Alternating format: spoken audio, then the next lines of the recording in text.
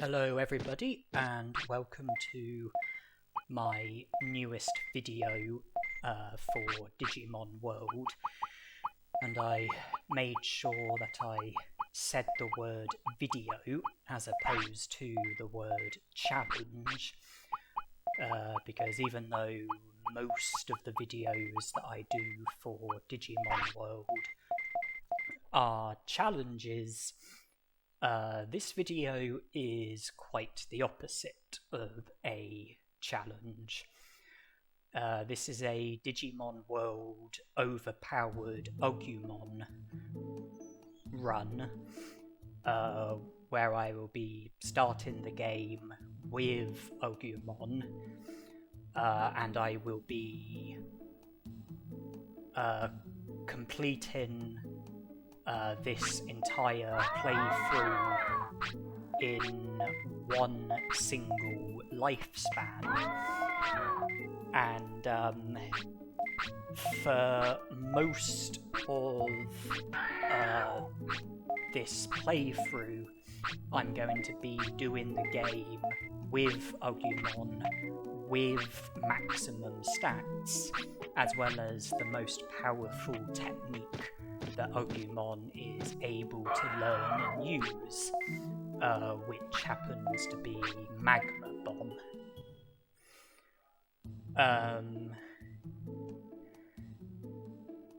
There's the rule that I'm going by is that well, to begin with, I'm not going to be overpowered because I've only just started the game, but there is a way in which I can max out Agumon's stats relatively early on, and then do the rest of the game with maxed stats. Obviously I'm going to ensure that I learn Magma Bomb as well, so I'm going to be doing most of the game with Agumon with maxed stats, hence the name Overpowered Agumon Run. I'm not immediately able to max out my stats. There are some things that I do have to do first. The battle against the Agumon in the native forest, I have to do that first. The Battlemon against the Otamamon in the Gecko Swamp, I have to do that first. But once I'm done with that, I will then be able to do the grinding that I need to do in order to max out Agumon's stats, and then see to the game in this one single lifespan.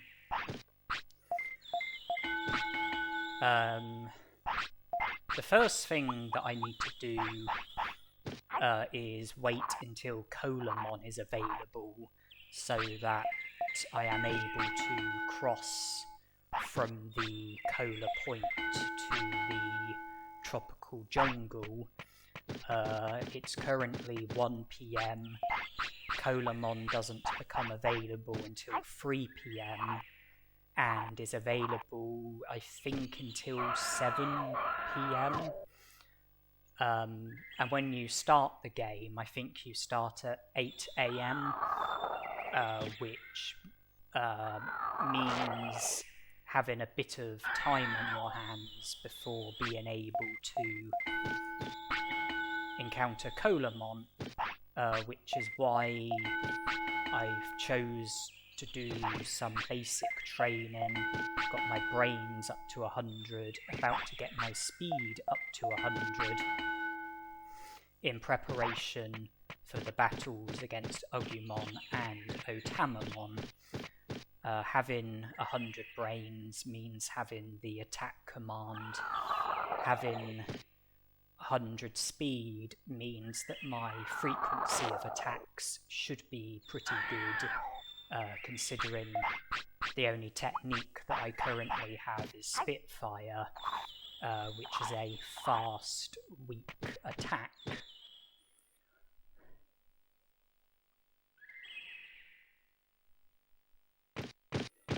Okay, so I'm entering the battle against Agumon.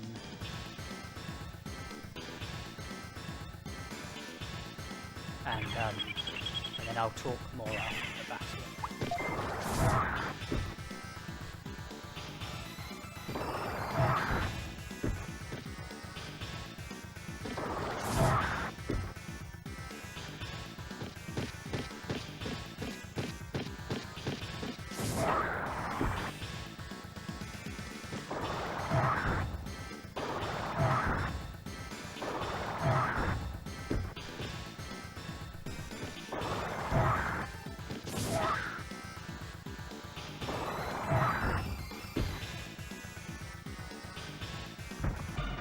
Predictably, it was an easy fight.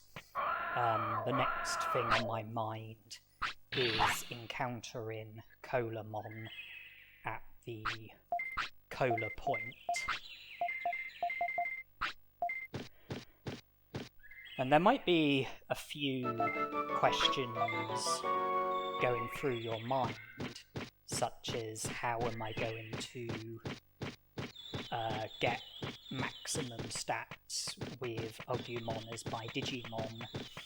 You know, how am I going to be able to do the whole game with Agumon as my Digimon? You can only have a rookie Digimon for a maximum of 4 days before it will Digivolve. If you have a rookie Digimon, then it can Digivolve once 3 days have elapsed if you fulfill enough of the requirements for one of its natural Digivolutions. If you don't fulfill enough of the requirements for any of your rookie Digimon's natural Digivolutions, then it will Digivolve to Numamon once 4 days have elapsed. And I don't want to give too much away too early on, but this is stuff that I'm fully aware of, stuff that I have accounted for, stuff that there are solutions to. I can bypass the Digivolution issue and keep Agumon for the whole of this lifespan. There are also, and there is a way of being able to max out Agumon stats, and when it comes to in-game time, it will probably take no more than a few days. You probably noticed that I praised Agumon a load of times at the start. I did that to put his discipline to the minimum, and when he wanted the toilet, I had him mess on the floor, and the reason for that is that I do want to be filling up the virus scourge. Every time your Digimon messes on the floor, the virus scourge fills up a little bit. If your Digimon messes on the floor a total of 16 times, the Virus Gorge will become full, and you will Digivolve to Sukamon. And I'm aiming to have Agumon mess on the floor until the Virus Gorge is 1 away from being full. So that means having to mess on the floor 15 times, which is a lot. And when your Digimon needs the toilet, the lower your Digimon's discipline is,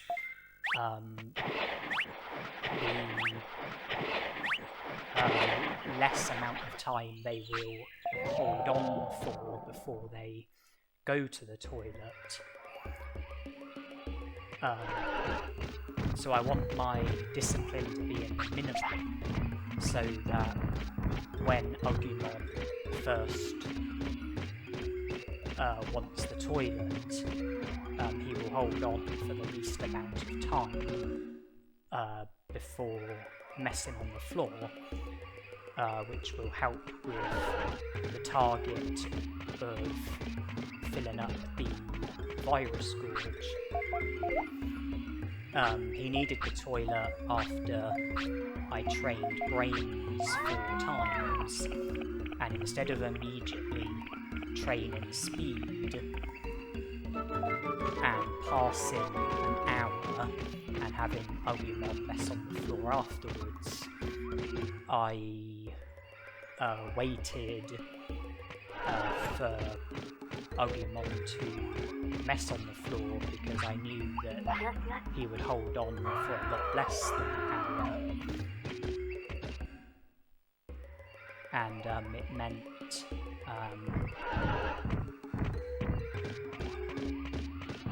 that, you know, less time would go by before he would mess on the floor, and it will just enable me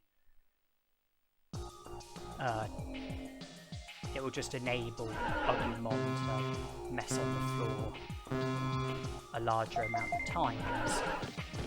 I'm not letting Agumon sleep because I have a lot of progress to be making, and there are better ways of spending time than sleeping.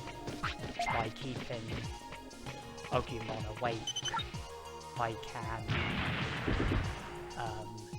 make progress in the meantime, and each time the clock is about to strike a new hour when Agumon wants to sleep, I make sure that I produce an animation as I'm entering the new hour. So far I've been doing that by praising Agumon. I'm here at the amid a forest, but I don't want to immediately recruit Centauramon. There are 3 items that I would like to get from the amid a forest. One of them is a high-speed disc, which I've already got. The 2 others are Mouldy Meat and Happy Mushroom. And I'm intentionally going to the wrong exits until I get the items that I'm after.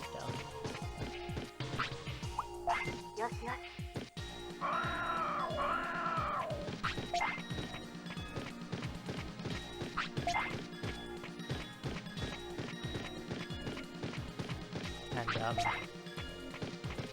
with the route that I'm using, I can go straight to the exit on the left without getting shot. I can't go to the exit in the middle or the exit on the right without getting shot, which is why when the correct exit is on the left, I have to get shot so that I can pick one of the 2 other exits. But when the exit on the left is an incorrect exit, then I can just go straight to it.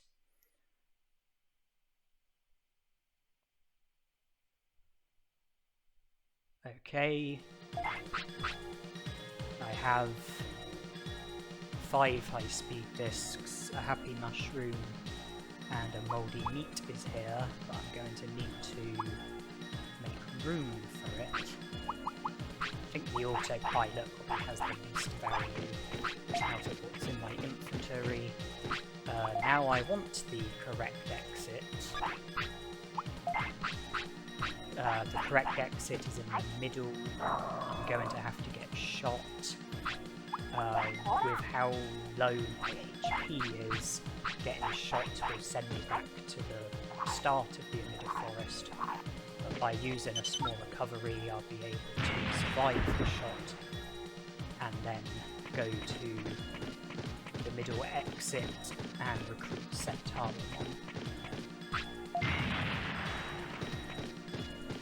I was saying about the animation that I produce when the clock strikes a new hour while Agumon wants to sleep. If your Digimon wants to sleep and you don't let your Digimon sleep and the clock strikes a new hour, your happiness and discipline will go down. And if it's something that you keep doing, then eventually your Digimon will become sick. I don't want this to happen, and because of that, I'm producing an animation when entering a new hour, because that way the game won't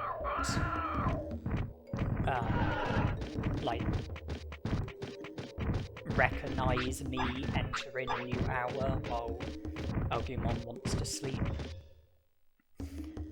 which will stop my happiness and discipline from going down, and will also stop me from becoming sick as a result of keeping Agumon awake. And I'm choosing to praise because I want my discipline to stay low, preferably empty, and I want my happiness to stay up, preferably full. So I'm doing the thing that will increase happiness and lower discipline. But there are other ways of producing animations. You're not just restricted to praising or scolding. You can offer an item to your Digimon as a way of producing an animation, and whether or not your Digimon takes the item is irrelevant. So, I can produce an animation by feeding Agumon or, offering him some sort of item. But at the moment, I'm choosing to praise him.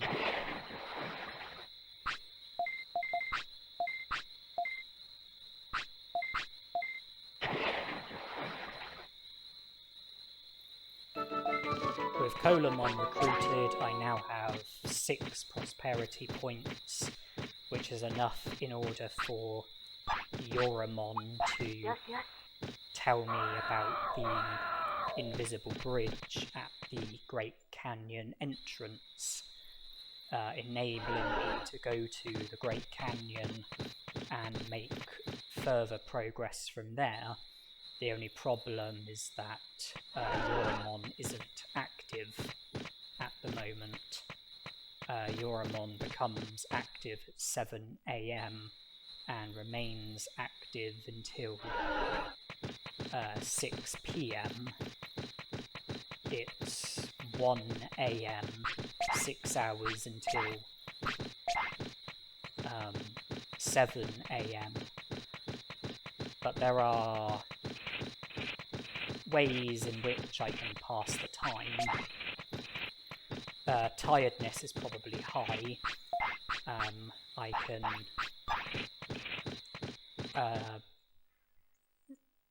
can recover tiredness by resting at the clinic.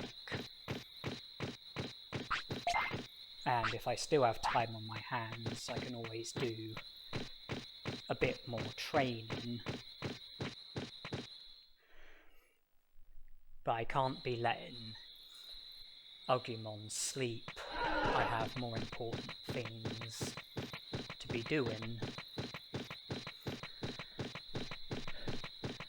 I also want to ensure that I don't fulfill enough of the requirements in order for Agumon to digivolve naturally. I don't want to fulfill enough of the requirements in order for Agumon to digivolve to a natural digivolution after just 4 days. I want to not fulfill enough of the requirements so that the digivolution will be going in the direction of Nanimon, and due to happen once 4 days have elapsed of having Agumon as my Digimon.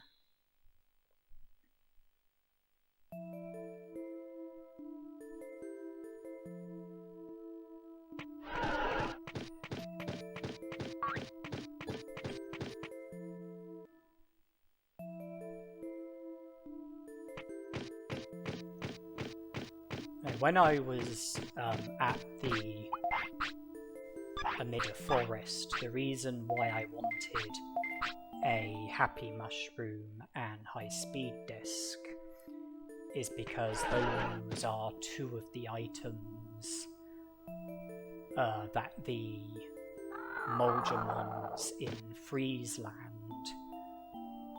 want from you. There are 3 Monzaemons in total who each want 3 different items, combining to a total of 9 items. You have to trade at least 1 of each item with each Monzaemon in order for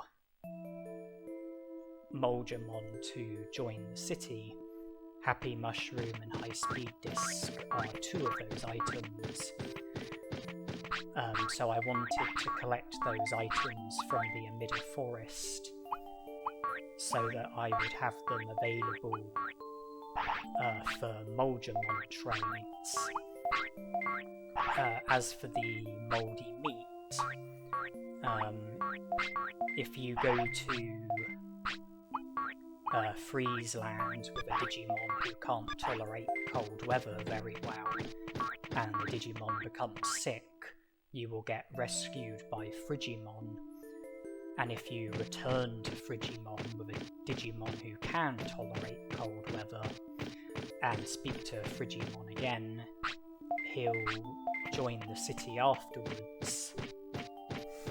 The easiest way to get sick is by giving your Digimon a mouldy meat.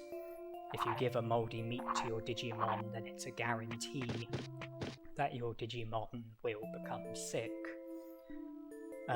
So I plan to go to Friesland with Agumon, give him a mouldy meat so that he becomes sick, and Frigimon will then rescue me, and it will be the first step towards Frigimon's recruitment. While exploring the game, I am looking out for Digimushrooms and various other items as well. You know, things like Happy Mushrooms, Blue Apples, Dulux Mushrooms, whatever it might be. The reason why I'm looking out for Digimushrooms is because Digimushrooms are another item that's needed for Monzaemon trades. So it's also progress towards Monzaemon's recruitment.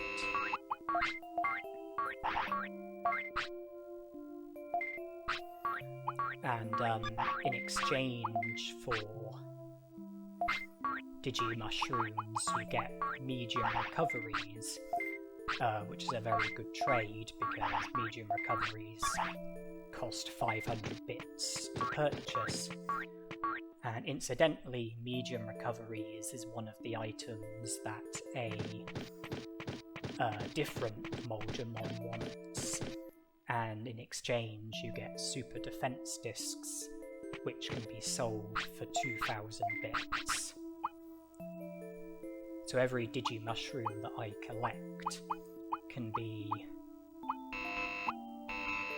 traded for a medium recovery, and then traded for a super defense disc and sold for 2,000 bits.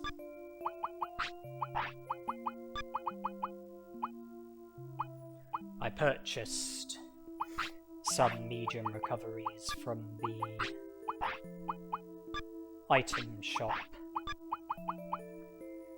and my plan is to trade them for super defense discs and sell the super defense discs.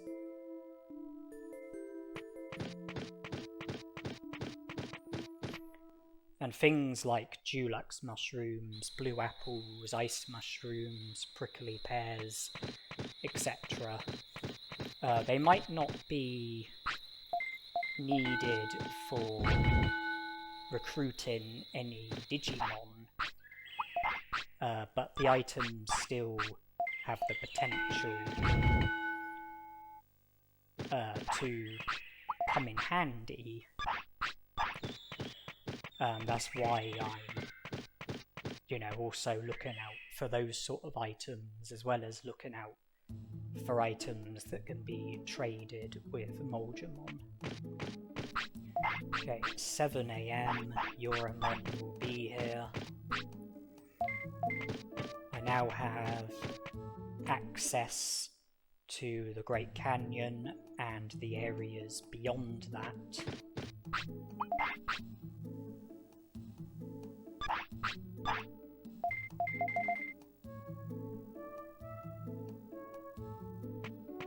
As well as recruiting Agumon, I have also recruited Betamon, Centauramon and Colamon. But none of those recruitments are an issue because none of them required battling.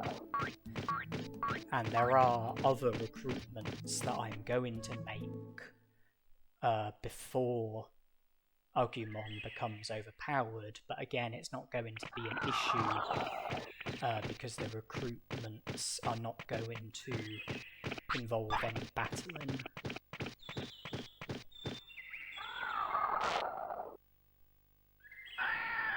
When it comes to battles, the only battles that I plan to have with a non-overpowered Agumon is, like I said already, the battle against the Agumon in the native forest, as well as the battle against the Otamamon in the Gecko Swamp. I had to defeat the Agumon in the native forest in order to be able to explore further in the game, and thus be able to encounter Colamon. And I needed to encounter Colamon so that I would be able to make it to the tropical jungle, acknowledge the Digimon Bridge, and then have easy access to the tropical jungle. I also needed 6 prosperity points in order for Euromon to tell me about the invisible bridge, giving me access to the Great Canyon, where upon further exploration I'll be able to encounter Otamamon.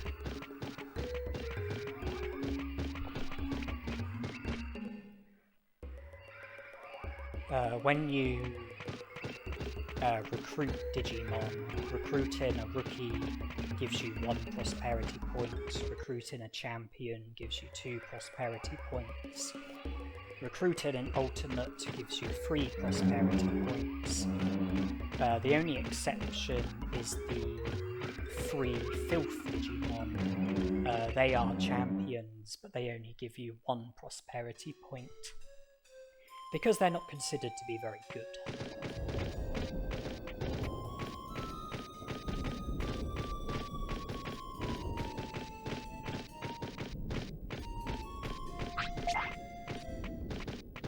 I suppose my main objective at the moment is to go to the Gecko Swamp, defeat Otamamon, have access to the Volume Villa, but there are other things that I'm going to be tying in with it. Doing Monzaemon trades, getting super defense discs from it, selling the super defense discs and having a bit of money under my belt, and also seeing to recruitments which don't require battling, because those recruitments are not going to change. The only recruitments that are going to be different in this playthrough are the recruitments that require battling, and those battles I want to be doing with Agumon when he's overpowered, when his stats are at the maximum, when he has Magma Bomb. When Agumon does become overpowered, the first Digimon that I plan to battle is the Monzaemon in the drill tunnel. Barkamon has brought us up to 8 prosperity points, as well as doing the Monzaemon trades and taking the first step towards recruiting Frigimon.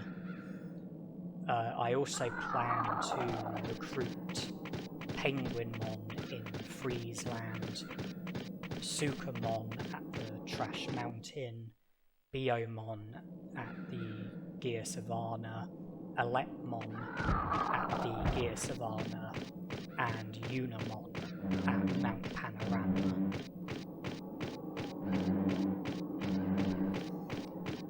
In order for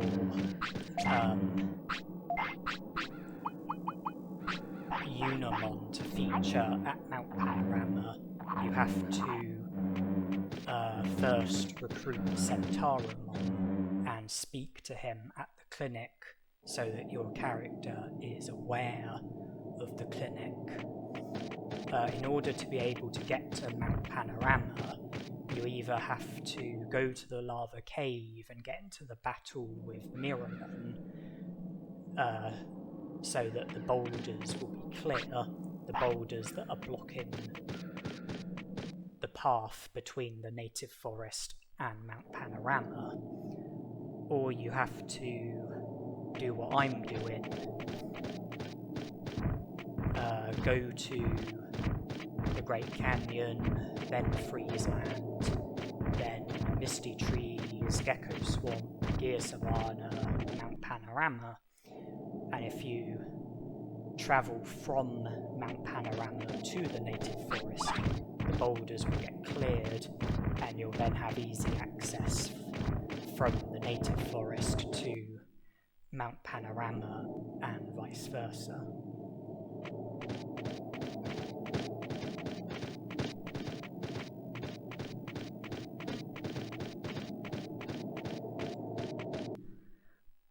Before I get into the battle against Otamamon, I would like to go to the secret item shop in Gear Savannah and purchase Digimon cards to the value of 300 merit points at the Volume Villa, and then backtrack from Gear Savannah to the Gecko Swamp, defeat Otamamon, speak to Shogun Geckomon, who will tell us about Cherrymon, and then trade in the Digimon cards in return for 300 merit points, and purchase the amazing rod. I will collect the old rod from Trash Mountain first, and then get the amazing rod from Shogun Geckomon at some stage after. And the amazing rod is crucial because the grind, which is going to make me overpowered, is going to mostly involve fishing. The ability to fish, particularly with the amazing rod, is going to have a huge role to play in me being able to make my Agumon overpowered, and in such a small space of time, and while not needing to make much progress with the game.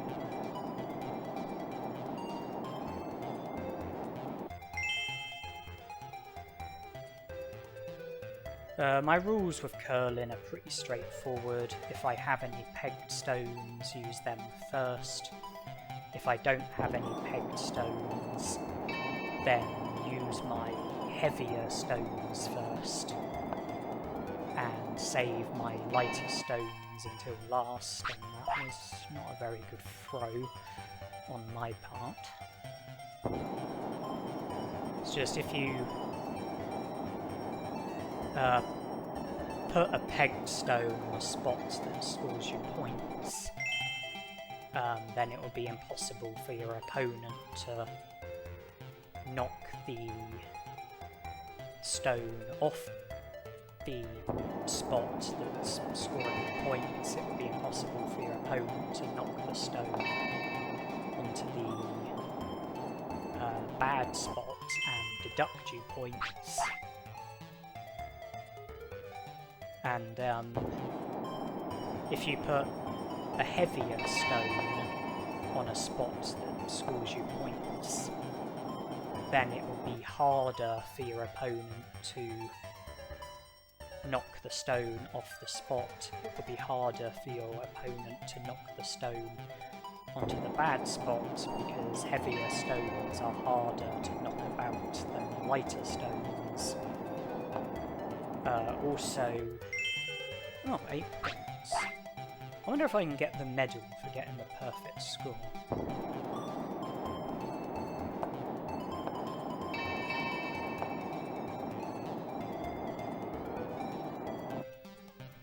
It is possible, but this good spot is probably out of commission.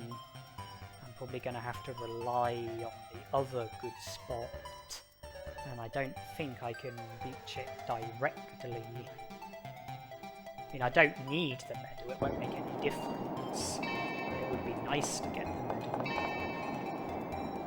Well, the stone that I threw, I think, ended up on the good spot. Unfortunately, I went about it in such a way where one of my other stones that was on a good spot ended up getting knocked off the good spot.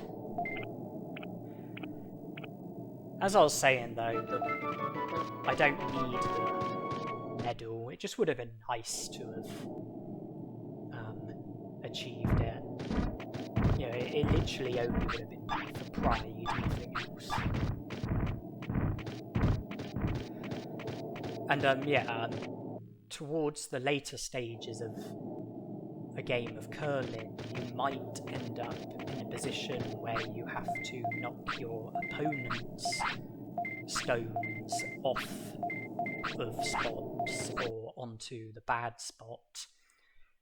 And lighter stones have the ability to travel more quickly, and are better at knocking other stones about, better at knocking them off of good spots, knocking them into the bad spot.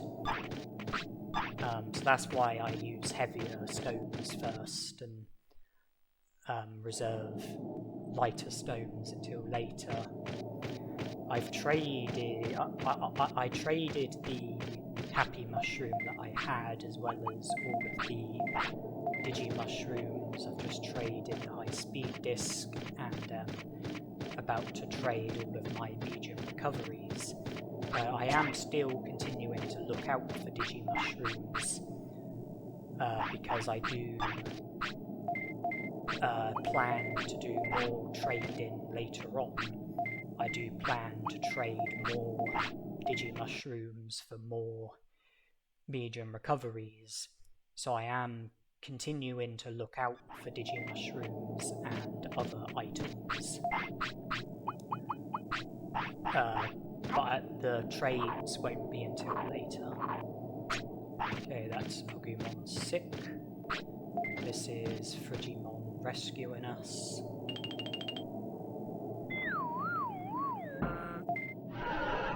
And also giving us a bit of a shortcut in the direction of the misty trees.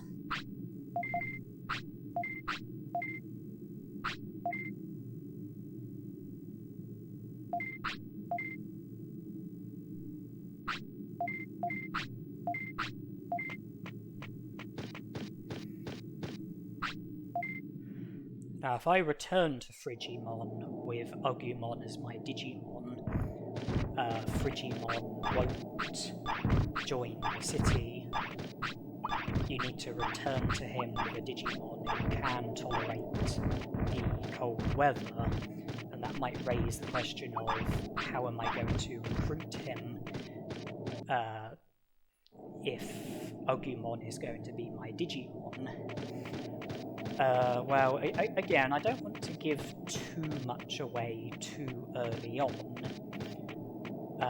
but throughout this playthrough, other Digimon are going to feature as my partner Digimon, but not in a way where I will lose access to Agumon, and I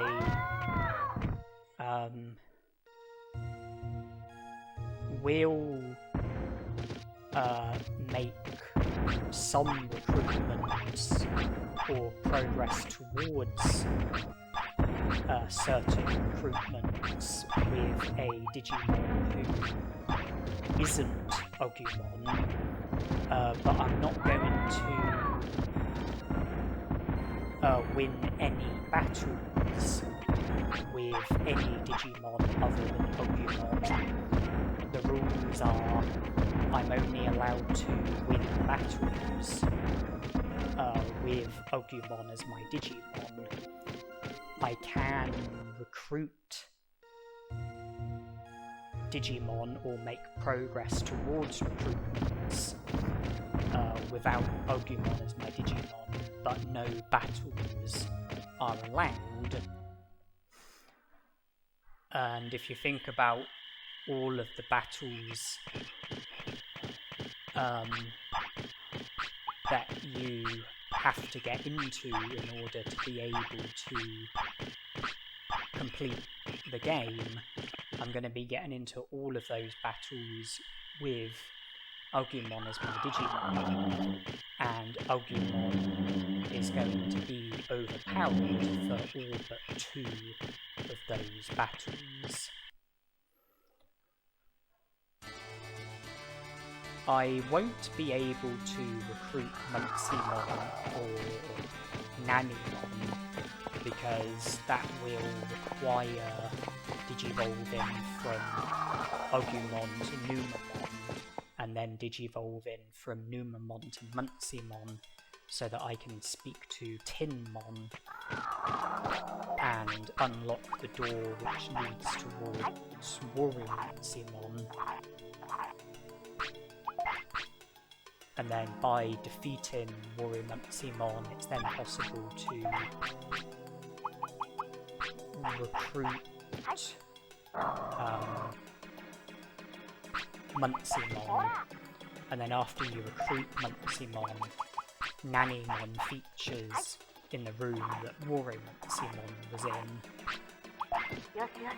And if I was to Digivolve from Agumon to Numamon, and then from Numamon to Monzaemon, I would have no way of getting Agumon back, not in this lifespan anyway, and I'm only entitled to one lifespan. That's part of that's one of the rules that I'm going by. Even if I was to simply Digivolve from Agumon to Numamon, I wouldn't have any way of getting Agumon back. So Monzaemon and Nanimon are not recruitable.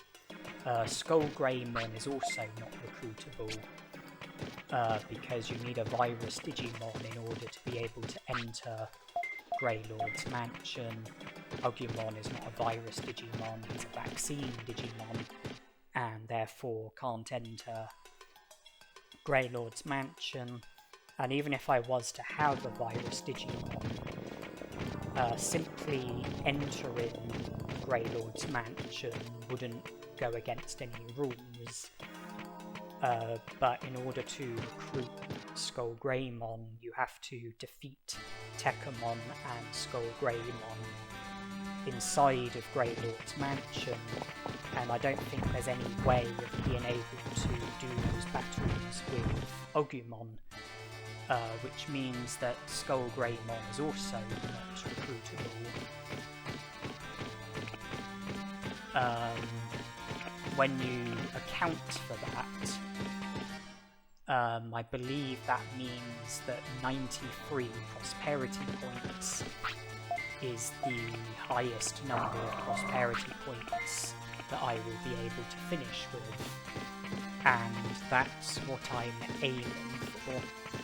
I am aiming to complete the game, defeat Machinedramon, and also recruit every Digimon apart from SkullGreymon, Monzaemon and Nanimon. I plan to reach 93 prosperity points, and most of, well, any battles that are involved, I am going to be having those battles with Agumon as my Digimon, and with the exception of the battle against Agumon in the native forest and the battle against Otamamon in the Gecko Swamp, I plan for Agumon to be totally maxed out for every single battle, and to have his most powerful technique, Magma Bomb.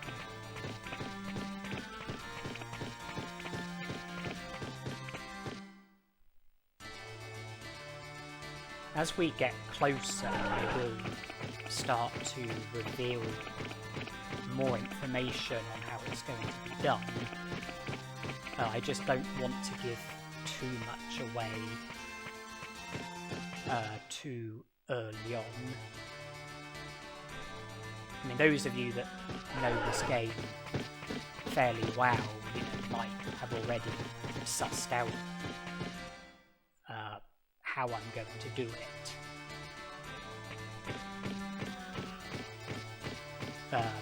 But if anyone is not sure, then I kind of don't want to spoil it all straight away.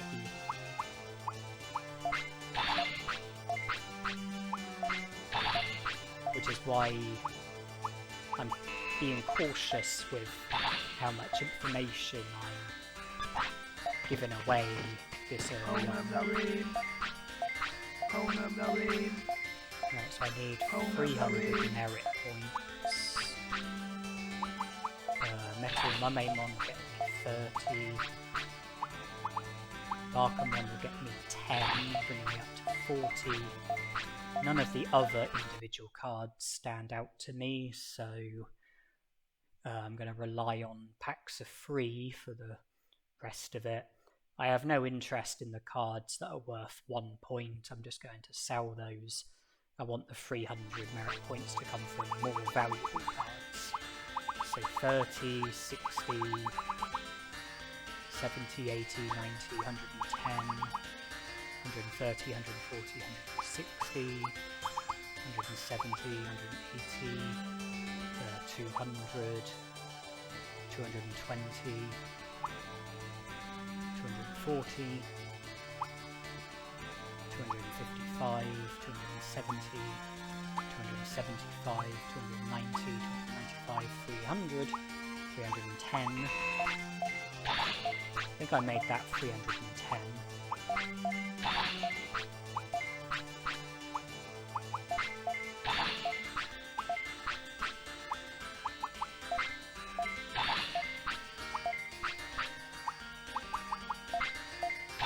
So I can sell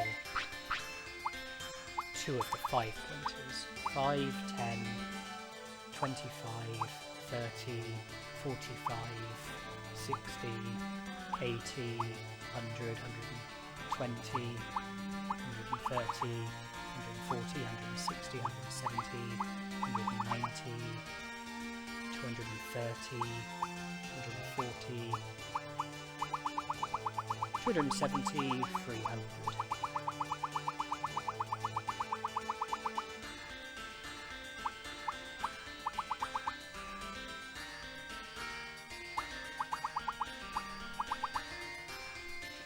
I will return to Gecko Swamp, attempt to defeat Otamamon,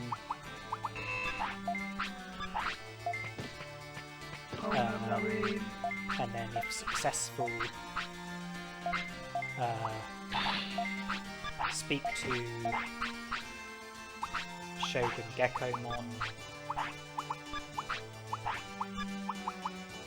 As far as Toy Town is concerned, the conversation with Shogun Geckomon is pointless. It's just about going to the Volume Villa so that I can get the amazing rod.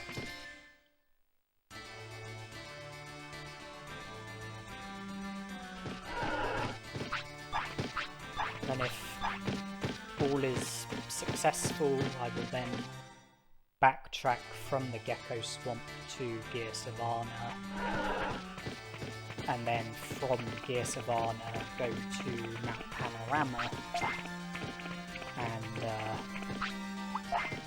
then from Mount Panorama to the native forest.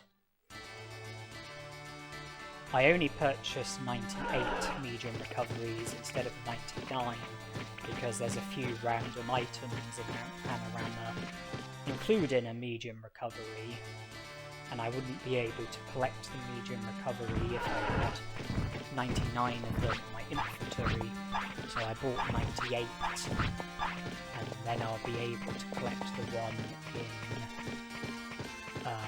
Mount Panorama, or bring me up to 99.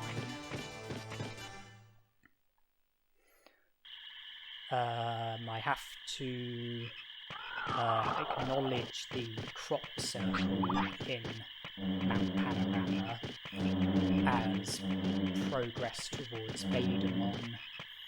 I have to recruit Unimon in Mount Panorama, and while travelling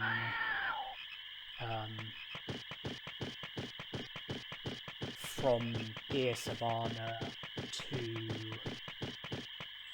Mount Panorama,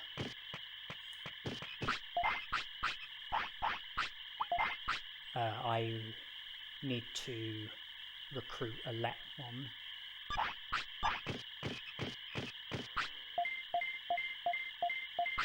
Now, I'm playing it a bit risky by not having any way of recovering MP,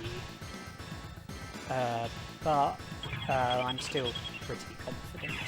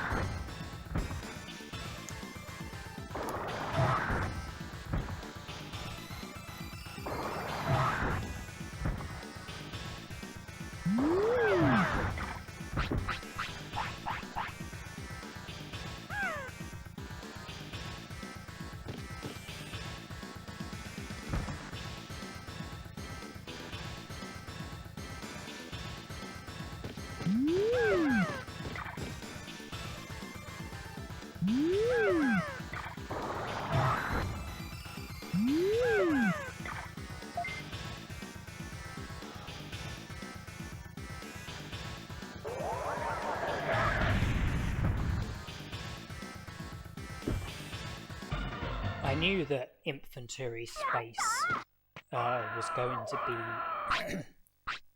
be limited due to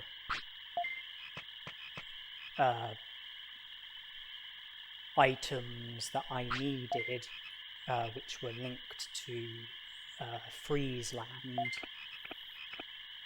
I knew I would be collecting a defense chip at the Great Canyon Bridge. I knew that I was going to be looking out for other items when journeying, so I didn't want to have any unnecessary items taking up space in my inventory. I was fairly confident that I would be able to defeat Otamamon without needing to recover MP.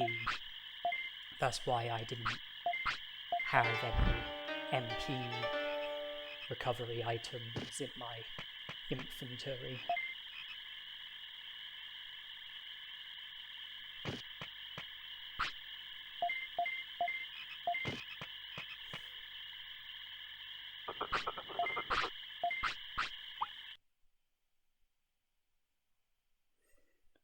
When I was in the city, all of the medium recoveries that I purchased, I knew that they would only be for Monzaemon trades, and the 98 that I purchased in Gear Savannah, plus the one that I'm going to collect in Mount Panorama, I also plan to only use those medium recoveries for trading. I will eventually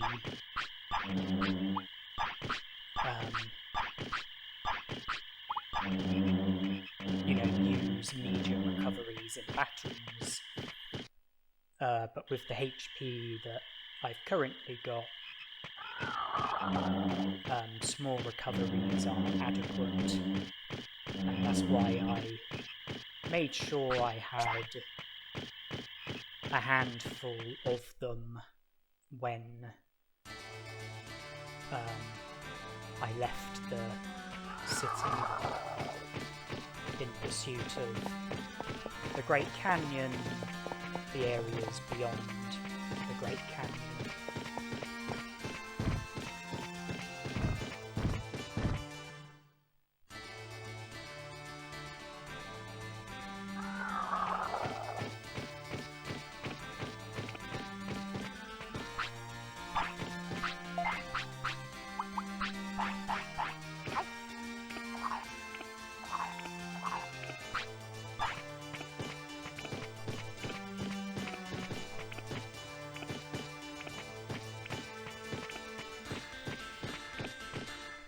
was a very close shave with Patamon.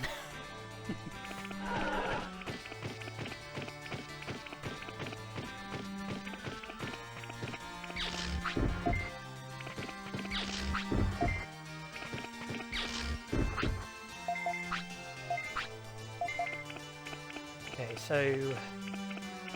I think that's now 12 prosperity points.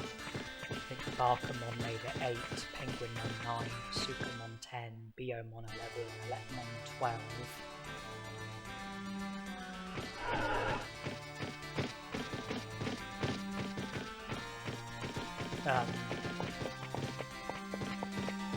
The area that Electmon was in, I passed that area 3 times in total. Once when going to the secret item shop, a second time when returning to Gecko Swamp, and then again just a moment ago, and I left Electmon's recruitment until my 3rd time of passing the area. I knew that I was going to need to pass the area 3 times, and when you recruit Electmon, he gets replaced by random Digimon roaming around, and I'm not very good at avoiding Digimon, so rather than recruit him when passing through the area the first time, and then having to deal with random enemies roaming around when passing through the area the second time and the 3rd time, I decided to leave his recruitment until passing through the area the final time.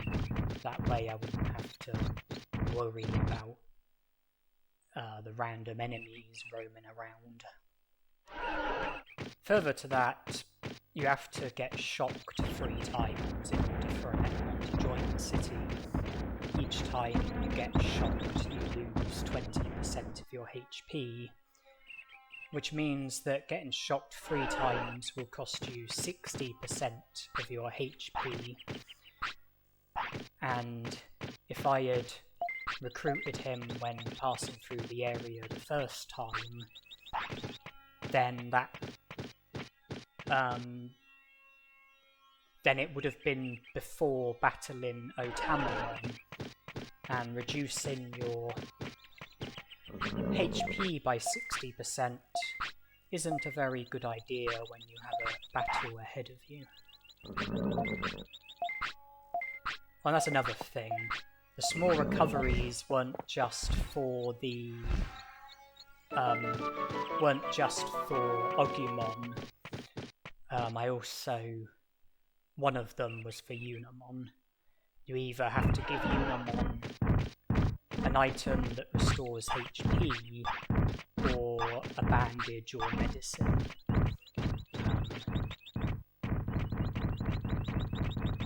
So that's... so, you know, small recoveries were needed for that. I needed at least 1 small recovery for Unimon. Okay, we're here, back in the native forest. The boulders have been cleared.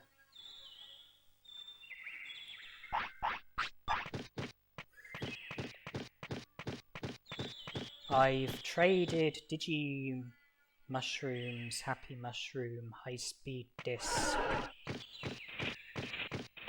Medium Recoveries. That's 4 of the 9 items. That leaves Super Carrot, Omni Floppy, Giant Meat, Digi Anchovy, and Black Trout. 5 items.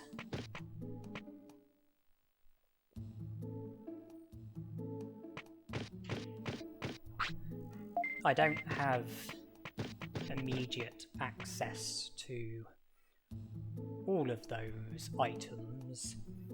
now that I have the fishing rod, I can catch a Digi-Anchovy and a black trout.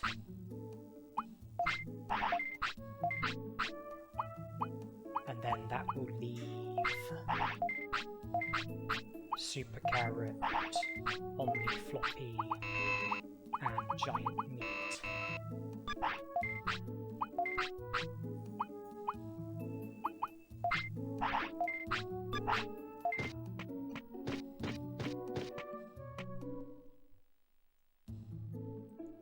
I will be returning to Freeze Land, and I made sure that I had an autopilot in the inventory as a quick return to the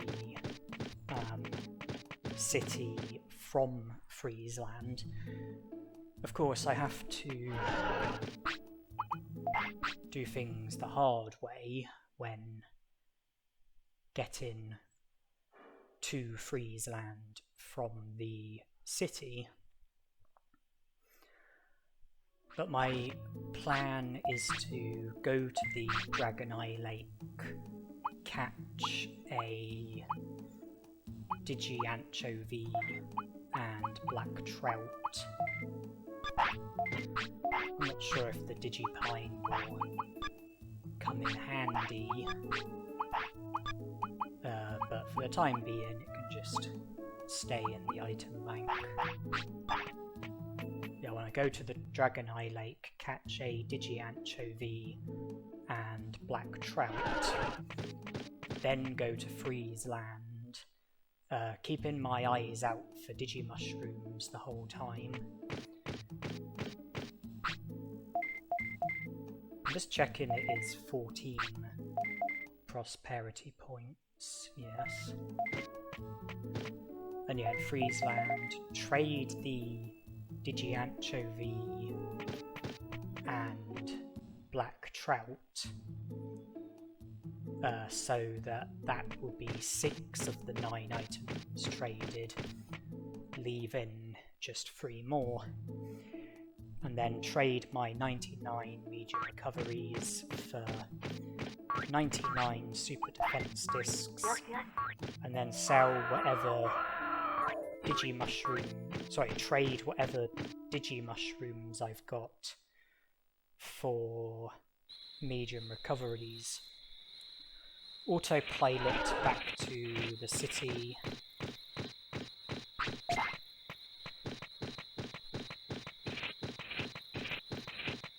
And I think that's when the proper grinding will start.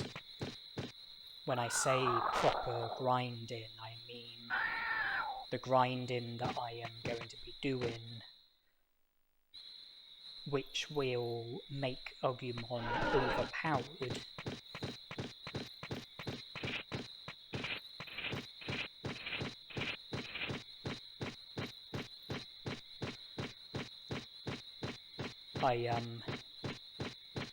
I would like to have more money than what I've currently got. You know, I would like to have a bit of money at my fingertips, which is why I'm going back to Freeze Land.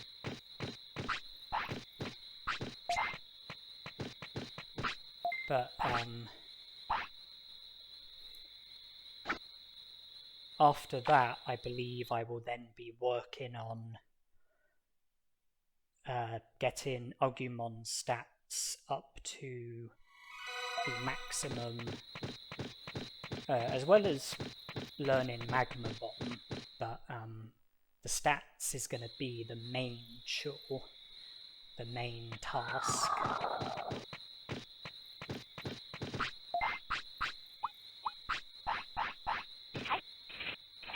And when I finish in Freeze Land, I will no longer have an interest in Digimushrooms.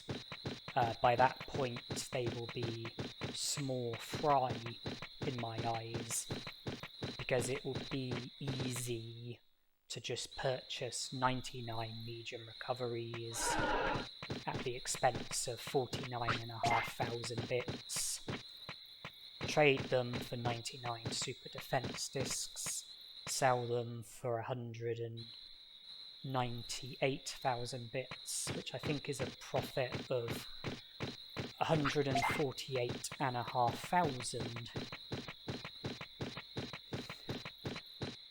Digimushrooms, by that point will be very insignificant in comparison. But I'll probably continue to look out for other items, things like happy mushrooms, blue apples, ice mushrooms, etc, etc. Because items like that still might come in handy. It'll just be Digimushrooms that I'll lose interest in.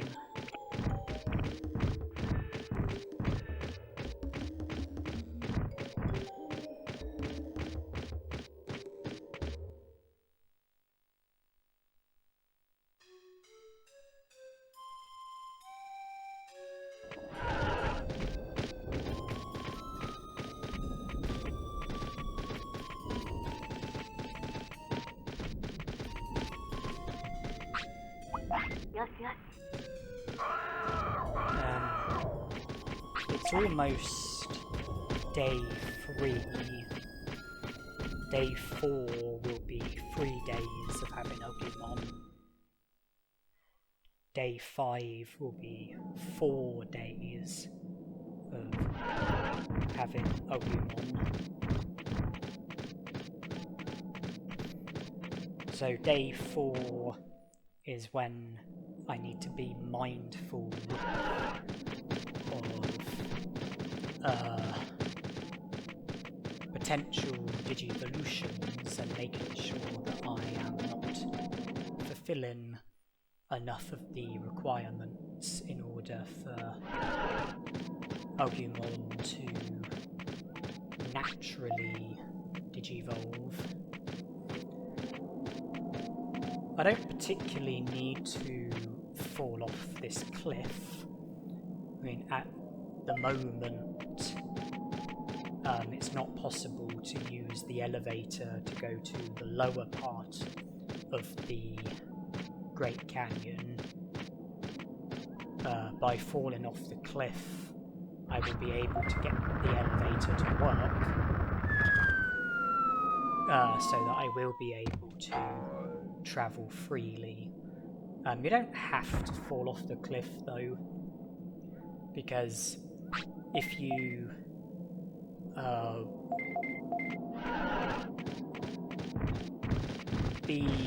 the first Agumon battle, the battle that takes place at the Great Canyon, winning that battle results in you being able to work the lift and have it take you down to the lower part of the Great Canyon, which is where we currently are.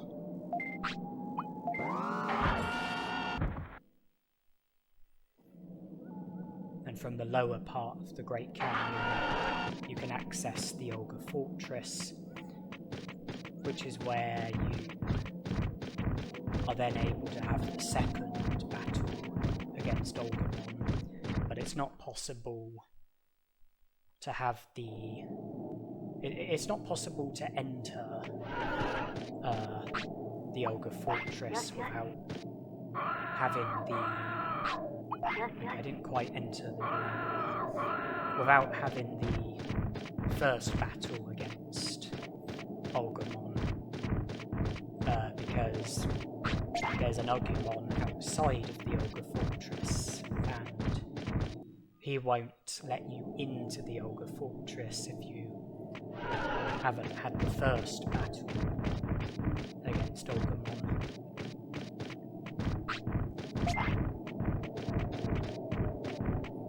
Personally, I feel that it is still a good idea to fall off the cliff, because when you recruit Angemon gives you hints, which are referring to Digimon that you can recruit.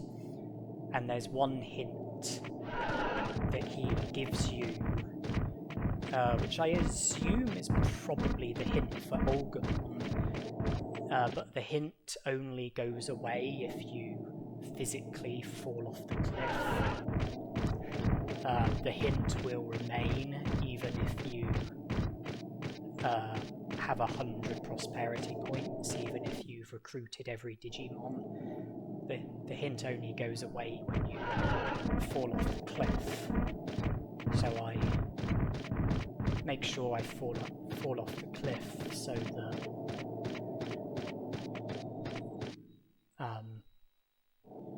that Angemon won't give the hint, which is connected to the cliff.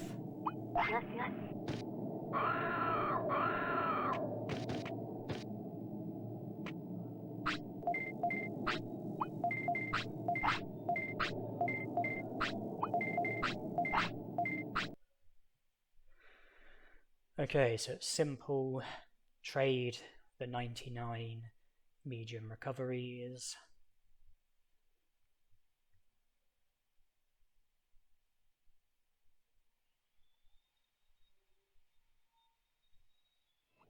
Followed by the Digi-Anchovy. Then the Black Trout with the Monzaemon, who's just down here.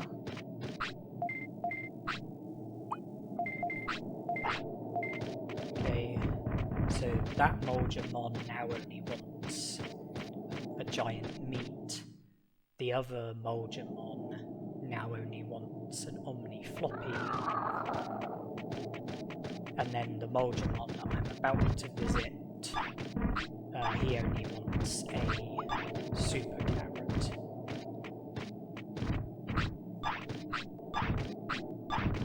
I'm meshing the infantry because I'm cautious of my Devimon, and it looks like I was wise to be cautious. And still being cautious. Alright, now I just need to trade the Digimushrooms that I've got, and then autopilot back to the city.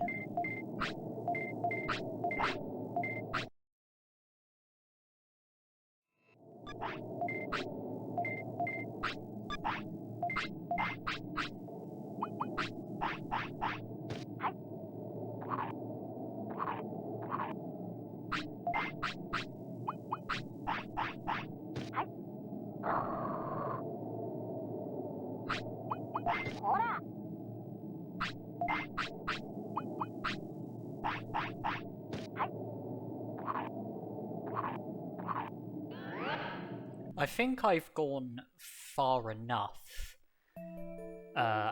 in order to now go into details about how I'm going to get Agumon's stats up to the maximum and how I'm going to bypass the issue of digivolving, because I'm about to start the grind for maximising my stats.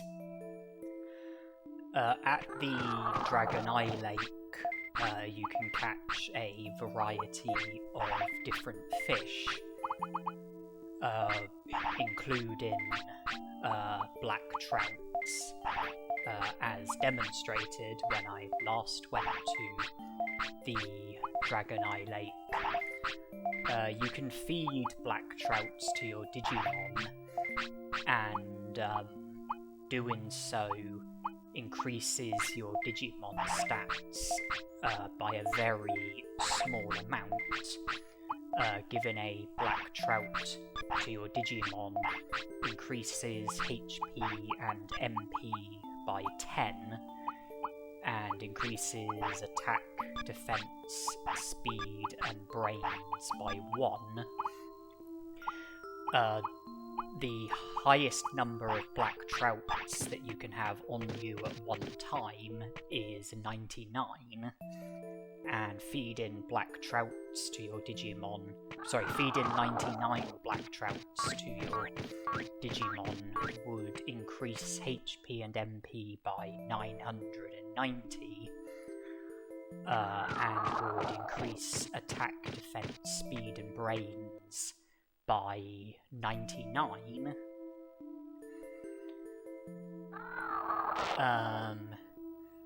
Supposing you were to go to the Dragon Eye Lake, catch 99 black trouts, feed them to your Digimon, catch another 99 black trouts, feed them to your Digimon, and keep on going and going and going, it would be possible to maximize your stats. With the stats that we've currently got, it would probably require catching in excess of 900 black trouts and feeding them to your Digimon.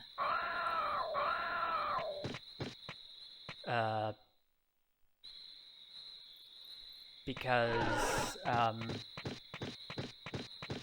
sorry, did I say that 100 black trouts would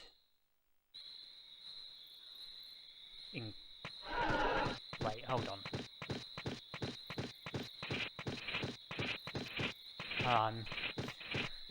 I'm losing track here. Let's make it easier. 100 black trouts would increase HP and MP by 1,000, and would increase attack, defense, speed, and brains by 100. 1,000 black trouts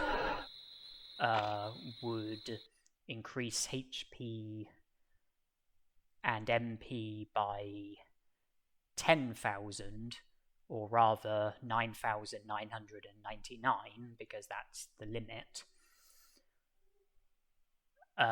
And it would also increase attack, defense, speed, and brains by 1,000, or rather 999, because that's the limit.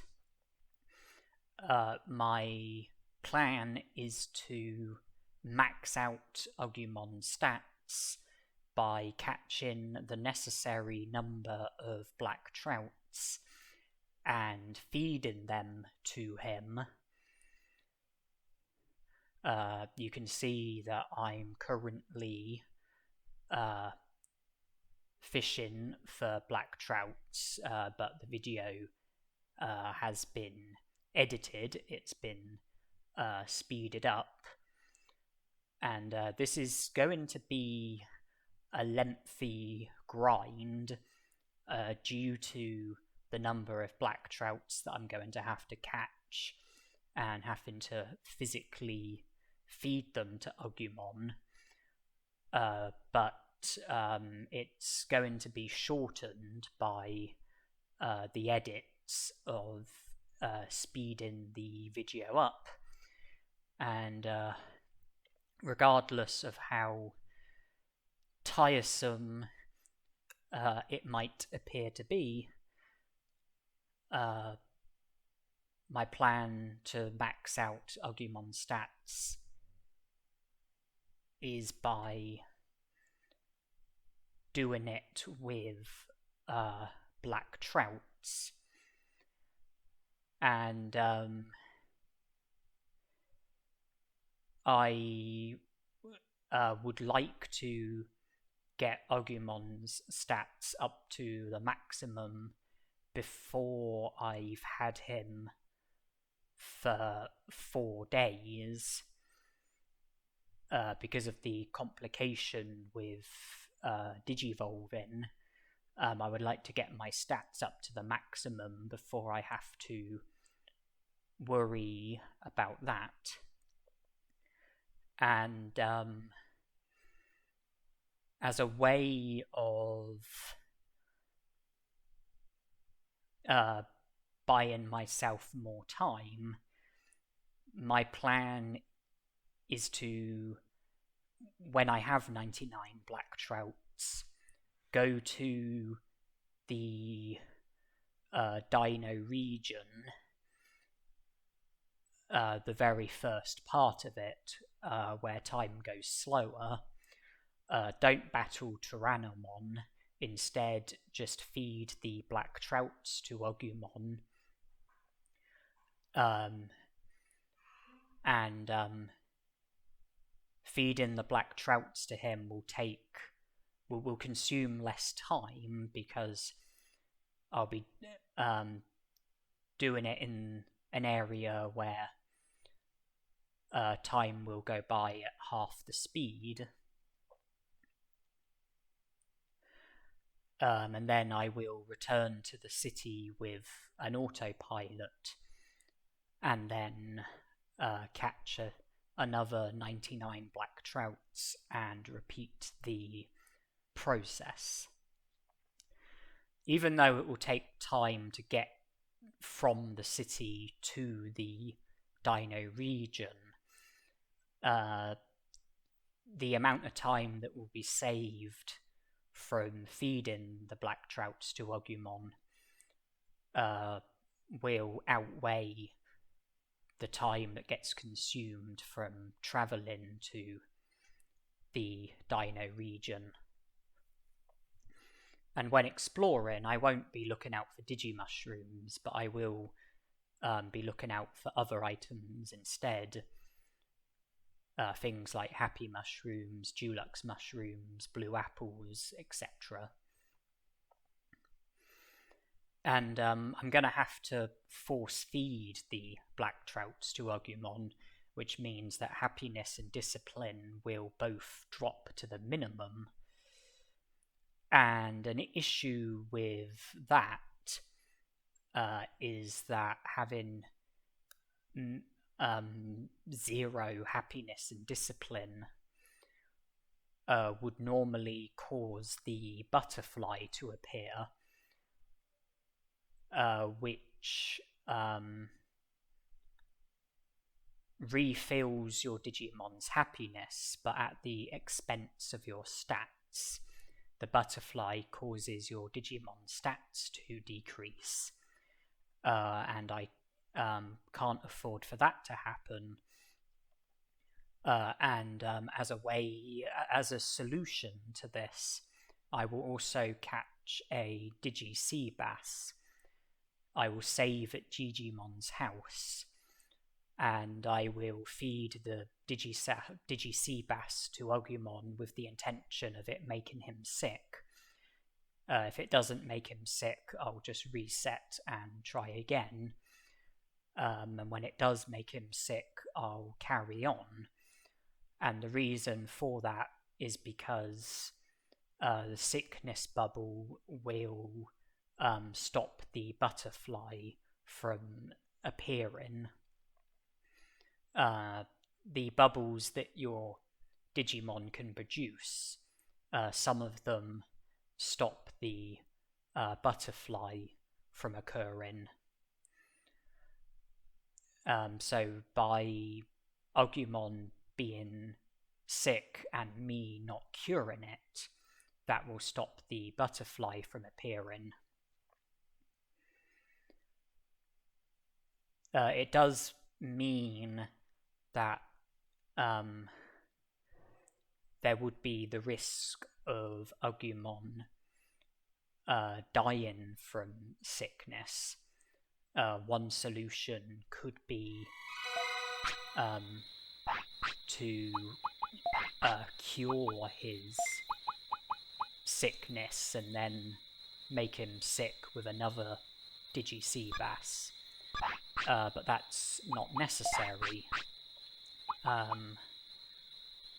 What I can do is that when your Digimon becomes sick, if you don't treat the sickness after a certain amount of hours, your Digimon will die from the sickness. But each time an hour passes by, it will only count as progress towards the death of your Digimon if no animation gets produced when entering a new hour.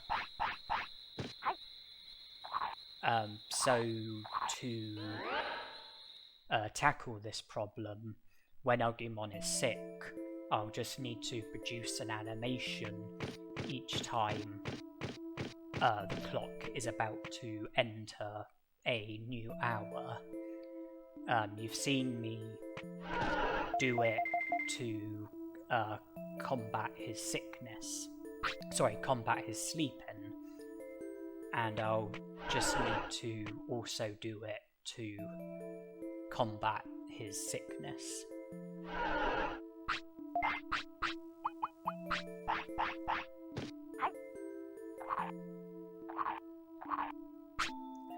Okay, that eliminates the issue of the butterfly.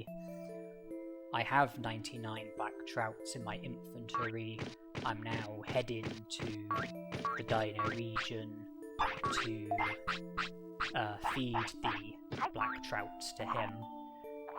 I needed to produce an animation there because I was entering a new hour, and to me it made sense to produce the animation by giving Agumon a black trout, because that will be one less black trout that I'll have to feed to him when I'm at the Dino region.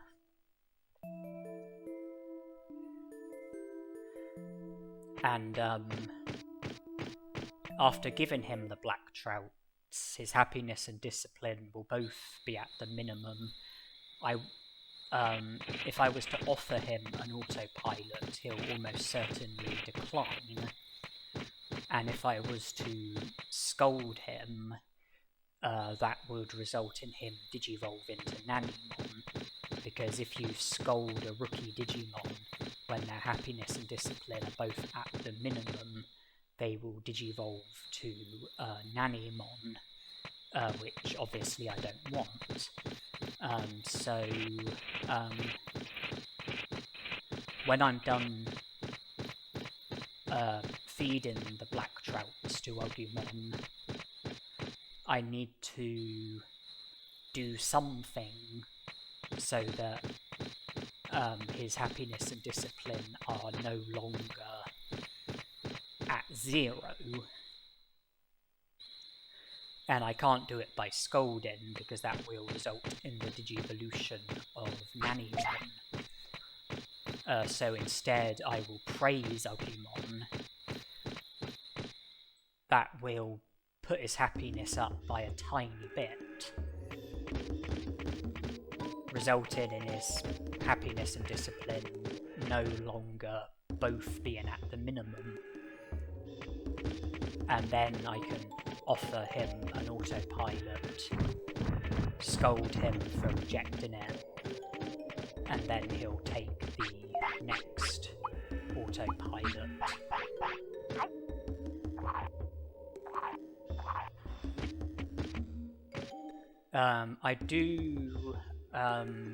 I've noticed that it's 5 AM, 3 hours until 8 AM, which is one of the times that Seedramon shows up at the Dragon Eye Lake. And I would like to encounter Seedramon at the Dragon Eye Lake. I would like to catch him, get the 2 prosperity points for becoming friends with him, have the blue flute, have easy access to Beetleland, I won't be able to recruit SkullGreymon from Beetle Land because you have to recruit Greymon before you can recruit SkullGreymon, but I will be able to recruit Kawagamon, and I think it might make good timing not to go straight from here to the city, but to the Dragon Eye Lake with the intention of capturing Seadramon.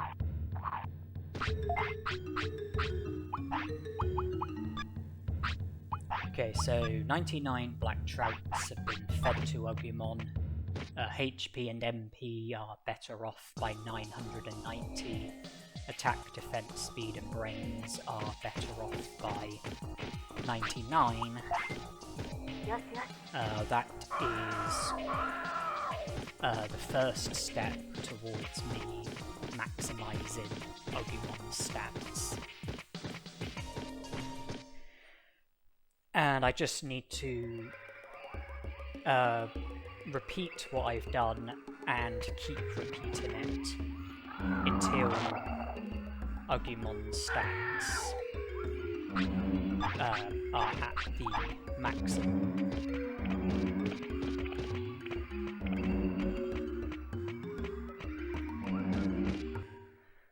The plan is to get Agumon's stats up to the maximum, then go to Drill Tunnel,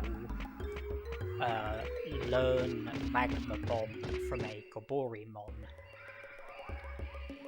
then defeat Monzaemon,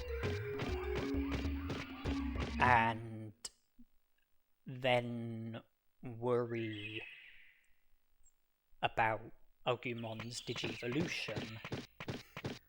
What I'm aiming to do is to not fulfill enough of the requirements in order for Agumon to digivolve naturally. That way I will be able to have Agumon for 4 days instead of just 3 days. He'll be due to digivolve to Numamon, but I will stop the digivolution by instead digivolving to Sukamon, and I will achieve this by filling up the Virus Gorge, digivolving from Agumon to Sukamon, and then go into Trash Mountain, go into King Sukamon, getting the digivolution reversed so that I will digivolve back to Agumon, and then things will get reset and I will be able to have Agumon for another 3 or 4 days. I would still have maximum stats, I would still have Magma Bomb, and I would be able to make a lot of progress with Agumon as my Digimon. And providing that I don't fulfill enough of the requirements for a natural Digivolution, I will be able to have Agumon for another 4 days. And the Digivolution will be headed in the direction of Numamon, but instead I will just digivolve to Sukamon again by filling up the Virus Gorge again, and then reversing the Digivolution at Trash Mountain.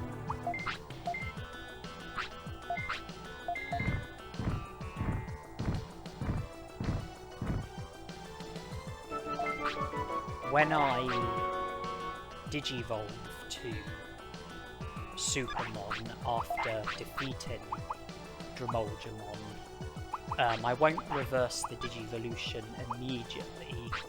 There are some things that I would like to do with Sukamon. I would like to do the dirt carrying at the Drill Tunnel, granting me access to the next part of the drill tunnel and then move in the boulder, which blocks your path from the drill tunnel to the lava cave. The boulder can only be moved by a champion Digimon or an ultimate Digimon. It can't be moved by any other Digimon. Agumon wouldn't be able to move the boulder because he's only a rookie, but SkullGreymon is a champion and would be able to move the boulder. Meaning that when I Digivolve back to Agumon, I would then have access to the lava cave because the boulder would have already been moved by SkullGreymon.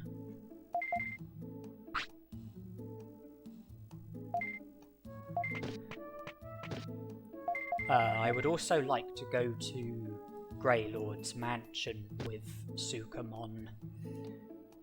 Even though I can't recruit SkullGreymon, I can at least see to the first part of Greylord's mansion, aiding my Ultismon and looting all of the items that are there.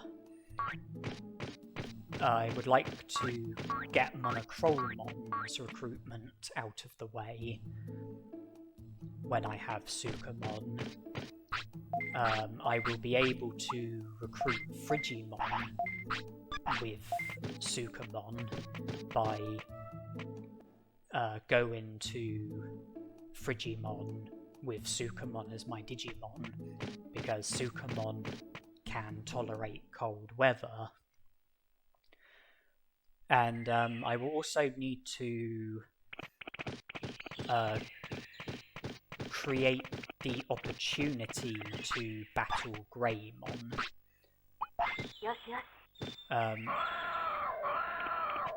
In order to have the opportunity to battle Greymon, you have to speak to Digimon when you have a minimum of 15 prosperity points and a partner Digimon who's either a champion or an ultimate. And then if you manually leave Digimon's house, Greymon will show up and battle you.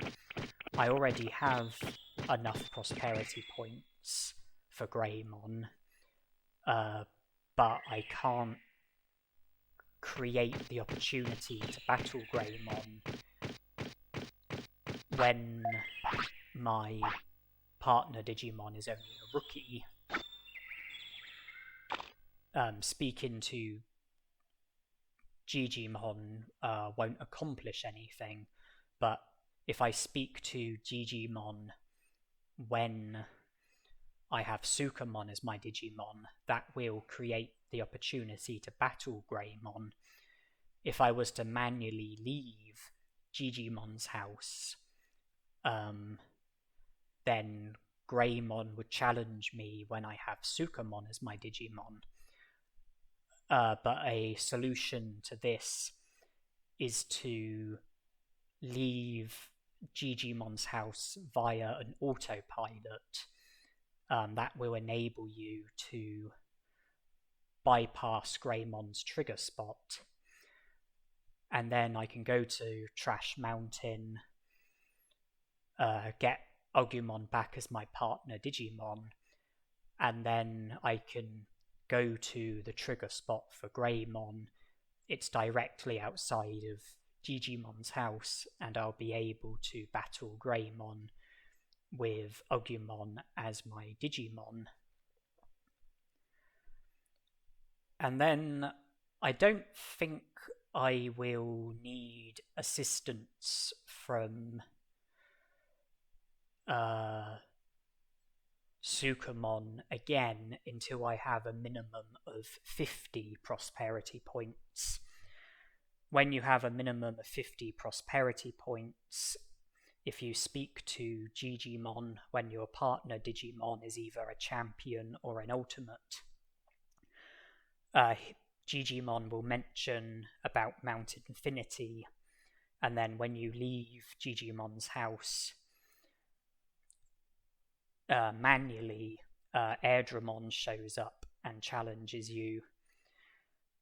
I won't be able to create the opportunity to battle Airdramon by speaking to Digimon when I have Agumon as my Digimon, regardless of prosperity points. But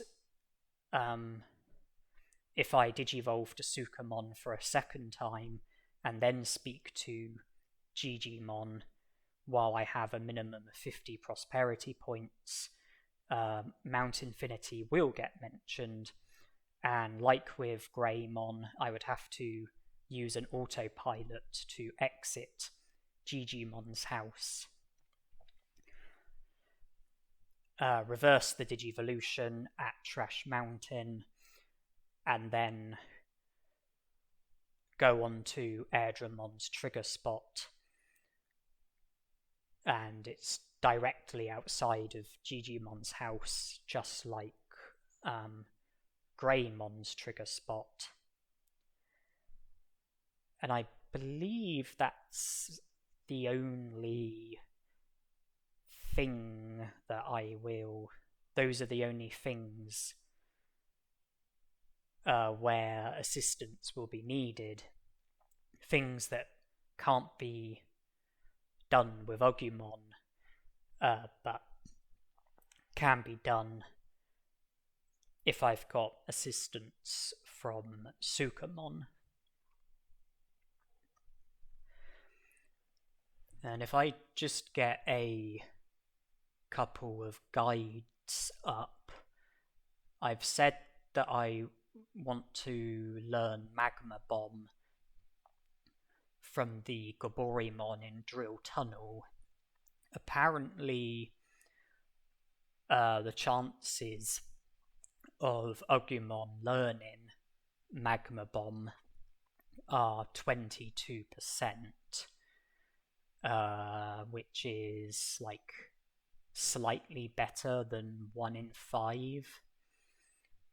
And if I get up a Digivolution guide, you have to remember I don't want to fulfill enough of the requirements in order for Agumon to Digivolve naturally. There are 4 requirements which influence Digivolutions: stat, weight, care mistakes, and bonus condition, and you have to fulfill a minimum of 3 of them in order to be able to Digivolve. So out of the 4 requirements, you can only foul at 1 of them. Like, if you want to Digivolve naturally, you can only foul at 1 of the requirements, because you have to fulfill 3 of the 4 requirements. I don't want to fulfill any more than 2 of the requirements for any of Agumon's natural Digivolutions, because I don't want to be Digivolving naturally. There are 6 Digimon that Agumon can naturally Digivolve to: Greymon, Miramon, Birdramon, Centauramon, Monochromon, and Tyrannomon. If I get up the requirements for Greymon, the stat requirement is 100 attack, 100 defense, 100 speed, and 100 brains. There are 4 elements to Greymon's stat requirement, and when it comes to stat requirement, when it comes to the stat requirement, you have to fulfill all of the elements of the stat requirement in order to be successful with fulfilling the stat requirement. So with Greymon, you would have to get attack, defense, speed, and brains all up to a minimum of 100.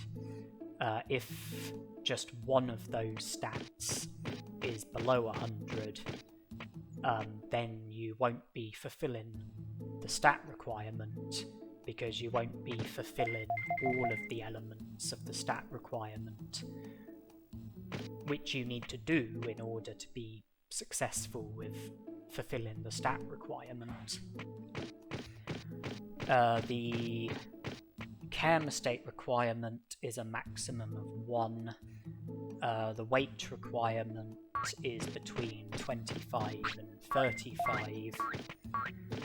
As for the bonus condition, there are a total of 5 things which can be linked to the bonus condition.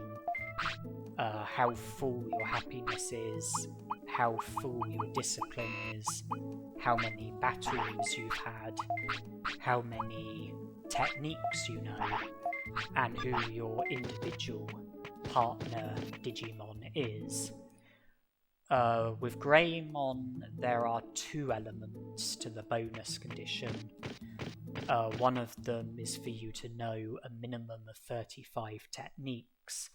The other is for your discipline to be at a minimum of 90%.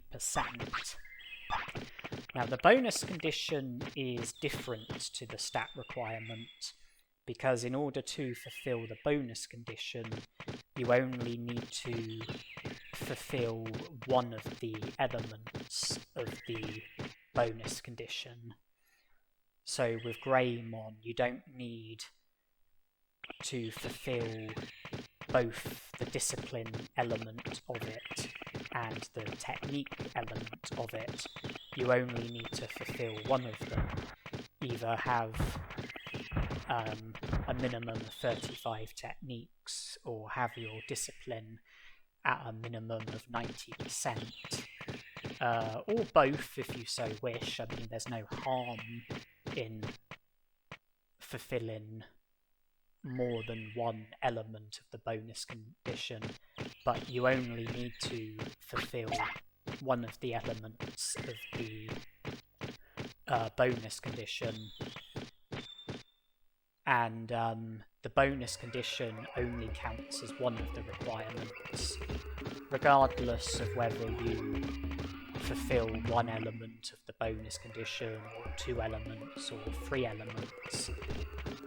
It only counts as one. So just to repeat that, stat requirement, 100 attack, 100 defense, 100 speed, 100 brains, care mistakes, maximum of 1, weight between 25 and 35, bonus condition, discipline at a minimum of 90%, or have a minimum of 35 techniques. I move on to Miramon. The stat requirement is just 100 attack. The care mistake requirement is a minimum of 5. The weight requirement is 15 to 25. The bonus condition has 2 elements, either a minimum of 10 battles or a minimum of 28 techniques. Birdramon, the stat requirement is just 100 speed, care mistake requirement minimum of 3, weight requirement 15 to 25. Bonus condition 2 elements, either a minimum of 35 techniques or have Biomon as your partner Digimon.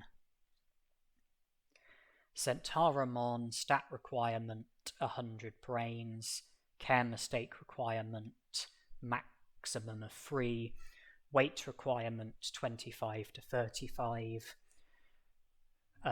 Bonus condition has 2 elements, either discipline at a minimum of 60%, or have a minimum of 28 techniques.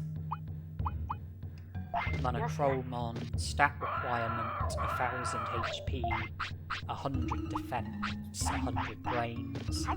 Care mistake requirement, maximum of 3. Weight requirement, 35 to 45. Bonus condition, 2 elements, either a maximum of 5 battles or a minimum of 35 techniques. And finally we have Nanimon, stat requirement, 1000 HP and 100 defense. Care mistake requirement, maximum of 5. Weight requirement, 25 to 35. And the bonus condition has 2 elements, a maximum of 5 battles or a minimum of 28 techniques. Now, I can only fulfill a maximum of 2 of the requirements for any of those Digimon, which means that I have to foul at least 2 of the requirements for each of those Digimon. You might have noticed that the weight requirement for each of those Digimon was either between 15 and 25, or between 25 and 35, or between 35 and 45, which means that if Agumon's weight is either under 15 or above 45, then it's a certainty that he won't fulfill the weight requirement for any of his natural Digivolutions. And my intention is for Agumon's weight to be under 15. That way it's a certainty that the weight requirement won't be fulfilled for any of his natural Digivolutions. And then that puts me in a position where I only need to foul at one of the other requirements in order to rule out the risk of Agumon digivolve into that Digimon. And with Agumon messing on the ground a high number of times, my number of care mistakes is going to be very high. It's going to be above 5, which means that I'm going to foul at the care mistake requirement for every Digimon apart from Miramon and Birdramon. Because Greymon, Centauramon, Tyrannomon, and Monochromon, they all require your number of care mistakes to stay under a certain number. With Greymon, you can only have 1 care mistake. With Centauramon and Monochromon, you can have up to 3 care mistakes. With Tyrannomon, you can have up to 5 care mistakes, but by having 6 or more care mistakes, I won't be fulfilling the care mistake requirement for any of those 4 Digimon, as well as the weight requirement, which eliminates those 4 Digimon as any risk. It won't be possible to digivolve to Greymon, Centauramon, Tyrannomon, or Monochromon due to Agumon's weight and care mistakes. That just leaves Birdramon and Miramon, because the care mistake requirement for Birdramon is a minimum of 3. The care mistake requirement for Miramon is a minimum of 5. There's only a minimum, there's no maximum, there's no limit. And with me aiming to max out my stats, it's self-explanatory that I will fulfill the stat requirement for Miramon and Birdramon, as well as the 4 other champions.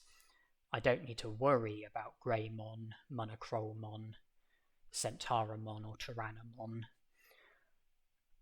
But with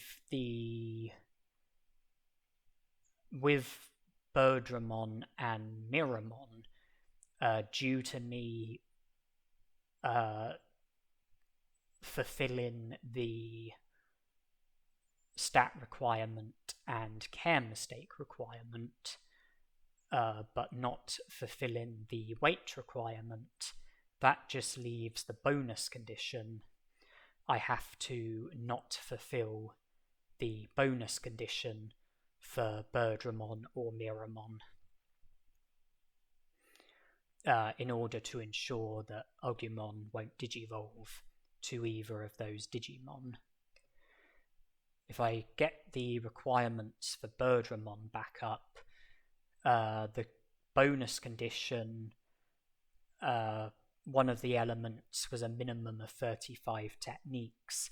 The other was for Biomon to be your partner Digimon. I don't need to worry about this.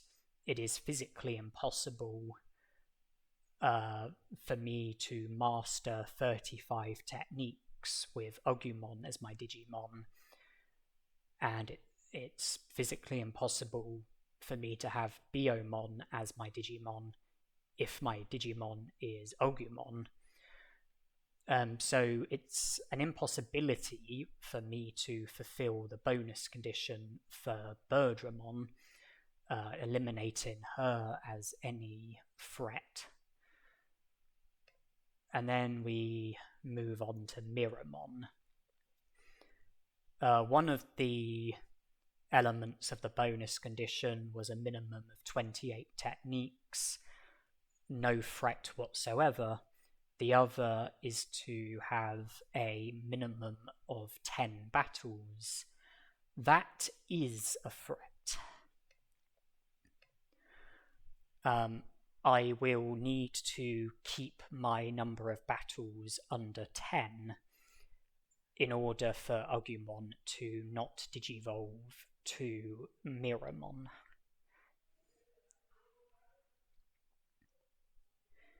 So the key things to remember: weight has to be under 15, care mistakes have to be over 5,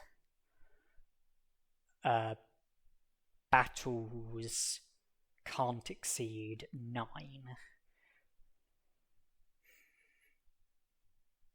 If I keep my number of battles under 10, keep it at a maximum of 9, keep my weight under 15,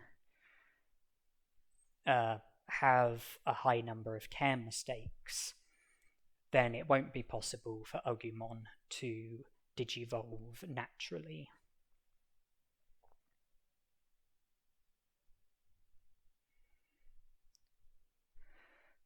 As well as having to fulfill 3 of the requirements in order for a natural digivolution, you also need to have had your Digimon for long enough in order for it to be able to digivolve. With rookie Digimon, you need them for a minimum of 72 hours in order for it to be able to digivolve. So even if you have 3 or more of the requirements in the bag, if you haven't had the rookie Digimon for a minimum of 72 hours, then it won't digivolve. Once 72 hours have elapsed, if you are fulfilling 3 or more of the requirements for a natural Digivolution, then it will Digivolve. But if you are not fulfilling 3 or more of the requirements once 72 hours have elapsed, then you won't Digivolve, even if you were previously fulfilling 3 or more of the requirements before 72 hours had elapsed. And when you get to the 72-hour point, you then have another 24 hours before the rookie will Digivolve to Numamon. The rookie will Digivolve to Numamon after 96 hours of having the rookie Digimon. And if you don't Digivolve naturally after 72 hours, that doesn't mean that you're doomed to have Numamon. If at any point between the 72 hours and the 96 hours you end up fulfilling 3 or more of the requirements for a natural Digivolution, then your rookie Digimon will then Digivolve to the natural champion.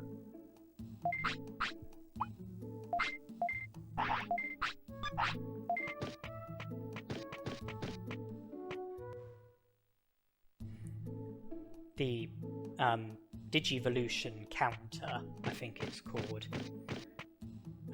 Baby Digimon Digivolve after 6 hours. In training Digimon Digivolve after 24 hours. Rookie Digimon can Digivolve naturally after 72 hours. Or will Digivolve to Numamon after 96 hours, depending on how you do at fulfilling requirements. And Champion Digimon can Digivolve to an ultimate after 144 hours, which is 6 days.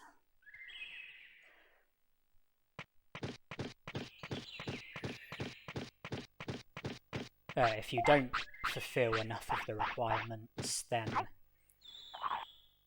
the Champion Digimon will simply fade away once it reaches the end of its lifespan.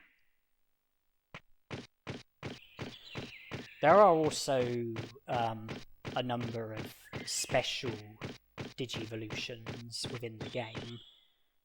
I mean, Numamon and Sukamon and also Nanimon are 3 examples of special Digivolutions. And special Digivolutions don't play by the standard rules that Digivolutions usually play by, but I don't want to get too stuck into special Digivolutions. The only special Digivolution that I'm interested in this playthrough is Sukamon, as well as preventing Agumon's natural Digivolutions. The Digivolution counter isn't completely reliable. There can be inconsistencies with the hour that the Digivolution counter is at, as well as the number of hours that you've actually had your Digimon for. Firstly, when you get into a battle, the battle consumes 20 minutes, and if you enter a new hour during a battle, in other words, if you get into a battle when the next hour is less than 20 minutes away, and enter the next hour during the battle, then I don't think that the hour registers on the Digivolution counter, but you still would have physically had the Digimon for that hour. And also, when you let your Digimon sleep, the Digivolution counter goes up by a fixed number of hours, and the fixed number of hours might be different to how many hours your Digimon actually sleeps for.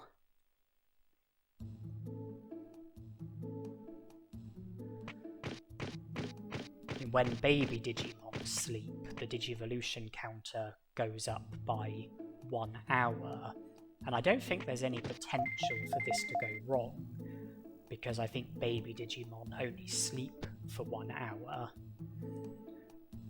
But with in-training Digimon, when they sleep, the Digivolution counter goes up by 3 hours.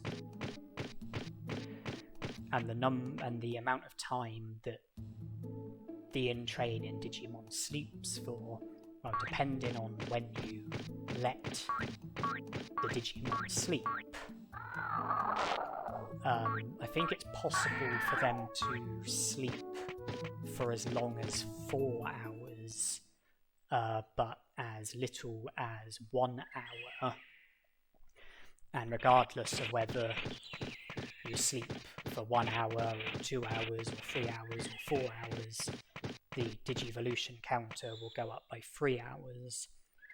When rookie Digimon sleep, I think the Digivolution counter goes up by 8 hours, and when champion Digimon sleep, I think the Digivolution counter goes up by 9 hours.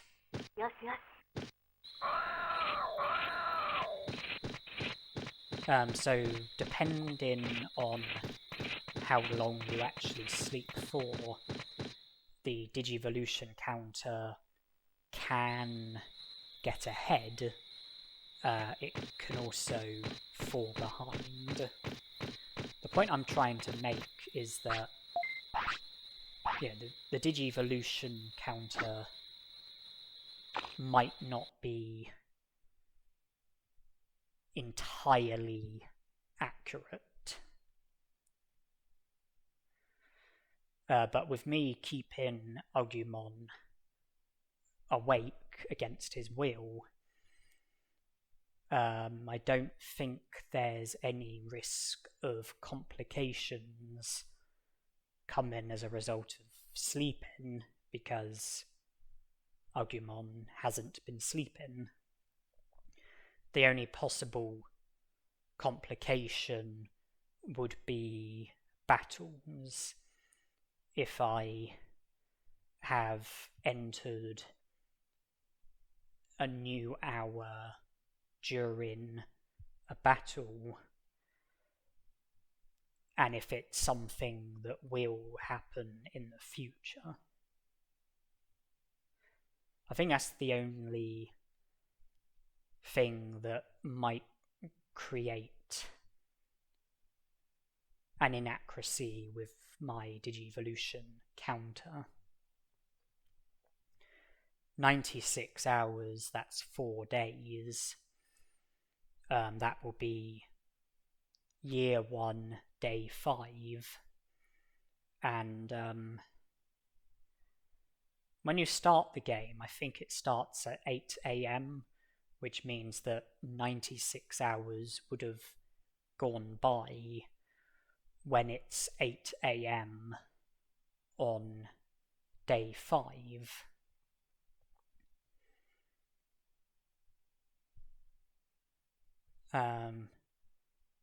So that's when the time frame for Numamon should, in theory, be up.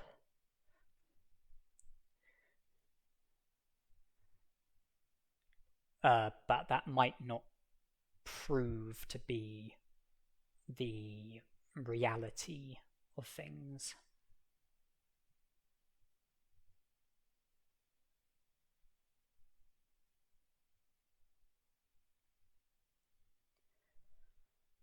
I'm not really sure if there's too much to comment on at the moment.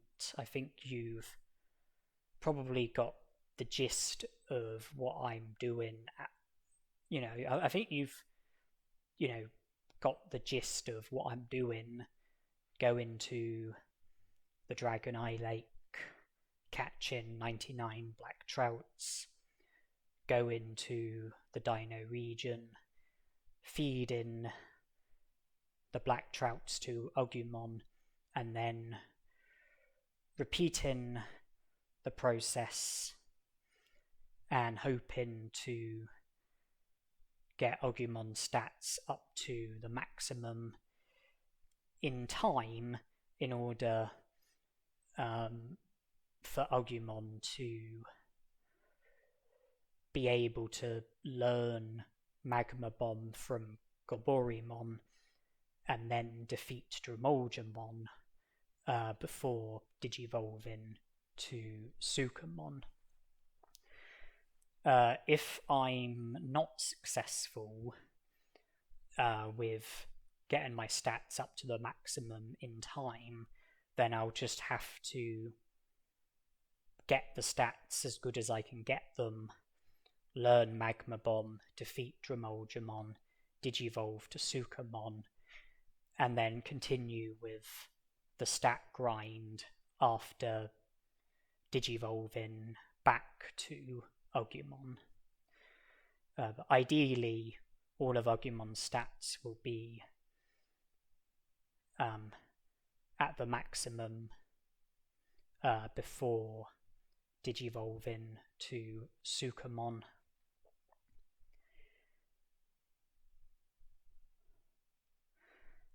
So, yeah, this is basically how things are going to be for the time being. I've told you what I'm doing and what I'm going to be doing. There isn't really much else to comment on with regards to the stat grind. It's really not ideal having to catch in excess of 900 black trouts. It's tedious, it's repetitive, it's boring, it's time consuming. There's not much positivity to comment on. But you have to do what you have to do. I want this to be an overpowered Agumon run.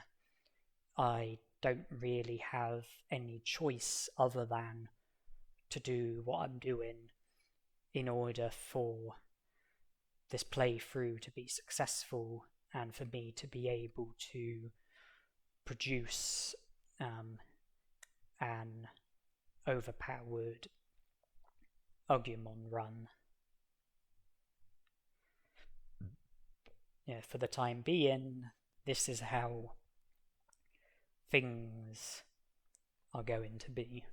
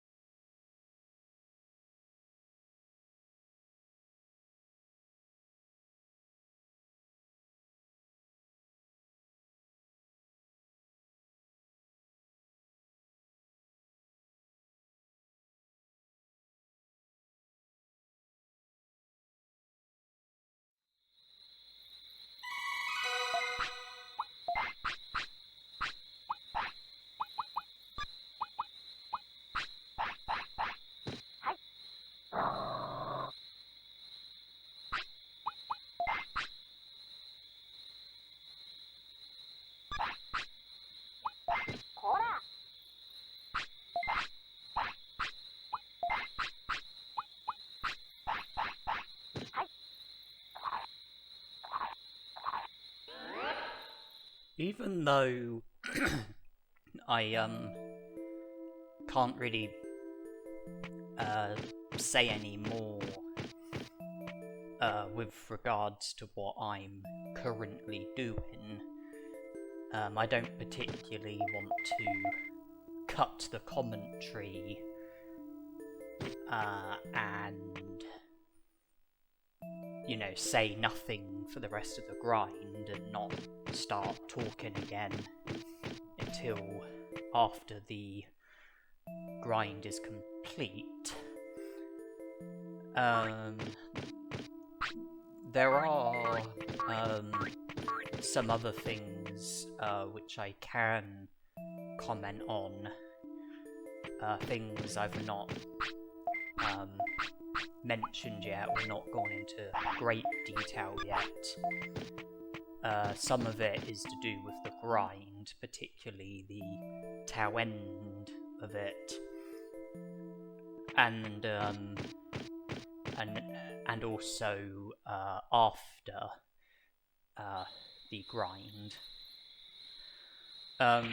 If I am successful with getting all of my stats up to the maximum, and, you know, if I have enough time to get all of my stats up to the maximum ahead of the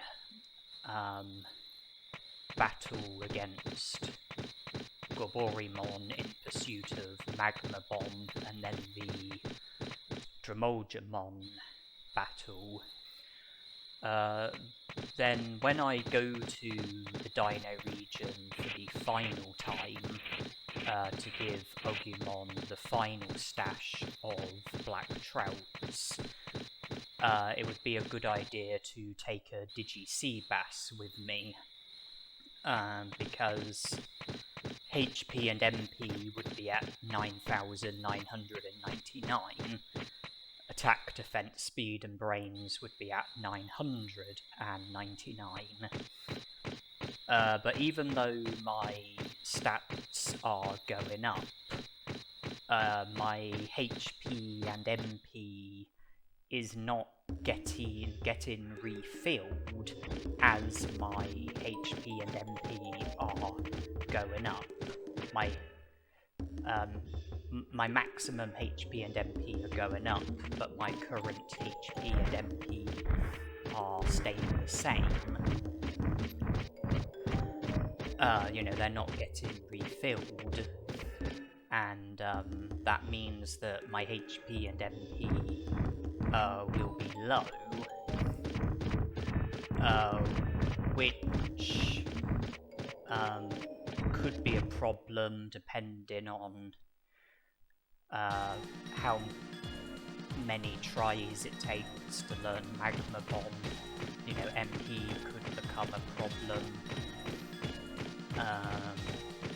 There would also be the risk of injury if I'm finishing battles with low HP. I know I could recover my HP and MP with small recoveries and MP floppies, but it will take a lot. And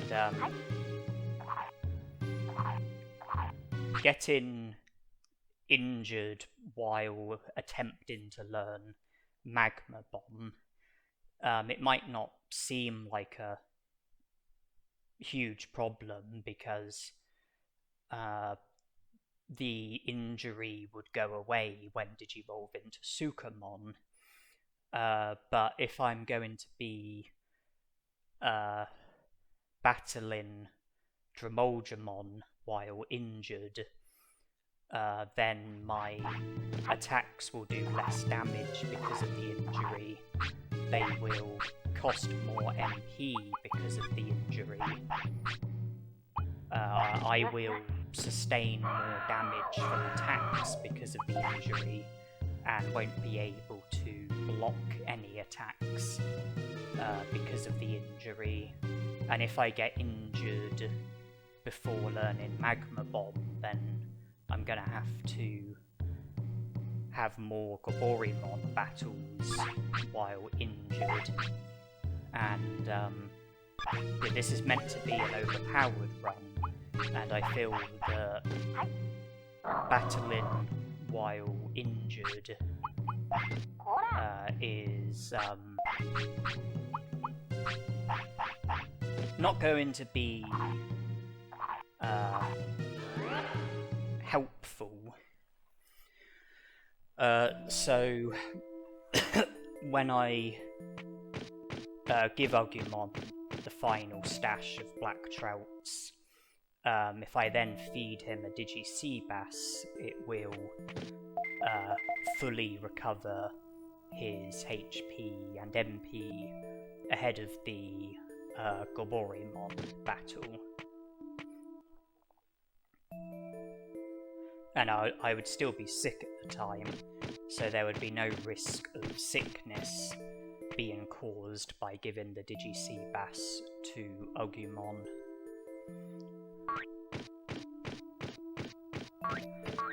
Weight would go up. I think it would go up by 4, putting it up to 5, but it would still be comfortably below 15. And I would want to get my happiness into the positive, because I would want to get my sickness treated at the clinic once I'm done grinding. And I would not want the butterfly to be featuring. And that would require getting my HP into the positive. Something to see to when I'm at the Dino region after giving the black trouts to Agumon. The most basic way of boosting my happiness is by repeatedly praising my Digimon, but that will be time consuming. I have found at least a couple of blue apples, and it's possible that I will find more blue apples, or maybe find happy mushrooms.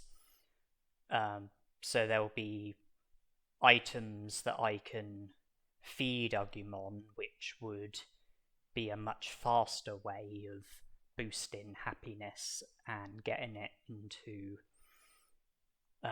the positive.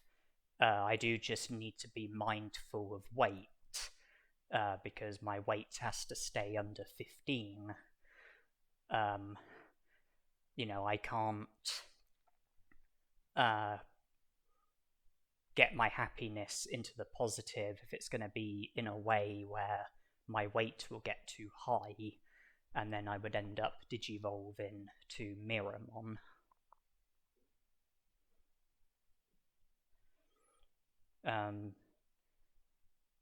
So to summarize, when I go to the Dino region for the last time, when I'm at the end of the grind, refill HP and MP by giving Agumon a Digi Seabass, boost happiness until it's in the positive, most probably using blue apples, maybe happy mushrooms if I find any, but going about it in a way where I keep my weight under 15, go back to the city, get my sickness treated, and then the Goborimon battle would be next on the agenda.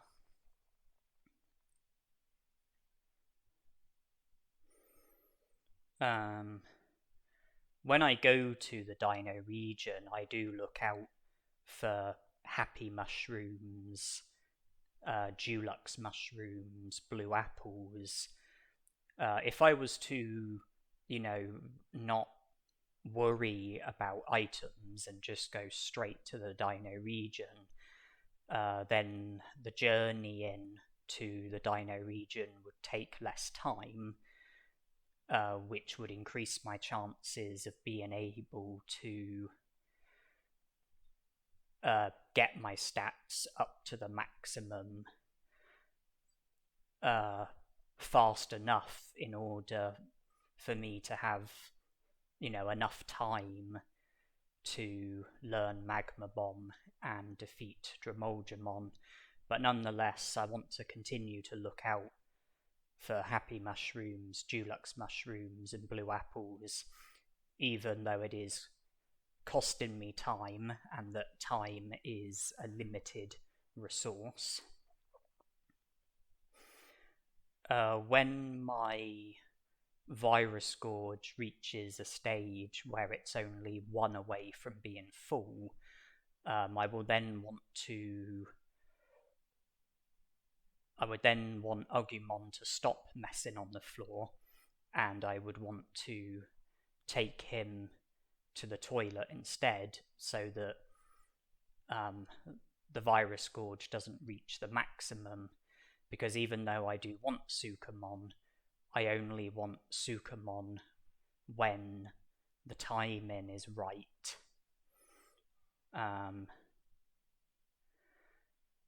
What I would want to do is go into the battle against Dromolgemon with Agumon needing the toilet, with the Virus Gorge only one away from being full, defeat Dromolgemon, mess on the floor after the battle, Digivolve to Sukamon.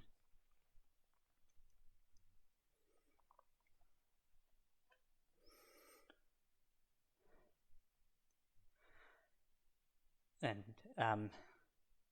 if the Virus Gorge is one away from being full, and, Agumon needs the toilet, and I'm still doing the grinding, not ready for the Dromolgemon battle, then I would take him to the toilet so that he doesn't Digivolve to Sukamon at the wrong time. I think I've had 2 battles so far, the Agumon in the native forest, Otamamon at the Gecko Swamp. Dromolgemon would bring it up to 3 battles. I am only allowed a maximum of 9 battles, which means that I would be able to have as many as 6 battles against Goboremon in pursuit of Magma Bomb, 6 chances at learning it. Obviously, I would save before going to the drill tunnel, and if I'm not successful with learning Magma Bomb, then I would reset and try again until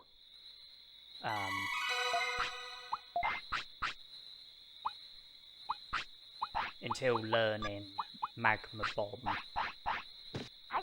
within a low enough number of battles. And we've entered day 4. Day 5 is only the following day, the day that the grinding needs to be finished by.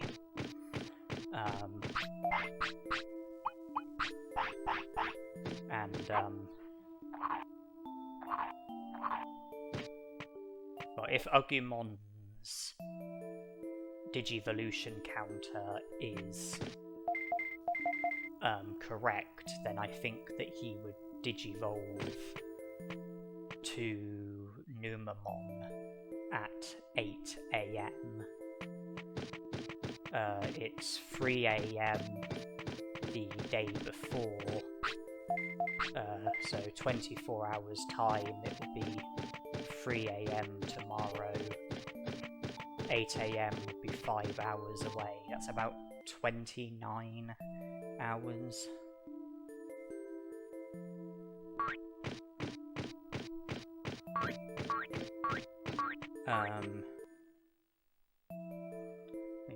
MP is my lowest stat. If I was to not be successful with getting all of my stats up to the maximum, and there was only one stat that's adrift of the maximum, it would be MP. And I don't mind, going ahead with the drill tunnel if MP is my only stat that's, adrift of the maximum. And if it's less than 500 adrift of the maximum, then I wouldn't need any more black trouts, because I've mentioned that I would want to go to Greylord's mansion with Sukamon, aid my Ultismon, loot Greylord's mansion. One of the items in there is an MP chip, and then when digivolving from Sukamon back to Agumon at the Trash Mountain, I can then give Agumon the MP chip, and that would put his MP up to the maximum, and then all of his stats would be at the maximum. My stats will halve when I digivolve to Sukamon, but when I digivolve back to Agumon, I will get Agumon's stats back. The stats that I had before digivolving to Sukamon, I would get those stats back.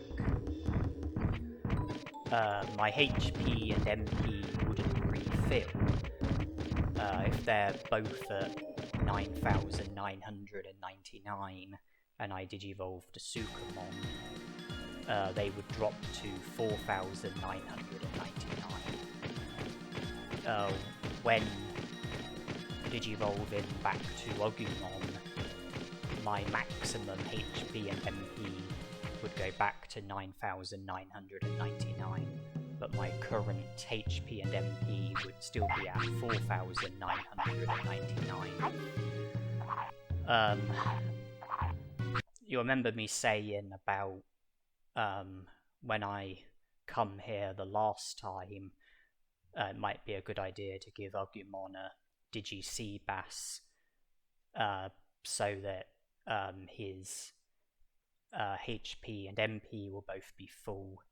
And when I go to Trash Mountain to turn Sukamon back into Agumon, it might be a good idea to have a Digi-Seabass so that after getting Agumon back, I can give him a Digi-Seabass and refill my HP and MP. If it makes him sick, then I can just go to the clinic and get the sickness treated. It would put his weight up. I think his weight would be at 15 when getting Agumon back at the Trash Mountain. I think a Digi-Seabass would increase the weight by 4, putting it up to 19.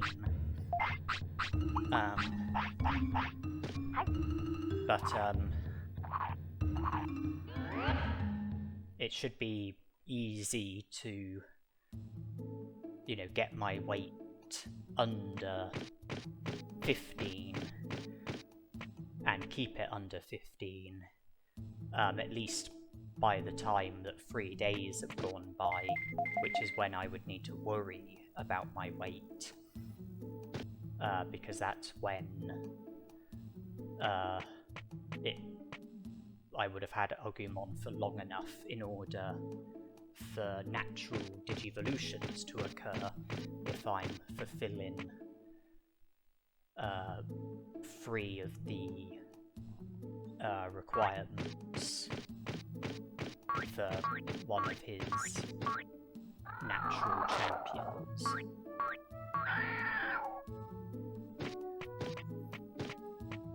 Yeah, Digi-Seabasses, they do quite a lot of things. I mean, they make your Digimon very full, they totally recover your Digimon's HP and MP, they increase your Digimon's lifespan by 3 hours,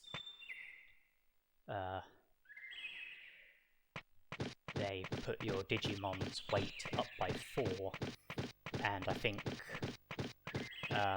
there's a 20% chance of a Digi-Seabass causing sickness.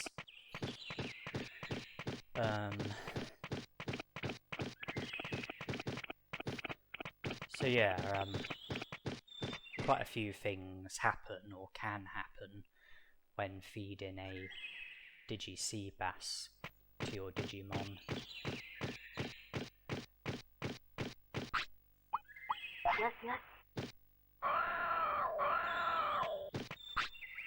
When I Digivolve to Sukamon in the drill tunnel, I would want to do the dirt carry in, clear the boulder, aid my Ultismon, loot Greylord's mansion, recruit Monochromon, recruit Frigimon, put my prosperity points up to 22, speak to Gigimon, creating the opportunity for the battle against Greymon, exit Gigimon's house via an autopilot, turn Sukamon back to Agumon at the Trash Mountain, and then make progress with the game, with an overpowered Agumon, while continuing to avoid Agumon's natural digivolutions, continuing to mess on the floor as frequently as possible, as progress towards getting Sukamon again. And the aim would be to get a minimum of 50 prosperity points, Digivolve to Sukamon, speak to Gigimon, so that the opportunity to battle, so that there would be the opportunity to battle Airdramon, exit Gigimon's house via the autopilot, Digivolve back to Agumon at Trash Mountain, proceed with the game again, and I'm hoping that I won't need Sukamon again, and that I can then be a better tamer, take Agumon to the toilet instead of having him mess on the floor. If we think about Agumon's second phase, where I will have 22 prosperity points, I want to get to a minimum of 50 prosperity points, but while keeping my number of battles under 10. Because I don't want to Digivolve to Miramon. I'm definitely going to have the stat requirement for Miramon, with Agumon messing on the floor as progress towards Sukamon. I'm definitely going to have the Karma state requirement for Miramon. I will have to ensure that my weight is under 15, so that I don't have the weight requirement for Miramon, and that my number of battles is under 10, so that I don't have the bonus condition for Miramon.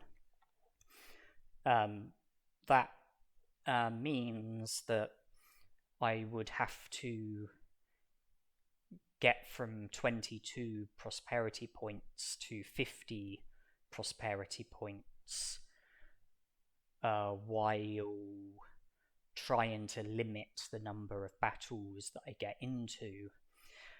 And this means that I want to be aiming for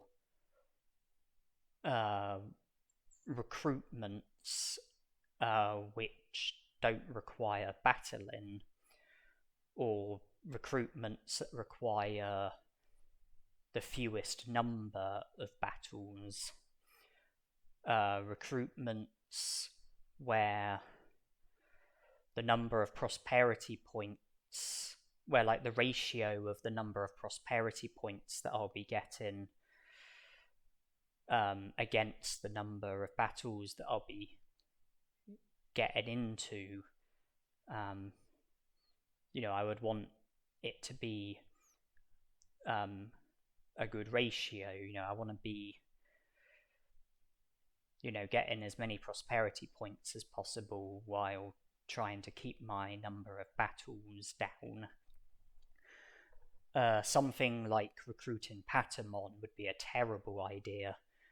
You have to defeat him 3 times. He's only a rookie, which means that he only gives you 1 prosperity point.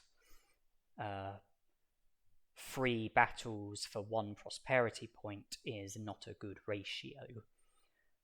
A Digimon like Kunamon only requires 1 battle, but again, he's only a rookie. You would only get 1 prosperity point for him. So that's also not great. But then, like Greymon, you have to battle him in order to recruit him. You get 2 prosperity points, and Greymon's recruitment will enable us to recruit Carbolterimon, and without any further battles. 2 prosperity points for Greymon, 2 for Carbolterimon, 4 prosperity points from 1 battle. That is a good ratio. I think that recruiting Greymon is part of the requirement for being able to recruit SkullGreymon, but that's irrelevant in this instance. And recruiting Greymon is also part of the requirement for Digimon being able to mention Mount Infinity to you. Because if you speak to Digimon, even if your Digimon is a champion or an ultimate, and you have a minimum of 50 prosperity points, if you haven't recruited Greymon, then Digimon won't mention Mount Infinity. Talking to him won't create the opportunity to battle Airdramon. Instead, it would just create the opportunity to battle Greymon. And if you then speak to Digimon after recruiting Greymon, he will then tell you about Mount Infinity. So recruiting Greymon is a must.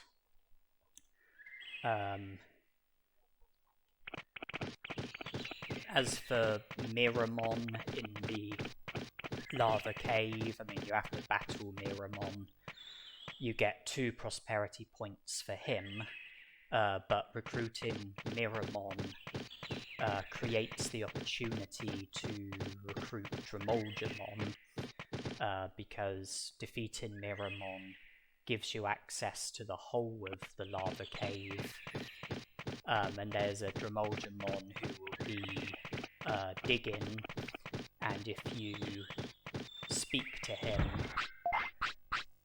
and then come back in 3 days' time, speak to him again, he'll be done digging, he'll join the city, and the requirement for you to be able to access Leomon's Ancestor's Cave is to have a minimum of 45 prosperity points and have Miramon recruited. You can then go into Leomon's Ancestor's Cave, collect Leomon's Ancestor's Stone, give it to him in Gear Savannah, and he'll join the city. So the battle against Miramon results in the recruitment of Miramon, 2 prosperity points, and is also progress towards recruiting Monzaemon and Leomon, and without any additional battles, 2 prosperity points for Monzaemon, 2 for Leomon. That's 6 prosperity points in total from just 1 battle. Yeah, that is a good ratio.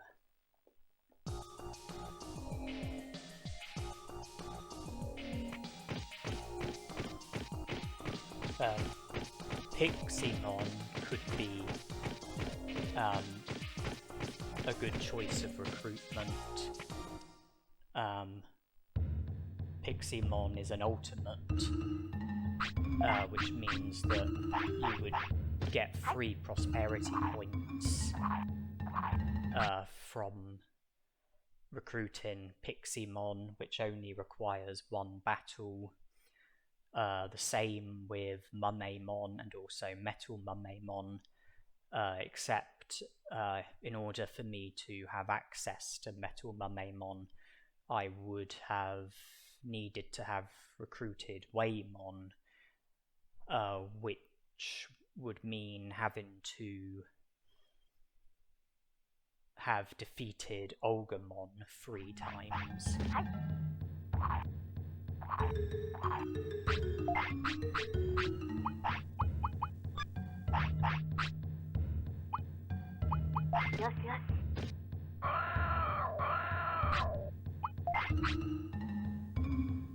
Okay, so 3 more rounds and my stats will be near the maximum.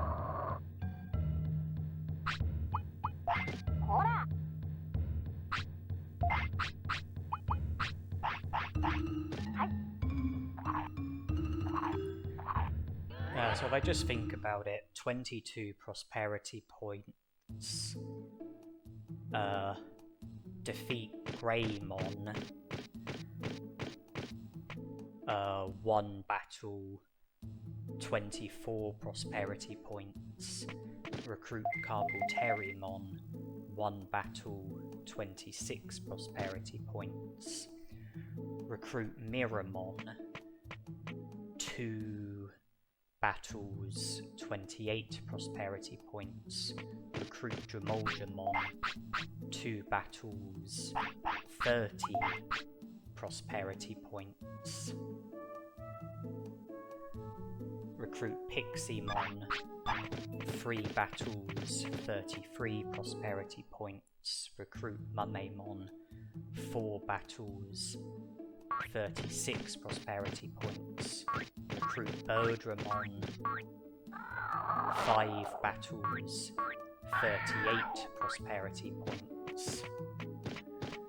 Have the 3 Agumon battles, recruiting Xiaomon and Waymon, 8 battles, 42 prosperity points.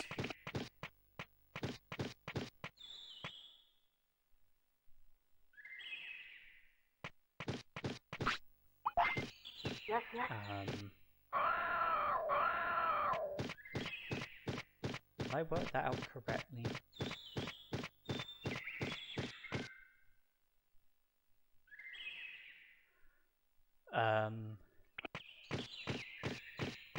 And then the Agumon battle in the drill tunnel, resulting in Ogumon's recruitment, 9 battles, 44 prosperity points, and it would also remove Agumon from the drill tunnel, meaning that if I had access to Leomon's Ancestor's Cave, then I would be able to go there because I wouldn't get obstructed by the Agumon battle. I would have, with Waymon would be recruited. I would have access to Factorial Town. If I was to recruit Metal Monzaemon, that would be 10 battles, 47 prosperity points. And if I enter the battle with the Virus Gorge only being 1 away from being full, and Agumon needing the toilet, then after the battle he would mess on the floor and would digivolve to Sukamon, even though I at that point would be fulfilling enough requirements for Miramon. The Sukamon Digivolution would take precedence over the Miramon Digivolution, and I would have Sukamon. I would digivolve to Sukamon. I would have 47 prosperity points. Due to Xiaomon being recruited, I would be able to recruit Vadermon, because when you go to Mount Panorama for the first time and acknowledge the crop circle, if you recruit Xiaomon, then when you have a certain number of prosperity points, there'll be an article in relation to the crop circle. Go back to Mount Panorama, there'll be a second crop circle, acknowledge that. Then go back to Xiaomon's board when you have a minimum of 45 prosperity points. There'll be another article, and then go back to Mount Panorama, there will be loads of crop circles.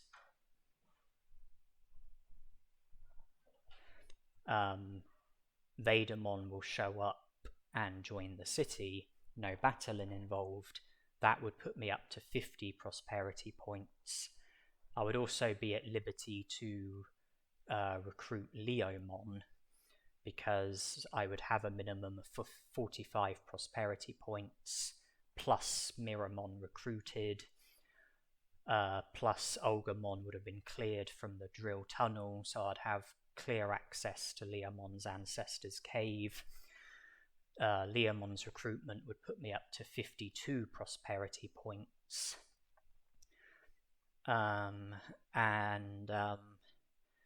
At some stage, either with Agumon or with Sukamon, I think it would be a good idea to make it past the guards in Factorial Town, because even though battling Guromon probably wouldn't be an option at the time, by at least making it past the guards, I would have clear and easy access to the whole of Factorial Town in the future, which means that it just makes things sort of easier for later on when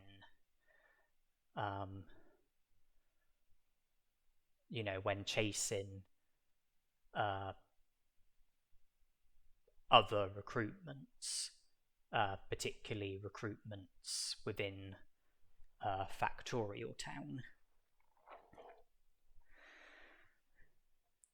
With 52 prosperity points, I would be able to create the opportunity For the Airdramon battle and Mount Infinity, I can go to Trash Mountain and de-digivolve from Sukamon to Agumon, and I'm reasonably confident that I would then not need to worry about Digivolutions, and that I would be able to see to the rest of the playthrough. I would be at 52 prosperity points. Airdramon would make it 54, Devimon 56, Megadramon 59, SkullGreymon 62, Digitamamon 65, Numamon 66, Andromon 69, Guromon 72, Ninjamon 74, Garulamon 76, Tyrannomon 78,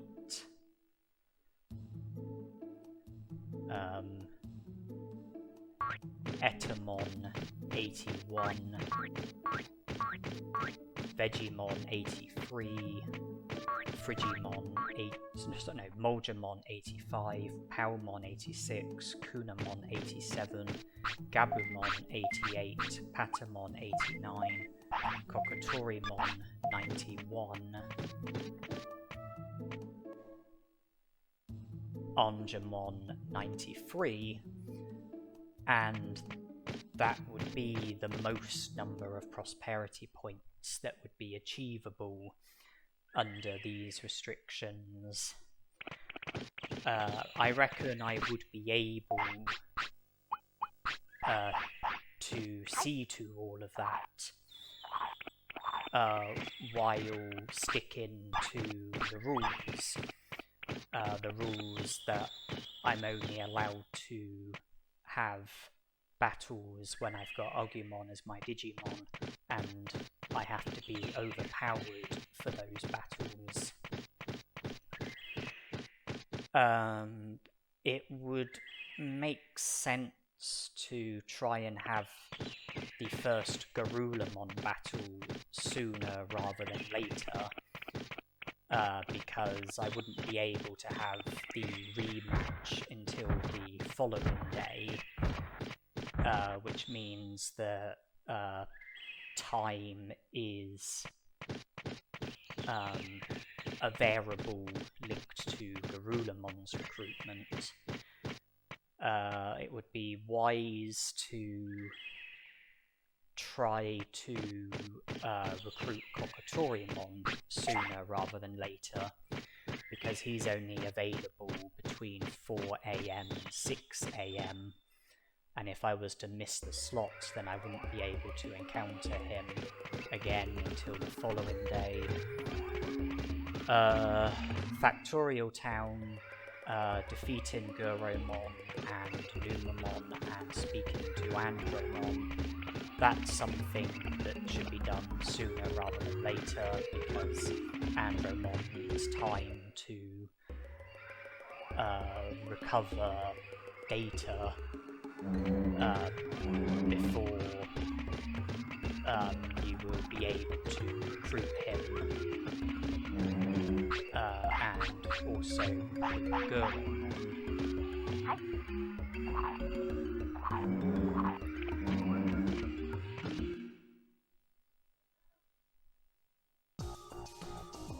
Recruiting Palmon would be significant, because you have to recruit Palmon in order to be able to recruit Vegimon, because when you recruit Palmon, she takes over the meat farm and Tainamon moves to a different spot. If you speak to Tainamon when you have a minimum of 9 prosperity points, she will say about a strange plant that's growing in the tropical jungle. And also on day 15 of each year, there will be a rain plant located next to Tainamon, which you need to collect and use in order to be able to recruit Digimon, and the rain plant is only available on day 15. If you miss it on day 15, then you won't be able to get it on the following day, day 16. You would have to wait till day 15 the following year.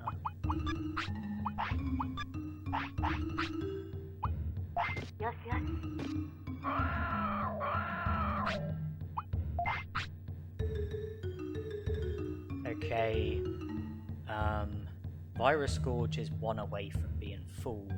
Agumon needs the toilet. Now is not the time to be digivolved into Sukamon, so now I want to be taking Agumon to the toilet. Now I do not want him to be messing on the floor.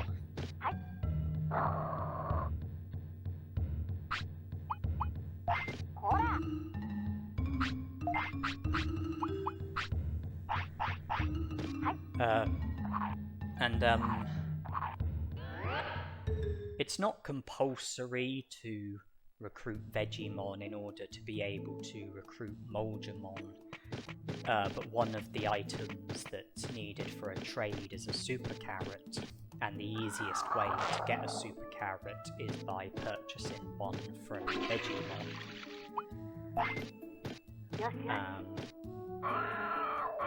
So the recruitment of Digimon is helpful with the recruitment of Monzaemon, even though it's not compulsory. The reason why it's not compulsory is because there is another way of getting super carrots. The red Digimon who you can encounter at the native forest and various other parts of the game, if you defeat them in battle, then sometimes they drop a super carrot. But it's easier and more reliable to just buy a super carrot from Digimon. I'm not going to be rushing with Monzaemon's recruitment. Monzaemon is one of the Digimon who opens the secret item shop, and you need to recruit one of the Digimon who works at the secret item shop in order to be able to encounter Ninjamon on the Digimon bridge. But you don't have to rely on Monzaemon. There are 4 Digimon who work at the secret item shop: Devimon, Monzaemon, Numamon, and Monzaemon, and recruiting any one of those Digimon will result in Ninjamon showing up on the Digimon bridge. Digimon's recruitment won't be possible until day 15, and with the way that I'm going about things, it also won't be possible to recruit Monzaemon until day 15. But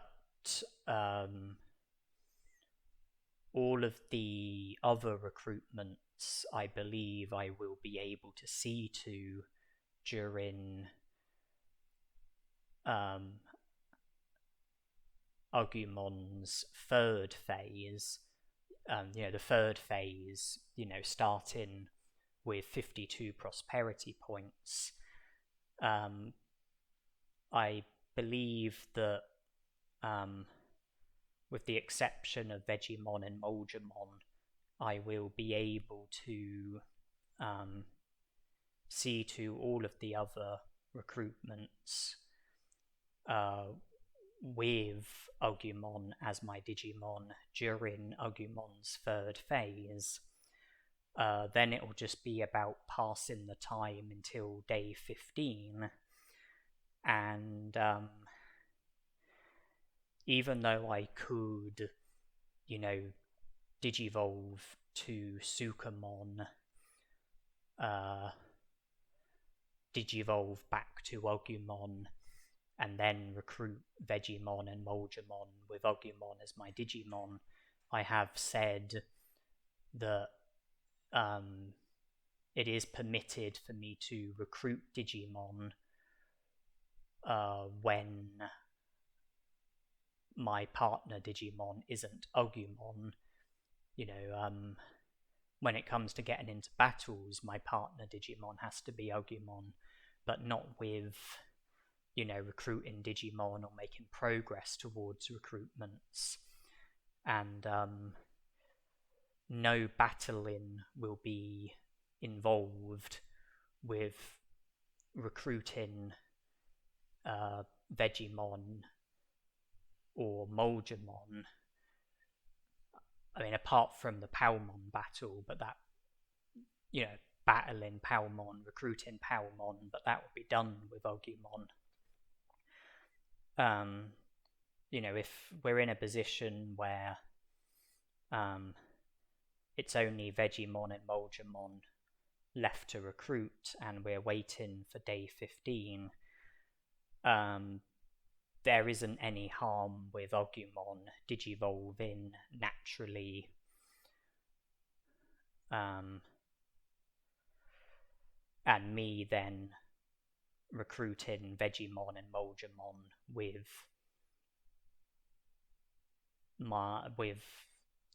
you know, a partner Digimon who isn't Agumon, because I won't be having any battles with those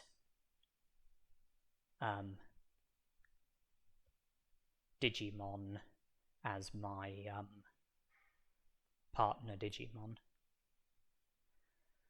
I mean, the rule is I'm not allowed to, you know, win battles if my partner Digimon isn't Agumon.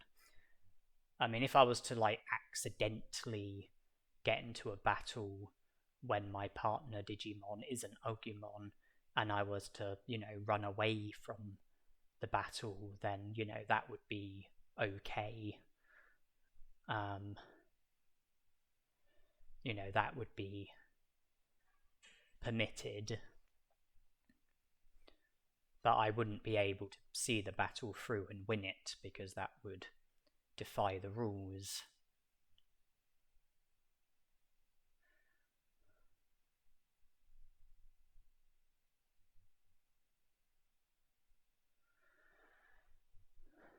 But yeah, that is my general aim. Enter the second Agumon phase with 22 prosperity points. Enter the third Agumon phase with 52 prosperity points. And then see to the rest of the recruitments where battles are involved, with Agumon as my partner Digimon, and then digivolve ahead of the recruitment of Vegiemon and Monzaemon, and then bring myself up to 93 prosperity points.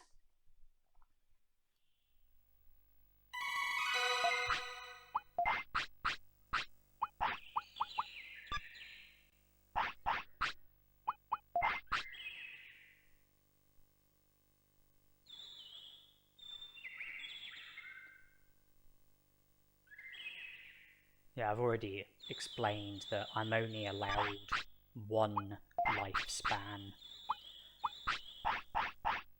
I'm only allowed to win battles with Agumon as my Digimon, and that's why SkullGreymon, Monzaemon, and Nanimon are not recruitable. because I don't think that I will be able to gain access to Greylord's mansion with Agumon as my Digimon.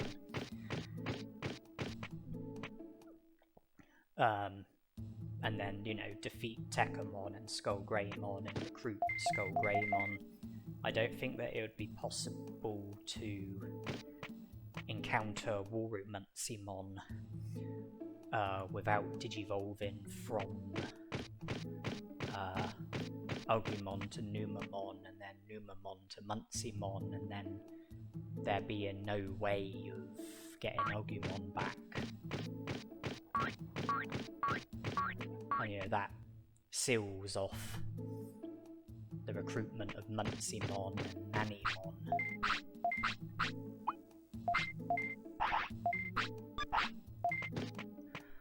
Yeah, the third phase, you know, I think I will be able to see to everything before 3 days are up. Which puts me in a position where I don't need to worry about Agumon's Digivolution. I don't have to worry about avoiding, you know, the requirements for certain Digivolutions. I'm very sure that regardless of what my weight is, regardless of how many battles I get into, regardless of how many care mistakes I have, you know, I'm sure that I will be able to see to all of the remaining battles during our third phase with Agumon before 3 days pass, you know, before digivolving will be a possibility, and there won't be any harm with Agumon digivolving when it's just Vegemon and Monzaemon left.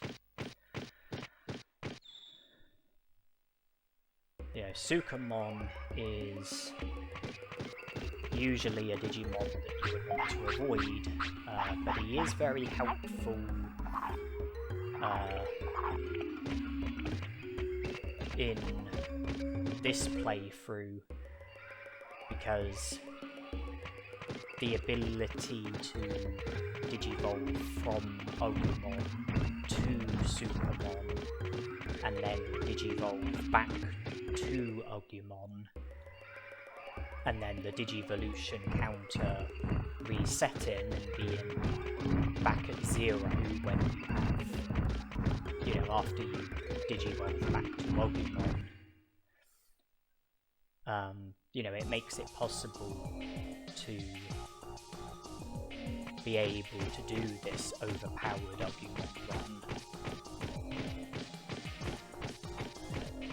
And the things that Agumon can't do, Sukamon can do, such as moving the boulder so that you'll have access to the lava cave, speaking to Digimon to trigger Greymon and Airdramon, recruiting Frigimon,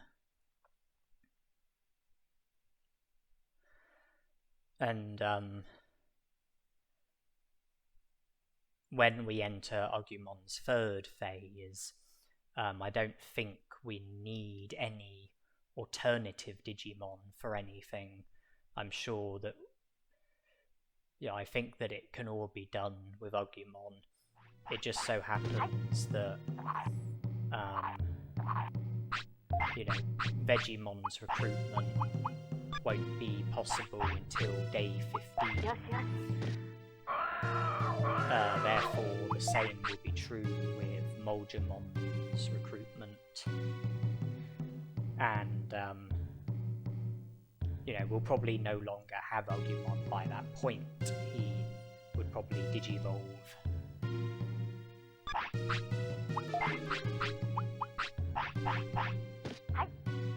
But that's not an issue for reasons that I've explained.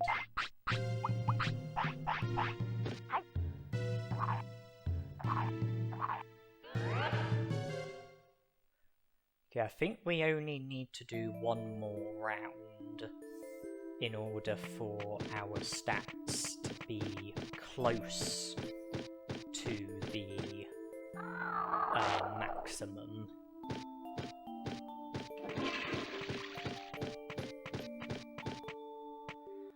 It's still day 4, but it's 11 PM.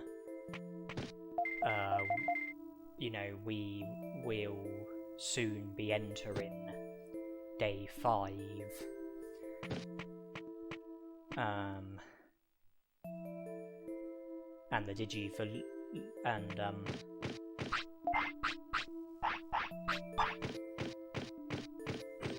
you know, Agumon's Digivolution to Numamon would be scheduled for 8 AM onwards. But we need to make sure that we Digivolve to Sukamon instead, and that certain tasks get taken care of before we Digivolve to Sukamon, and then certain tasks get taken care of while we have Sukamon before we Digivolve back to Agumon.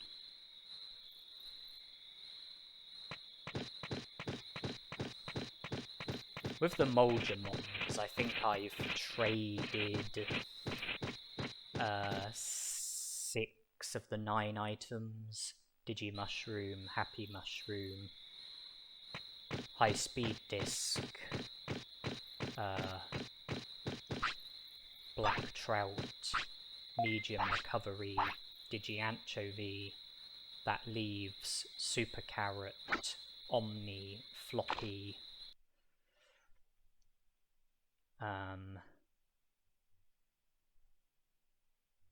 and Giant Meat.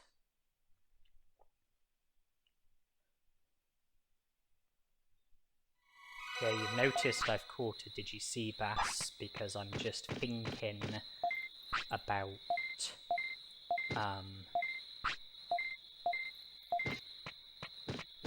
when I next go to the Dino region. The Agumon wanted to eat, so I decided to give him the black trout.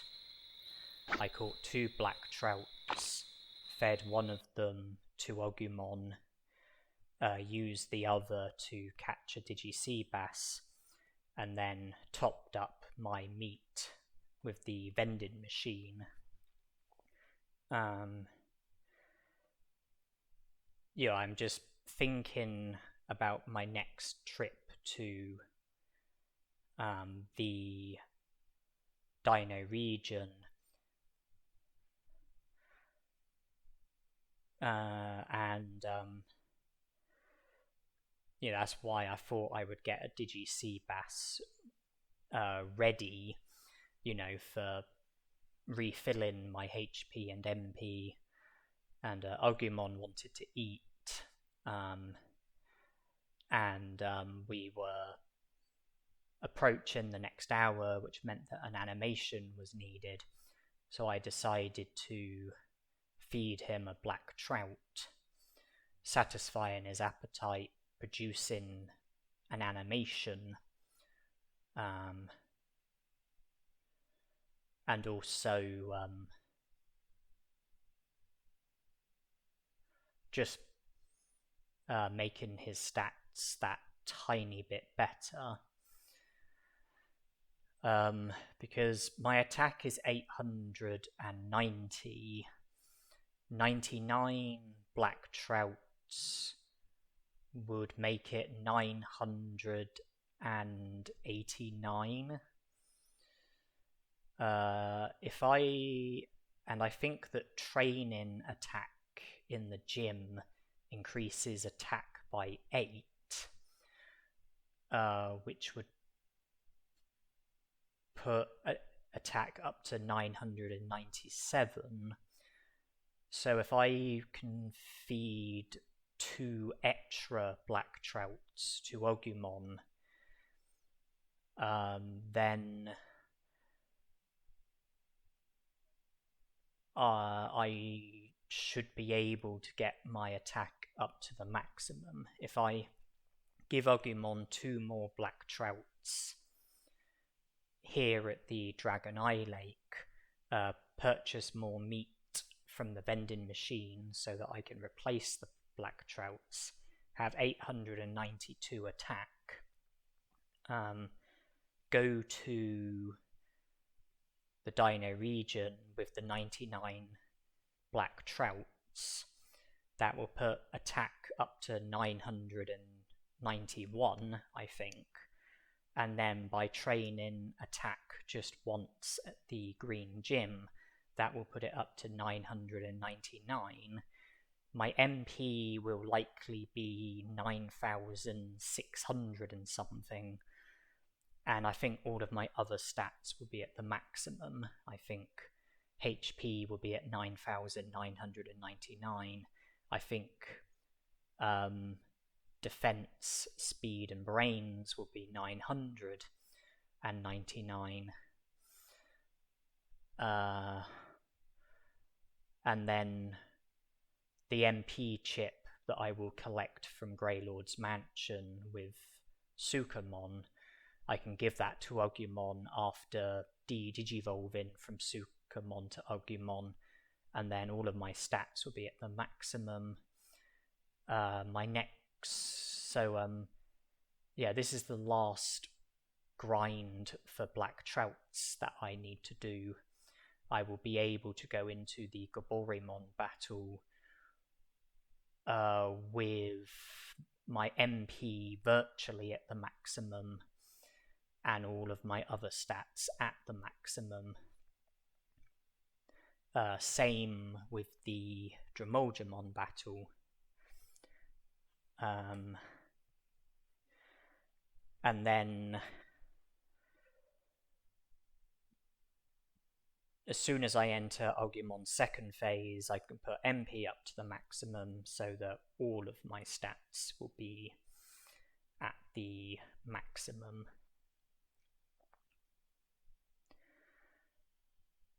And with my brains being at 999, techniques will consume less MP, less by 20%. Because if your brains is under 100, you only have the auto command. Get brains up to 100, learn the attack command. 200 brains, learn the moderate command. 300 brains, learn the distance and change target commands. 400 brains, learn the defensive command. 500 brains, learn the enable technique, where instead of having attack and moderate, you can directly tell your Digimon what technique to use. And then if you get your brains up to 700,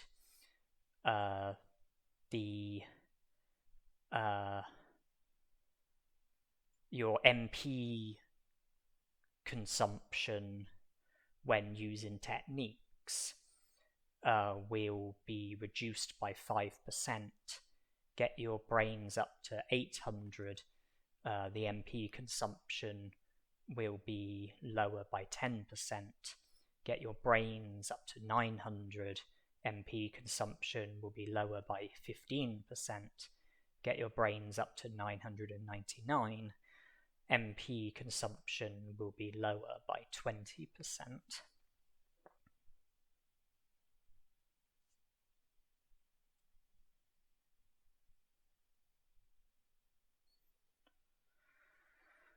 I was saying about the Monzaemons, the items that are still needed for trades. There's one Monzaemon who wants a super carrot, one Monzaemon who wants a giant meat, another Monzaemon who wants a who wants an Omni Floppy. Giant meat I can get from Powmon. You know, the meat farm. That won't be a problem. The super carrot I can get from Vegemon. And incidentally, when you trade the super carrot with the Monzaemon, the item that you get in exchange is an Omni Floppy, so that will set up the trade with the other Monzaemon. Trade a super carrot for an Omni Floppy, and then trade the Omni Floppy with the Monzaemon that wants the Omni Floppy, and make sure I have a giant meat as well for the other trade against the other Monzaemon. Okay, so I've given Agumon 2 extra black trouts. My number of black trouts is at 95. It was 97, but I gave 2 to Agumon. I also had 2 mishaps when trying to catch black trouts. But by purchasing 4 meats, that will enable me to get my number of black trouts up to 99. That's where we are. 99 black trouts. We have a Digi-Sea-Bass. The 99 black trouts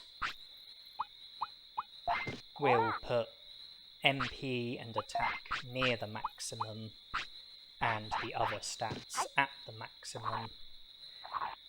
We will only need to train attack once in order for attack to reach the maximum, and it will only take 1 MP chip for MP to reach the maximum.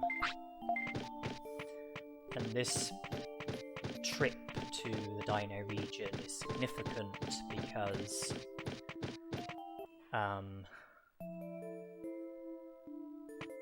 it's the one where, you know, I will need to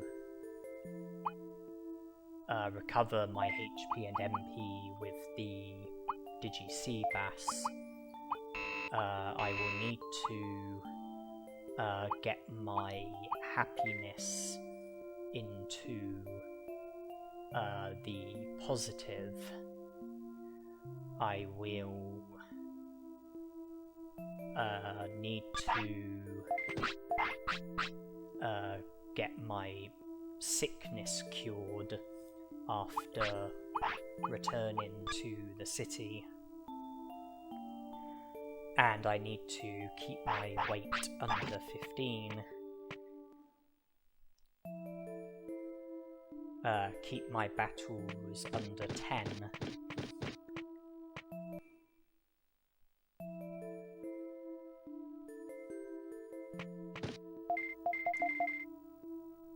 Well, I mean, even if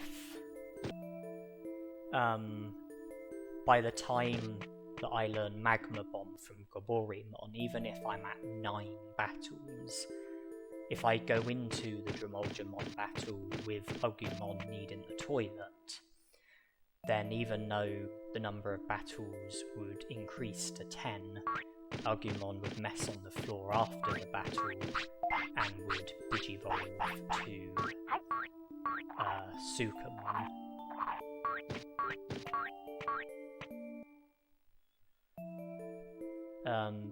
So really, I have 7 chances of learning Magma Bomb. Because I can have 7 battles against Goboremon.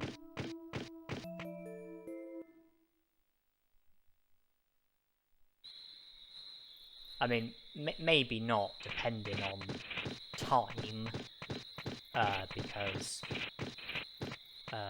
Digivolving to Numamon is forever getting closer, but when it comes to not fulfilling the bonus condition for Niramon, I can battle Goboremon 7 times, because that would bring the number of battles up to 9, but then I can go about the Dremolgemon battle in a way where I will still Digivolve to Sukamon. And when I was saying about Agumon's second phase, I mentioned that very thing.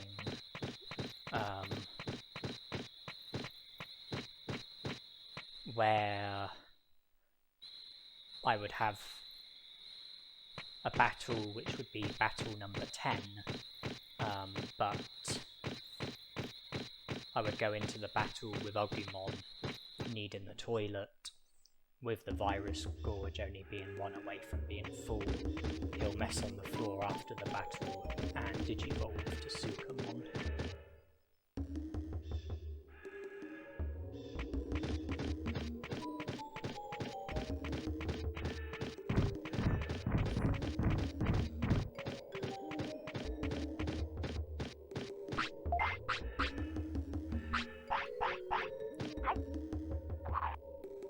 Okay, 2 AM, 6 hours until 8 AM.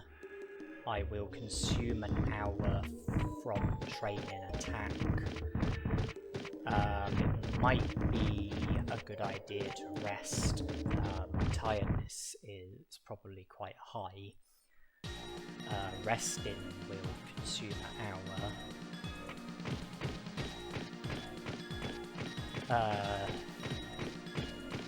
The time that's going to be spent here at the Dino region, you know, that's going to consume time, and I need to get to the drill tunnel, learn Magma Bomb, and then defeat Dremolgemon, and then fill up the Virus Gorge before Agumon digivolves to Numamon. Yeah, have him digivolve to Sukamon instead.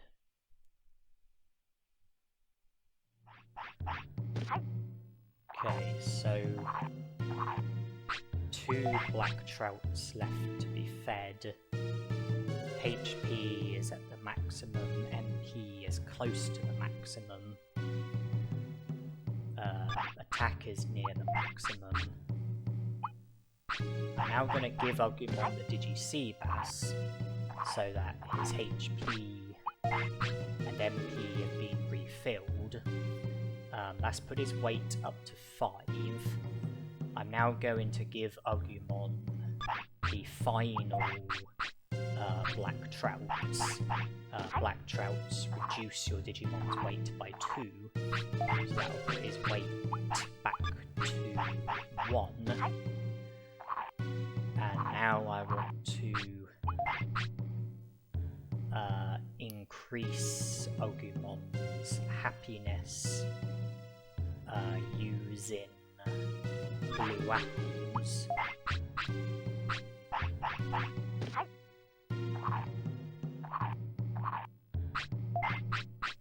Yeah, I knew the Digi-Seabass would put Agumon's weight up by 4. I knew that black trouts reduce weight by 2. That's why I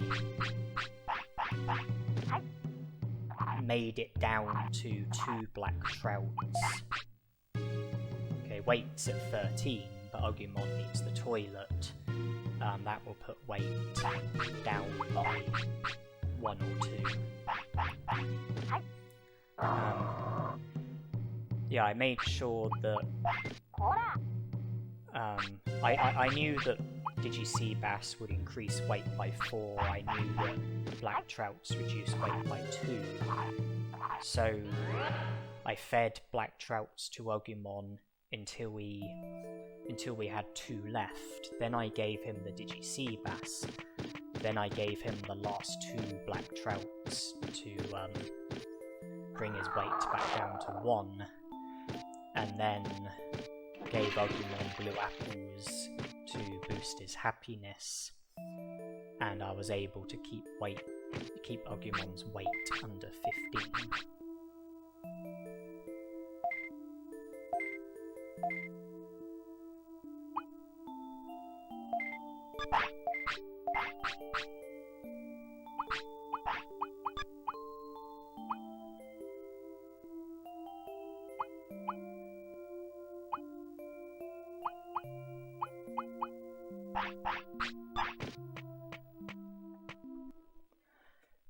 I mean, Agumon's MP is 20 away from being full, which really isn't a problem.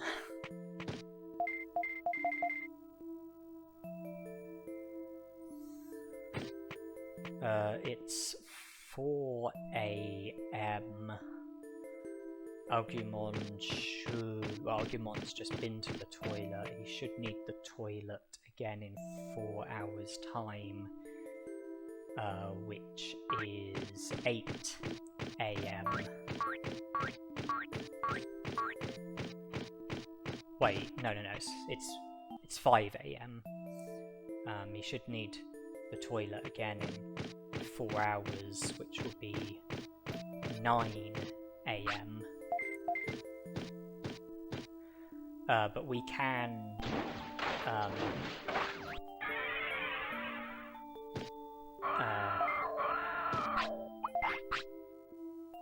abuse the Digivolution counter. You know, I've mentioned that if you enter a new hour during a battle,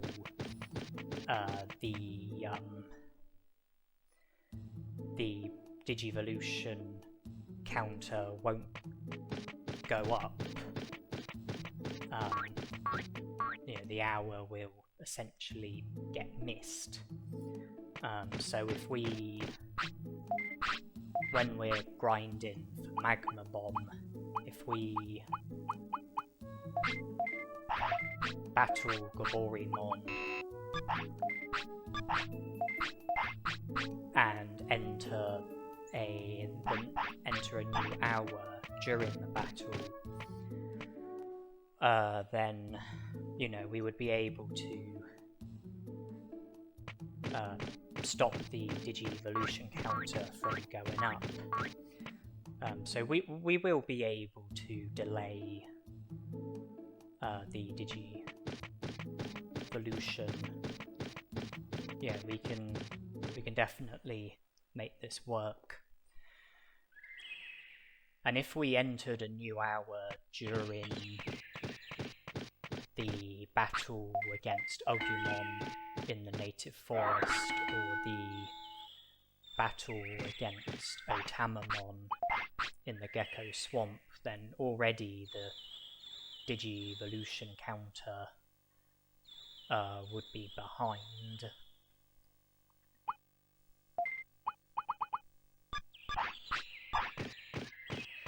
And if it happened in just one of the battles, then the Digivolution counter would be 1 hour behind. If it happened in both of the battles, then the Digivolution counter would be 2 hours behind. I think we've just entered 8 AM, no Digivolution, and I think 8 AM is when the Digivolution, in theory, should have happened. So we've definitely delayed it by at least 1 hour.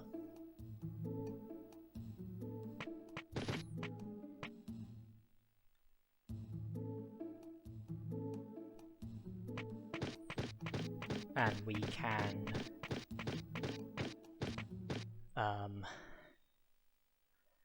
abuse the Digivolution counter while trying to learn Magma Bomb. You know, make sure we don't enter a new hour outside of battle. Make sure we enter a new hour during a battle. The Digivolution counter won't get any higher, and Agumon won't digivolve, and it will buy us enough time in order to learn Magma Bomb, defeat Monzaemon, and have Agumon mess on the floor so that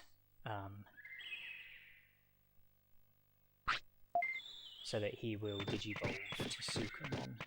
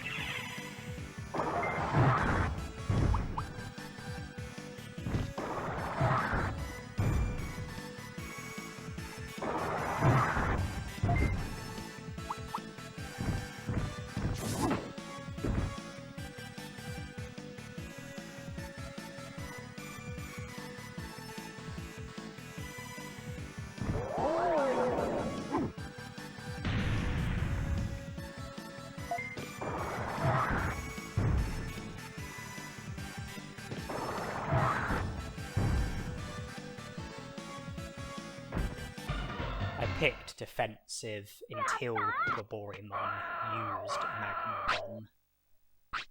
Sonic Jab learned. Well, that's not the technique that we were after. We were after Magma Bomb.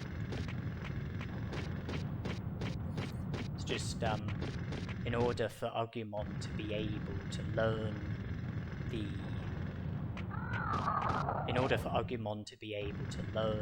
Magma Bomb, there would, Overpowered would have to use the technique, or at least attempt to use it. So no sense in defeating Overpowered if there's been no attempt to use Magma Bomb.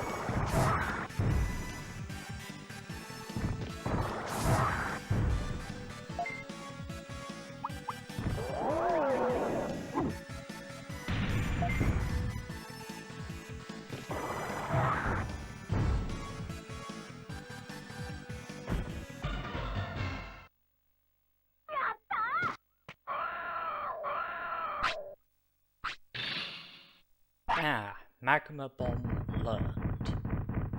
Only took 2 battles. And Agumon needs the toilet, so we need to be challenging Monzaemon, and very promptly. In order to learn a technique from a battle, obviously the Digimon that you're using needs to be capable of learning the technique.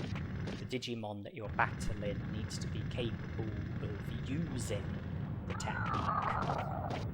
But you don't have to get hit by the technique in order to be able to learn it. The technique doesn't even need to get performed properly. All there has to be is an attempt to use it. And the number of times that it gets used has no bearing on whether or not you learn it.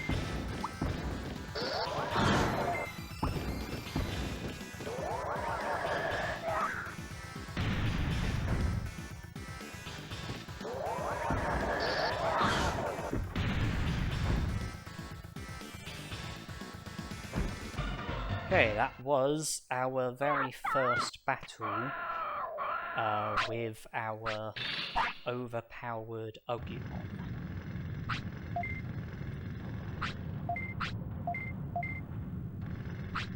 Because the only stat that isn't quite at the maximum is MP. But that's not going to affect how overpowered we are. It's not going to affect the strength of our techniques or anything like that. And MP will be put up to the maximum in due course.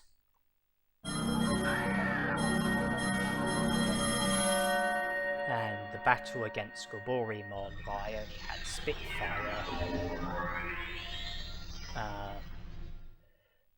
You know, and it was about learning Magma Bomb, because I said that as well as having maximum stats, I also wanted to have Agumon's most powerful technique, which is Magma Bomb, and I learned that from SkullGreymon, and then battled Monzaemon with all of my stats at the maximum, with the exception of MP, which was close to the maximum, and I had Magma Bomb.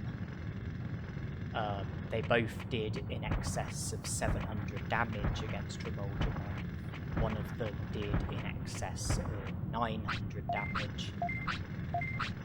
With that Monzaemon defeated, this Monzaemon will now take an interest in us and present us with the opportunity to do dirt carrying, which I'm doing.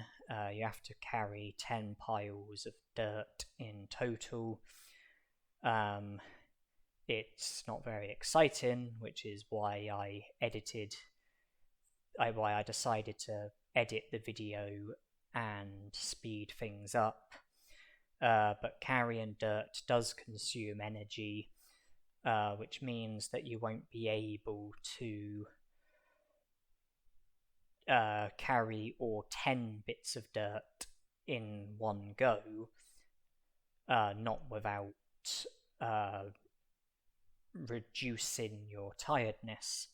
I think 7 is the most that you can do in one go. So we can go to... If we go back to the city and rest at the clinic, a necessary number of times, we will then be able to return to the drill tunnel and see to the last of the dirt carrying, and then remove the boulder.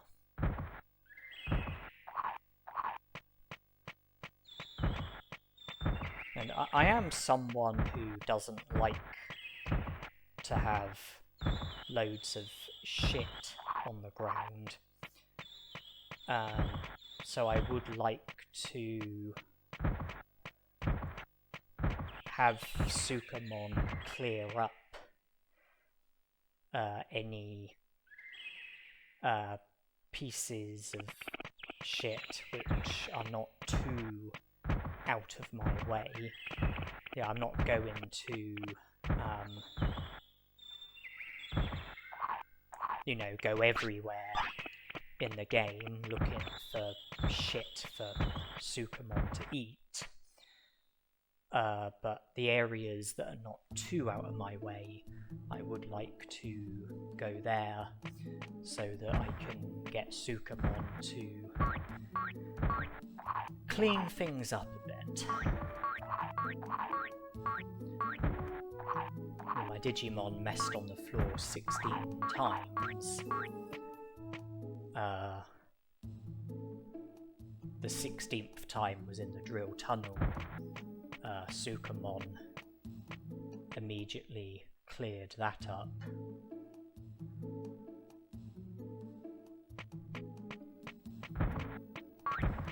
I'm just looking to see... I'm just sort of searching, the areas that are not too out of my way searching them, because I would like, you know, things to be as clean as possible. But I'm not going to go ridiculously out of my way. Yeah, it's not something I care that much about.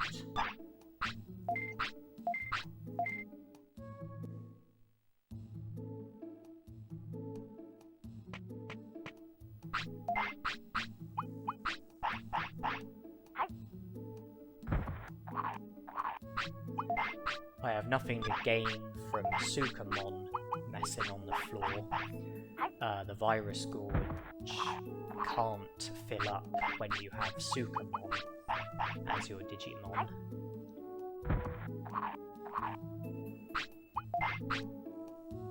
You know, SkullGreymon messing on the floor will just have a negative impact on happiness and discipline. Possibly lifespan as well, and be an unnecessary care mistake.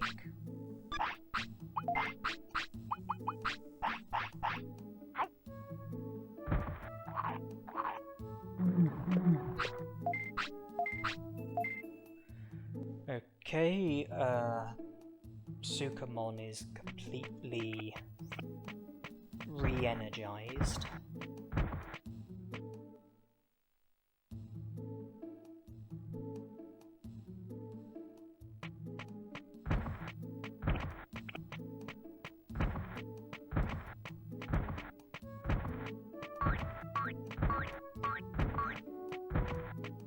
I'm still checking to see if there's any spots where SkullGreymon might be needed for cleanups.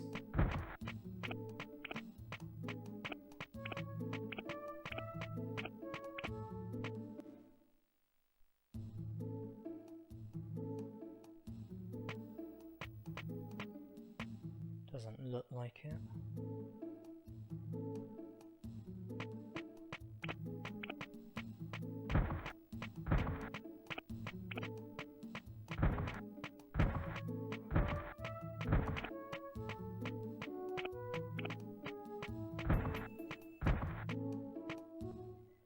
I think that just about does it for areas in the city.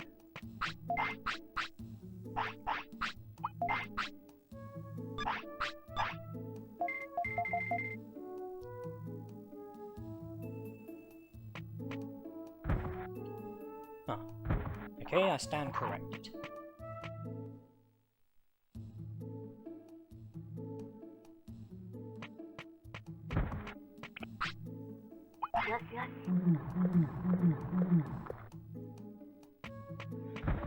Okay, so there is work to be done with SkullGreymon.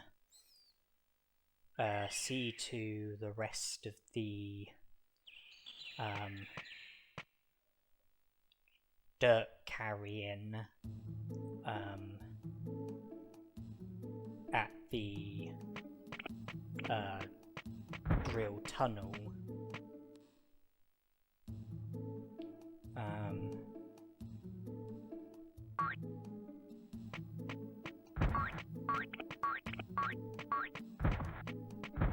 That will result in Monzaemon drilling through to the next part of the drill tunnel. We can then move the boulder, giving ourselves access to the lava cave.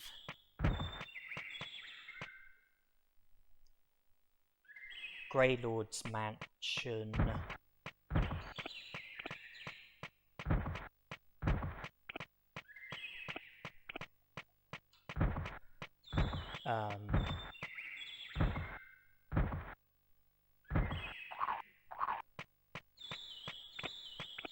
Collect all of the items that are there.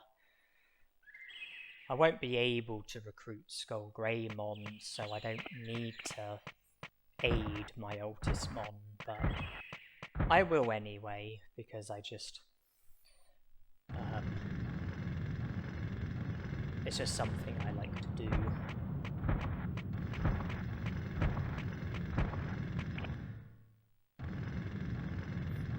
I might do the Monzaemon money trick, you know, trade in medium recoveries for super defense discs and selling the super defense discs, just so that, you know, I have a bit more money under my belt.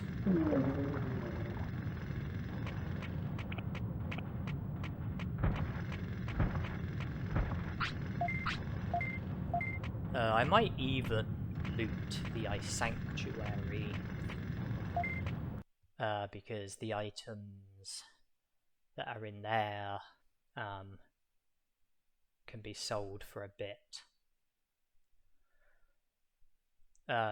In order to be able to enter Ice Sanctuary the normal way, you would need to have a vaccine Digimon as your partner Digimon, but thanks to the Ice Sanctuary skip, it is possible to enter Ice Sanctuary with any Digimon. So I might enter Ice Sanctuary, but only to collect the items that are in there.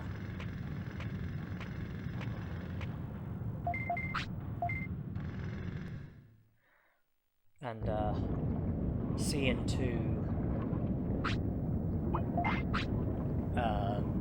Monochrommon's recruitment, that's something I'm eager to get out of the way, as well as seeing to Frigimon's recruitment.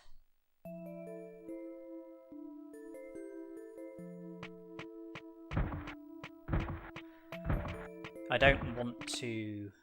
Well, speaking to Digimon is something that I want to sort of save until last, because I want to be able to enter Digimon's house without Greymon showing up. So I think I will see to the other things before speaking to Digimon.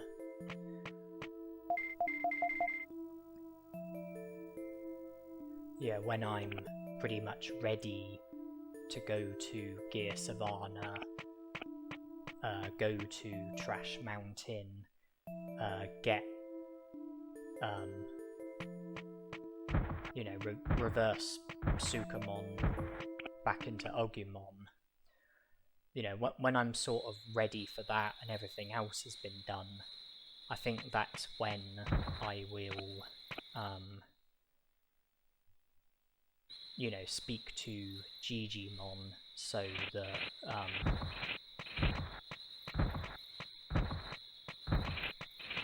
Greymon will be... There'll be, you know, the opportunity to battle Greymon, but the battle won't occur until I have Agumon. I'm on my way to Greylord's mansion. Lava Cave is available to us, and I put all of my items into the item bank, so that I would have as much inventory space as physically possible. It will help with looting Greylord's mansion. An empty inventory will mean being able to collect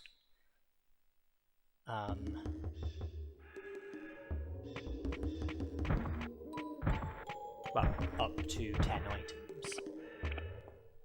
And before even reaching Greylord's mansion, we've found a blue apple, so now we're down to 9 spaces.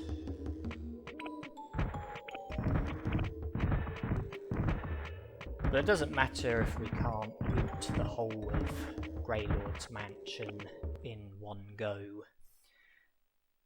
You know, we can always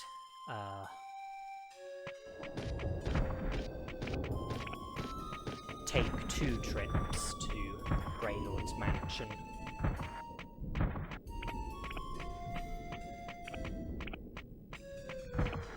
You know, collect whatever we collect, and then depending on what each item is, either sell it or put it into the item bank, and then return for the remaining items.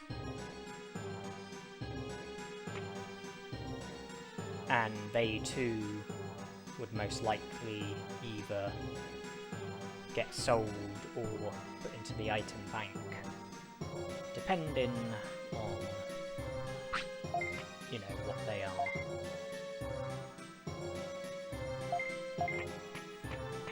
So the only door that's currently usable is this one.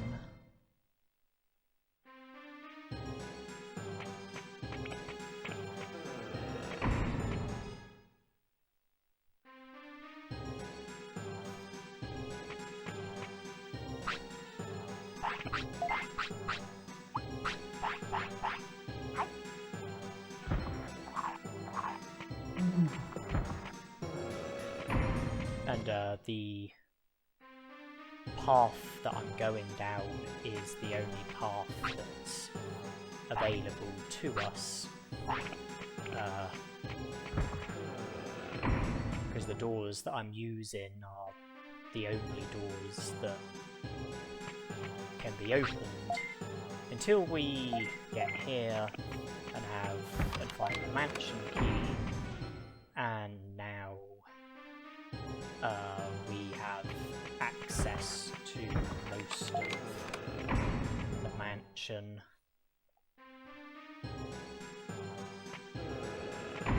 I only use that door so that I would unlock it. Yeah, I want all the locked doors to become unlocked, and you have to use, well, in order to be able to unlock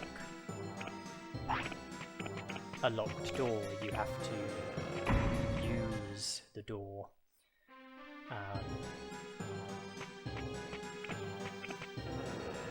So even if there's not much sense entering the room, you would still have to use the door, which would result in you entering the room.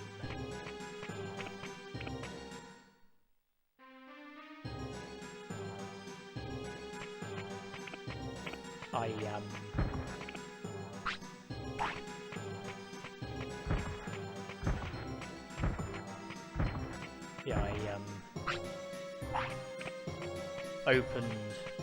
unlocked one door just for the sake of unlocking the door. But the other doors that I've unlocked, I've been interested in so far. Interested in the room that they can take you into.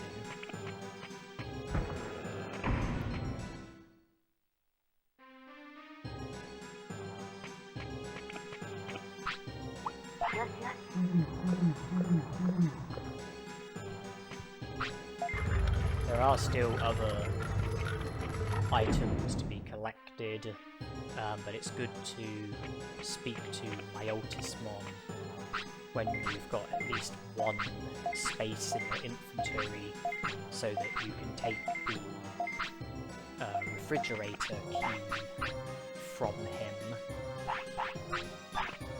You then lose the refrigerator key when using it to unlock the refrigerator.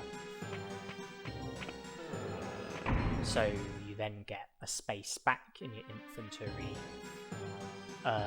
but after unlocking the refrigerator, you then have to go to the Overdow Cemetery and collect a sirloin, which is located there. So that will refill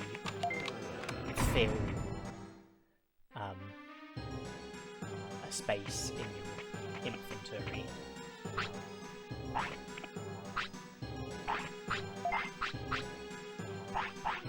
Okay.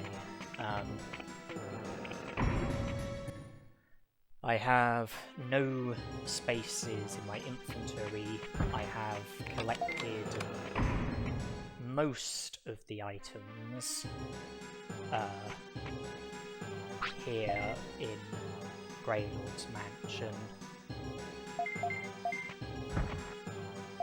A space in my inventory will become available when I use the refrigerator key, but that space will then get occupied by the sirloin, which is in the Overdow Cemetery.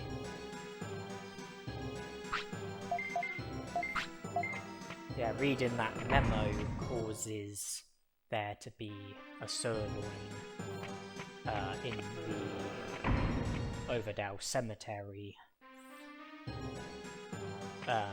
You have to collect the sirloin, give it to my Otismon. He will eat it, and then he will get his energy back, and will be a lot healthier.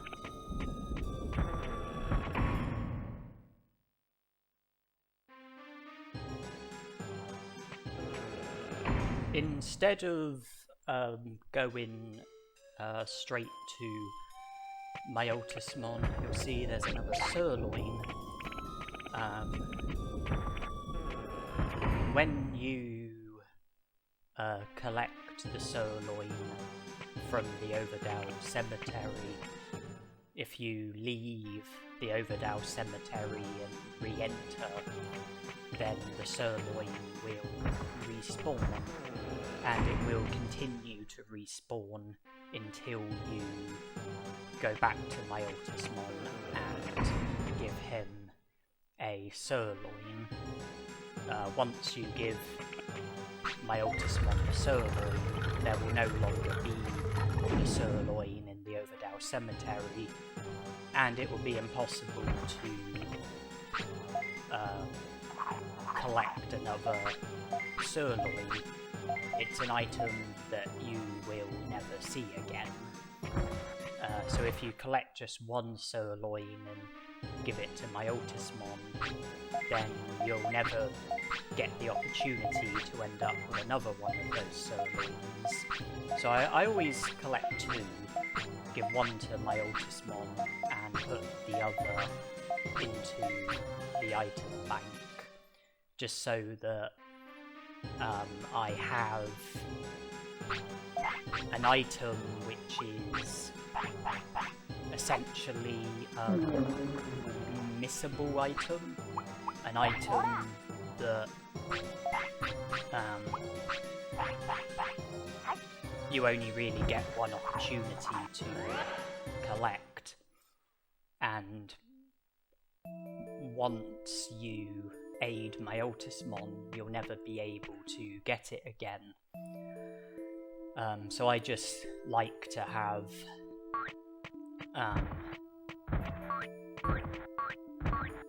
an item which is essentially a missable item, even though it doesn't really serve any useful purpose. You can feed it to your Digimon, but I think it makes your Digimon sick, or at least can make your Digimon sick. As you can see, you can sell it, but only for 500 bits, so it doesn't really have any physical value as such. Just something that I like to have.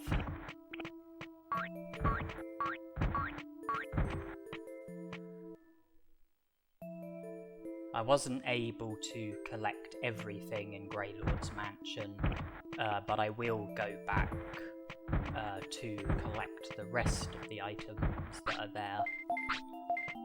Out of what I did collect, I sold what wasn't useful.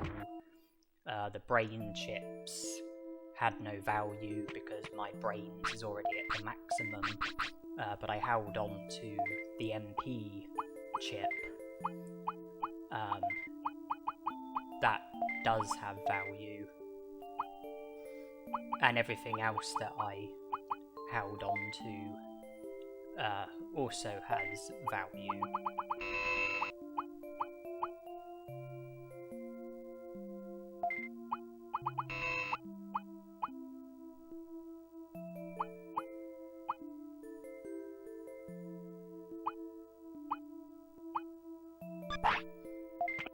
The Digipine, while it is a good item, I don't have any use for it in this instance. You feed it to your Digimon and it boosts the stat gains that you get from training. I think it boosts it by 50%, unlike Super Carrots and Hawk Radishes, which I think only boost it by 20%, and also only boost it for certain stats. I think Super Carrot boosts the stat gains that you get when training MP, Attack and Brains. I think Hawk Radishes increase the stat gain that you get from training HP, Speed and Defense. But I think they both only increase it by 20%. Digipine increases the stat gain that you get when training all of your stats, and I think increases it by 50%. But once I give Agumon an MP chip, I'll have maximum stats, which means that training won't be necessary.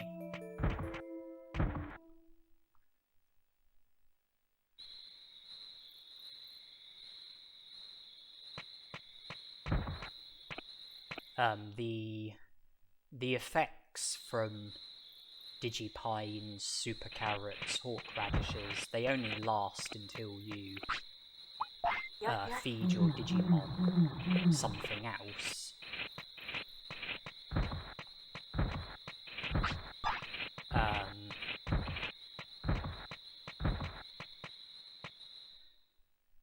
And then, you know, that creates the issue, because when your Digimon wants to eat, unless you're able to feed it like more Digipines or more Super Carrots or more Hawk Radishes, you end up losing the effects. Although eating at the restaurant doesn't reverse the effects, which can give the restaurant value under certain circumstances.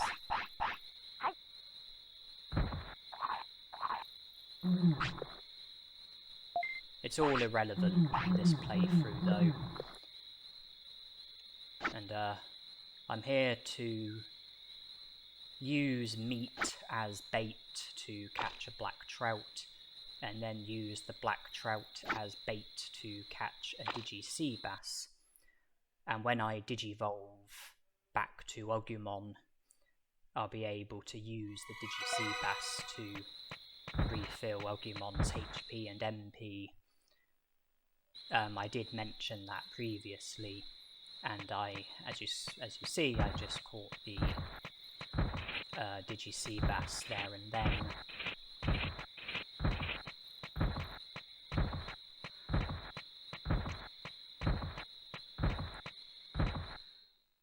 And I will go back to Greylord's mansion, but not right now.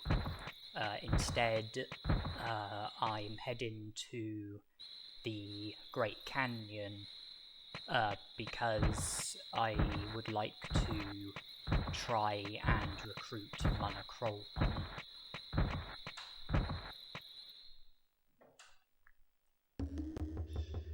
Monochromon's recruitment is typically the recruitment that I dread the most, so I'm eager to get it out of the way, and seeing as no battling is required, I can do it with SkullGreymon, and any time that gets consumed from it won't be a problem. If I did it with Agumon, then time consumption would be a problem because it would be putting Agumon, it would be, filling up Agumon's Digivolution counter, putting him closer to Digivolving, but by recruiting Monochromon with SkullGreymon, I don't need to worry. In order for SkullGreymon to be able to Digivolve,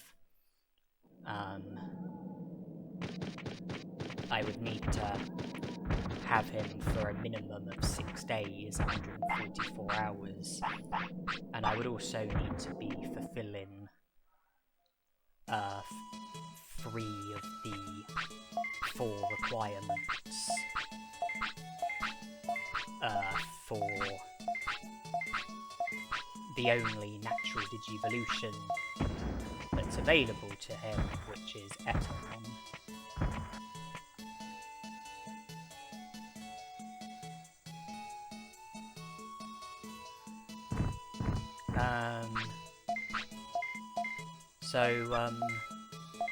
In order to recruit Monochromon, you have to earn a certain amount of profit when working in his shop.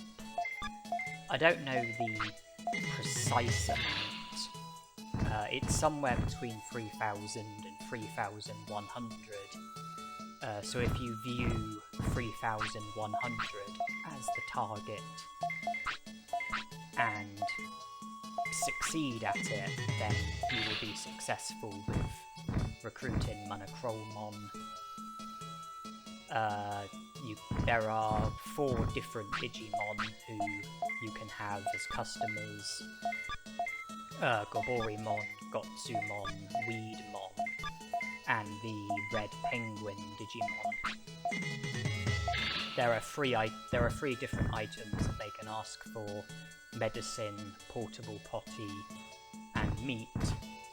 And every time you're approached by a customer, you have 3 options. You can either charge the regular price, or raise the price, or lower the price. If you raise the price, then you can raise it by 1 of 5 different steps. If you lower the price, then you can lower it by 1 of 3 different steps.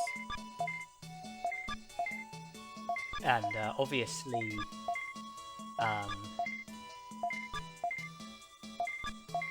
you want to, when you sell an item, obviously the more you sell it for, the more profit you will make, which of course is a good thing, but at the same time, the more you charge, the more of a risk that there will be of the customer storming off and refusing to pay. The shift is divided into 2 halves. In each half you get 10 customers, but when a customer storms off, it causes you to lose a customer. So if 1 customer storms off, you only get 19 customers in total. if 5 customers storm off, you only get 15 customers in total. Where meat is worth such a small amount of money, I usually charge the regular price when a customer asks for meat. But with medicines and portable potties, I aim to raise the price. And in my experiences, SkullGreymon is the most easygoing customer. With him, I usually aim to raise the price to the maximum, raise it by 5 steps. Gotsumon is less easygoing, and I tend to raise the price by 2 steps. Weedmon is even less easygoing, and I tend to raise the price by just 1 step. And then the red penguin Digimon seems to be extremely unpredictable.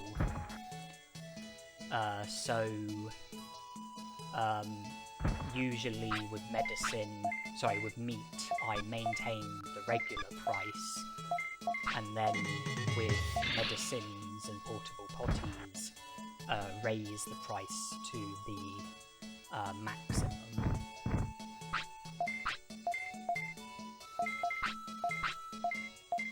Because I'm not sure that raising the price increases the risk of the red penguin Digimon storming off, or if it's completely random. But if what I charge isn't going to have any bearing on what happens, or not much of a bearing on what happens, then to me it just makes the most sense to charge the maximum, where the reward will be a lot bigger and the risk will be much the same. That's a general guideline, but I do use common sense. The SkullGreymon who approached just a moment ago, he wanted a medicine, and in order to be able to reach the target, I didn't need to raise the price by 5 steps, I only needed to raise the price by 2 steps, and that's what I did.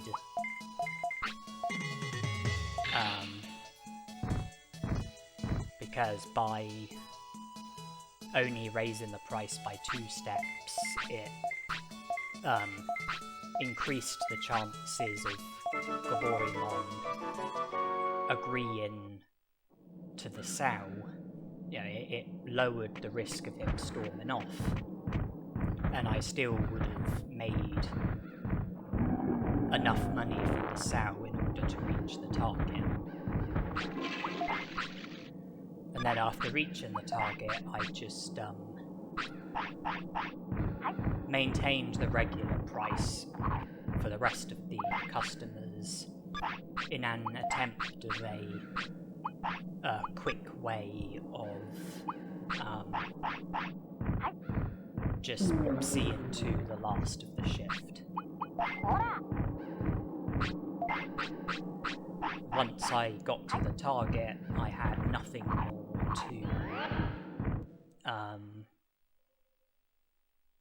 to gain, because there are no bonuses for going over the target. It results in Monzaemon joining the city and you being presented with 2,000 bits. Regardless of whether you hit the target bang on or if you go 100 bits over the target or 1,000 bits over the target. You know, it doesn't change anything.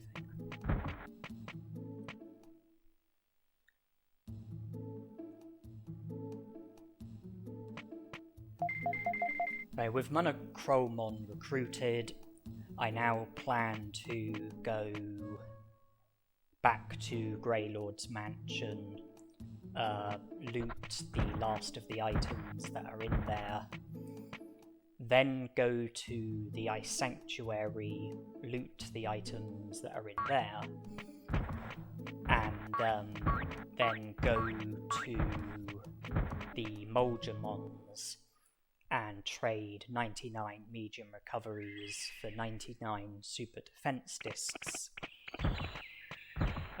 Autopilot back to the city, sell the super defense discs and anything else that's not needed, and Monzaemon will be the Digimon who will be working at the item shop, and I can buy back 99 medium recoveries, and I can also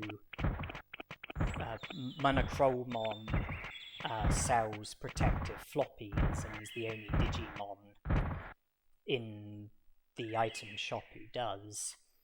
I've already got one protective floppy in the item bank. If I buy 98 protective floppies from Monzaemon, add that to the one in the item bank, that will be 99 protective floppies. And then I'll have more than enough protective floppies in order to be able to use one in every battle that I get into. It will stop me from falling victim to status harm.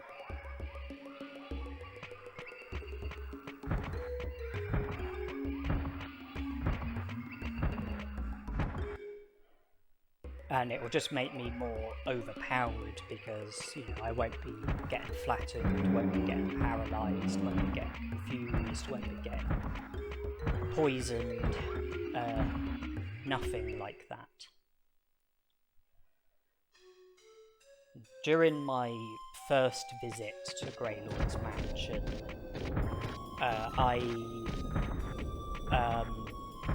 was aware that there are some overlaps with items that can be looted in Greylord's mansion and items that can be looted at the Ice Sanctuary, and I made sure that the items that I didn't collect the first time are all items which also feature at the Ice Sanctuary, meaning that they won't take up extra inventory space.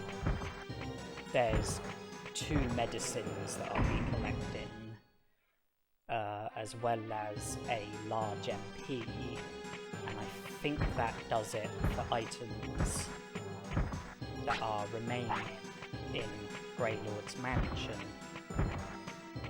And medicine and large MP are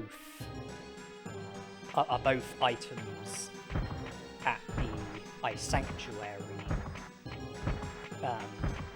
and they'll just get added to the medicines and the large MP that I've already got. So no more space will be consumed as a result of those items. I wanted to try and use the overlap to my advantage, to try and use up less inventory space. I put everything into the item bank apart from medium recoveries and autopilots. Medium recoveries, as you know, I plan to trade them with Monzaemon. Autopilot, that will give me a quick return to the city. I have no food items in my inventory, but there is the possibility of me finding food items that I can feed to SkullGreymon, as demonstrated when he wanted to eat just then, and I picked up a Digimushroom and fed it to SkullGreymon. As well as having a medicine and large MP, the Ice Sanctuary also has a large recovery, restore, omni floppy, omni disc, super recovery, and I think that does it. And I am, also looking out for random items while journeying, and depending on my luck with finding random items while journeying,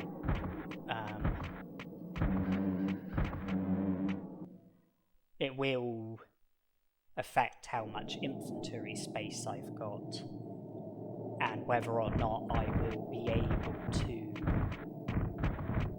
collect all of the items at the Ice Sanctuary without needing to discard anything. I would rather not have to discard anything, but if I do, then it's really not the end of the world. I can just discard whatever has the least value to me.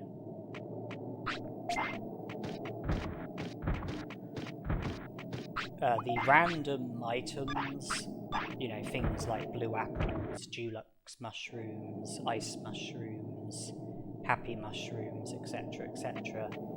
Items like that are more valuable to me than the items at the Ice Sanctuary. So I'm not going to be disappointed if I find random items and end up with less inventory space, and then end up having to discard something. Yeah, I'll be pleased, because I'm more interested in the random items, or at least certain random items.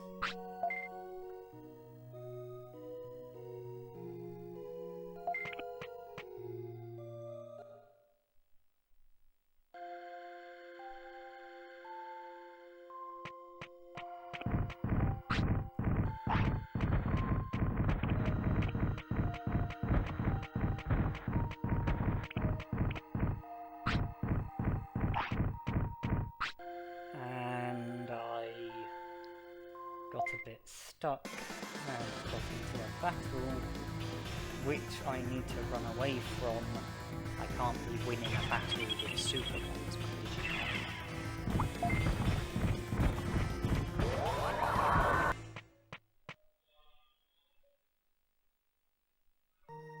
Okay, well that's wasted a bit of time and lowered my happiness and discipline.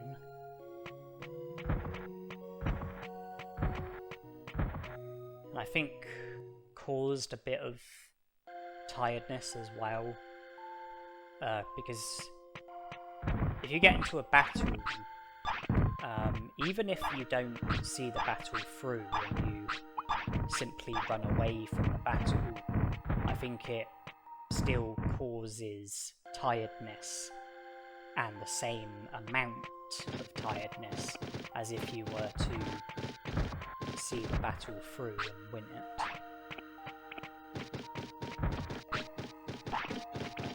But none of that is a big deal. When I digivolve from SkullGreymon to Agumon, tiredness will get completely restored.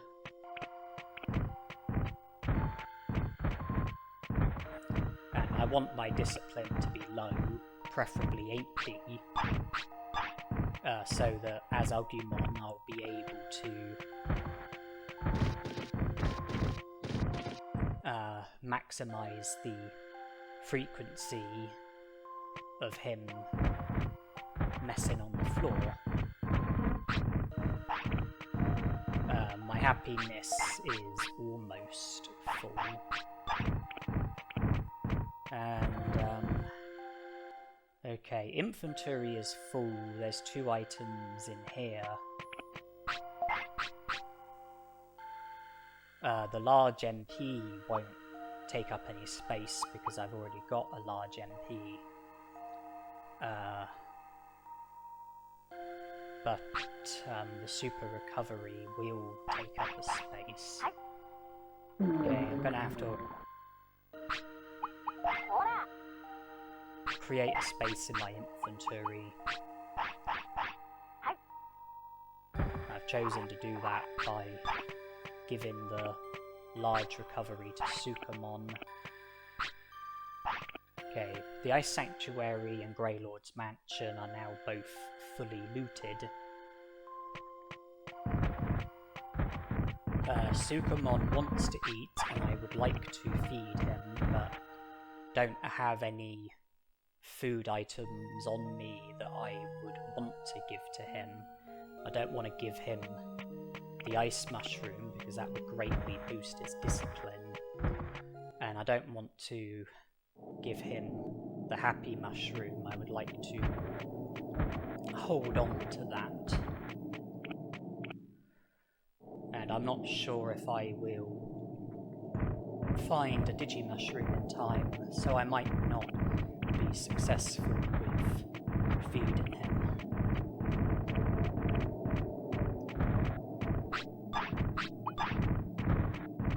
If I try to trade medium recoveries with Monzaemon, I'm not going to be able to do it with a full inventory. I'm going to need at least 1 space, so another item is going to have to get wasted.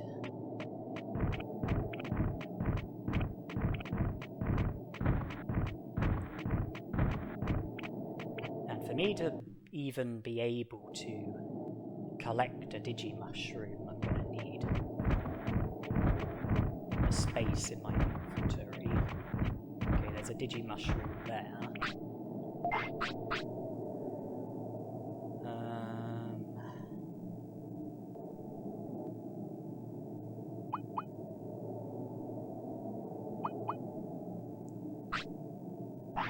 The Omni Floppy has the least value.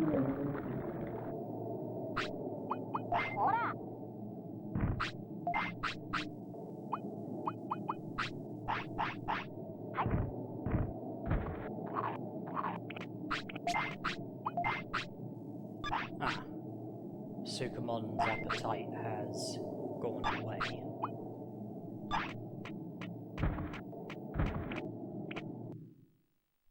So there's no point in having the Digimushroom in my inventory.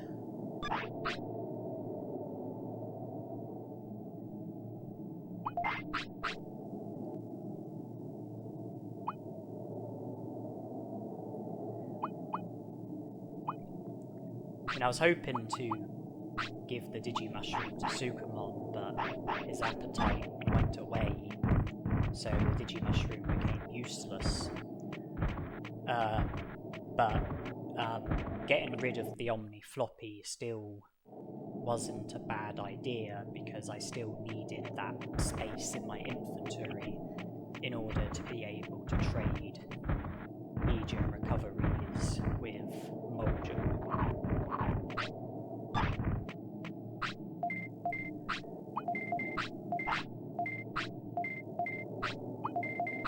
Giving the large recovery to SkullGreymon would have put his HP up to the maximum.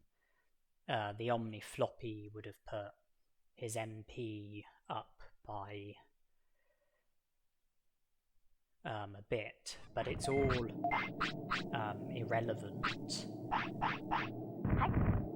because when I digivolve back to Agumon, my HP and MP are going to be far adrift of being full, and I would need to use a Digi-Seabass to, you know, refill my HP and MP, put them up to the maximum.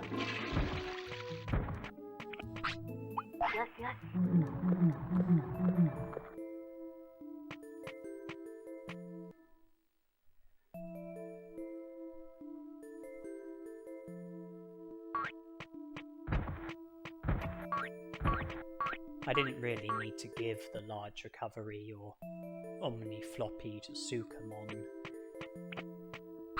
But I suppose it makes things a bit safer.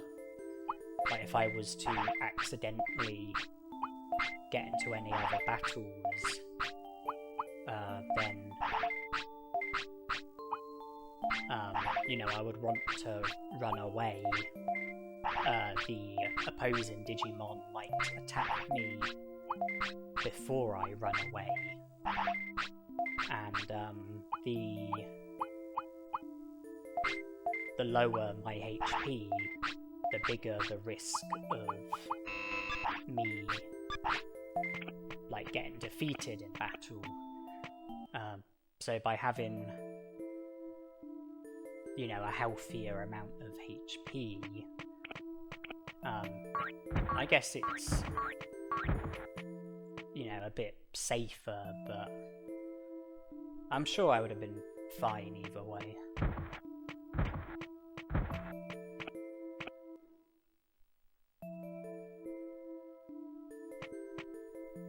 Okay, I'm thinking about Trash Mountain, thinking about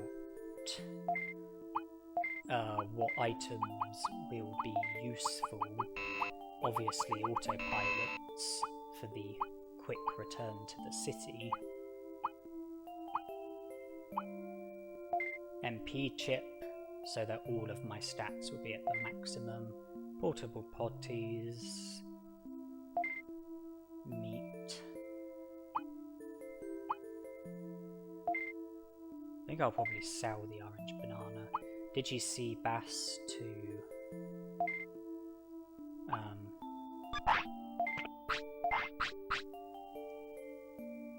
put HP and MP up to the maximum.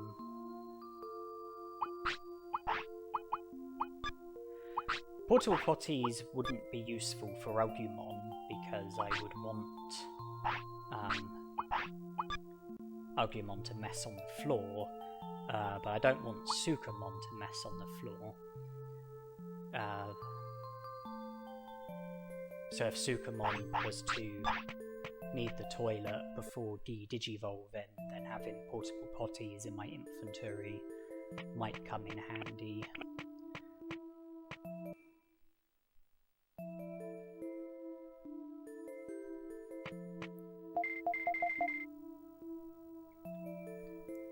The blue flute will be needed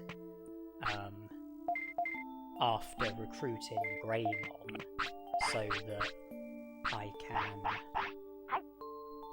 go back to Beetleland and recruit Carbolterimon. I've finally spoken to Digimon. My prosperity points are at 20, and Greymon is now available for battle. The trigger spot for him is just outside of Digimon's house. I had to use the autopilot to avoid the trigger spot.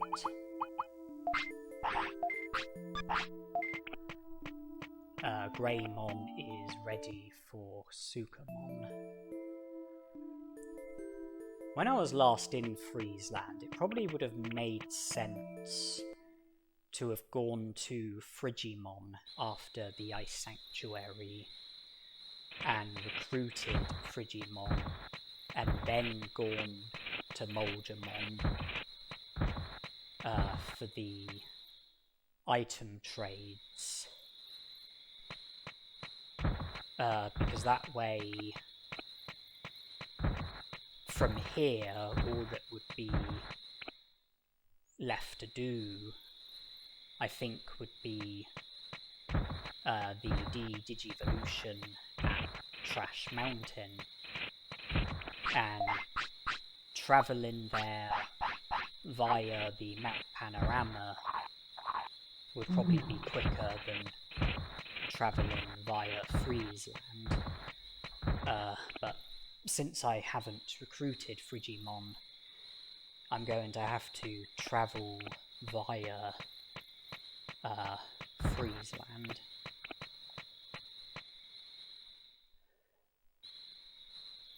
And even though Toy Town is completely pointless, I might speak to Cherrymon as well.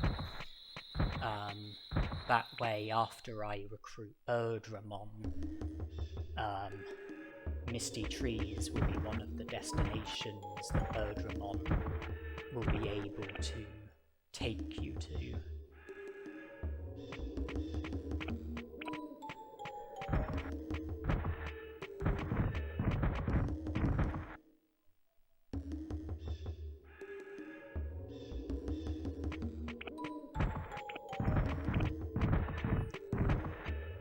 The places that Birdramon can take you to, there are requirements in order for Birdramon to be able to take you to the certain locations.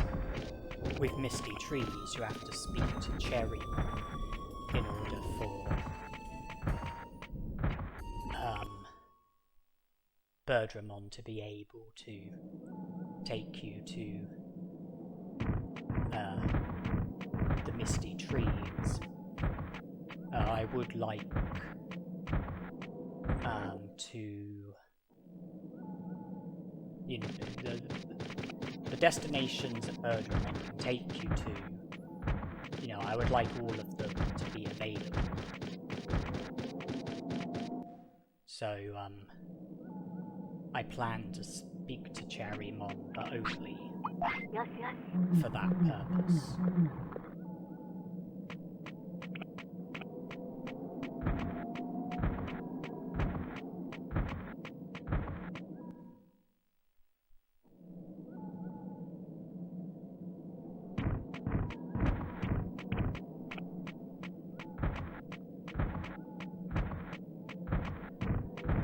We are close to the... Oh, prickly pearl. Now that may come in handy, because I want to be keeping Agumon's weight down, so that's a good find. What was I saying? Yeah, we're getting close to Agumon's second phase. We are almost done with Sukamon. You know, we're heading to Trash Mountain. We're going to tie in Frigimon's recruitment and the conversation with Cherrymon. Apart from that, I think Trash Mountain is the only other thing. Yeah, apart from that, I think you know, Trash Mountain is the only place that we are heading for.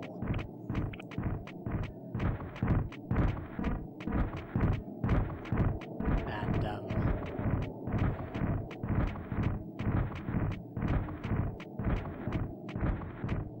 by giving the MP chip to Agumon, all of my stats will be at the maximum. By giving him a Digi-Seabass, his HP and MP will both be full. I'll have to re-equip Magma Bomb, because at the moment it will just be Spitfire. That's Agumon's default technique.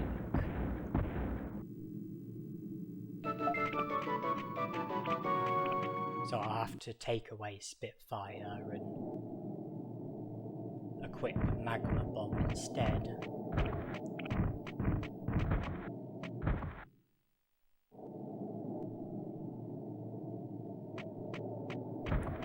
If Agumon becomes sick as a result of the Digi-Seabass, then I can very easily get Centauromon to treat the sickness. And I believe that the battle against Greymon will be the first battle that I will get into during Agumon's second phase.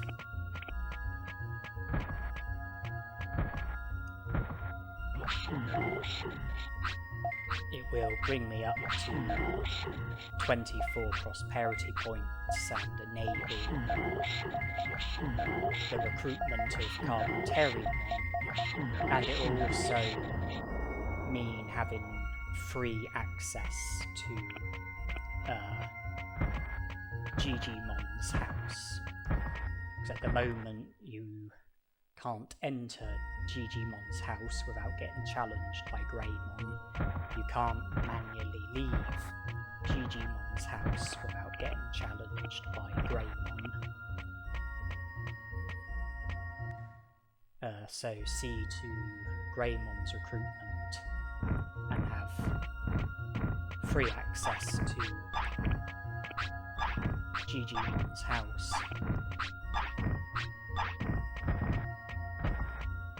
Recruiting Greymon also needs to be done in order for us to be able to trigger Airdramon later on into the playthrough.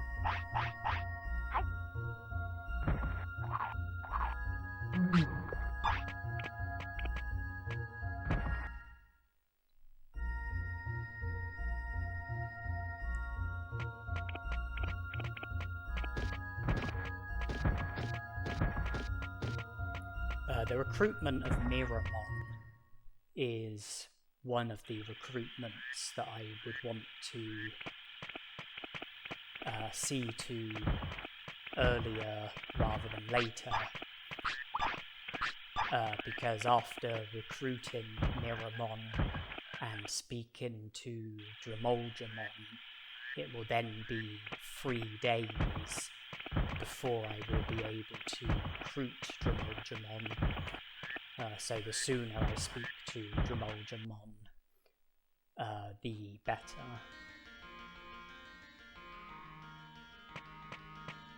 The 3-day countdown, it won't start until after I speak to Dromolgemon, and that won't be possible until after I recruit Miramon. And Miramon's recruitment is also part of the requirement for being able to gain access to Leomon's Ancestor's Cave.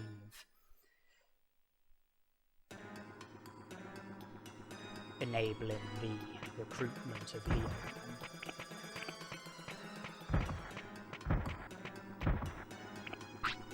Okay, so before we digivolve back, I'm just going to put our discipline down to the minimum, and I'm doing it with Sukamon,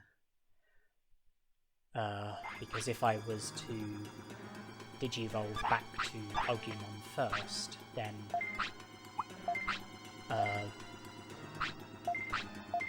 praising Agumon to lower his discipline would eat into Agumon's Digivolution counter. But by doing it with Sukamon and then digivolving back to Agumon, discipline will already be where I want it to be,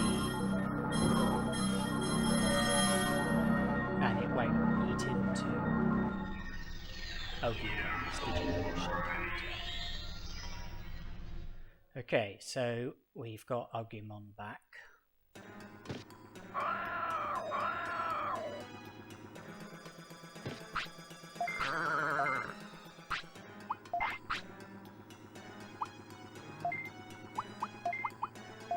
Magma Bomb is equipped. MP is the only stat which is lacking. That can be put right with the MP chip. And immediately our discipline is no longer going to be empty, because we're going to have to scold Agumon for him to take the MP chip. But he took it, and we now have a new medal. The medal for getting all of our stats up to the maximum. That has joined our other medal, which was for catching 100 fish.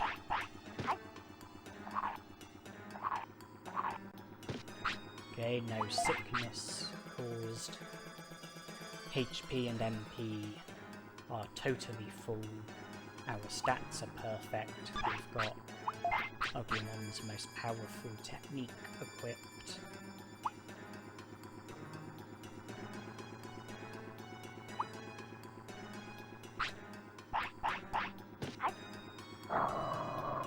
Alright, it's time to battle Greymon. And we just need to remember to be mindful of how many battles we get into, be mindful of Agumon's weight, and have Agumon mess on the floor as much as possible, so that the Virus Scourge will be getting filled up. Progress towards digivolving back to Sukamon.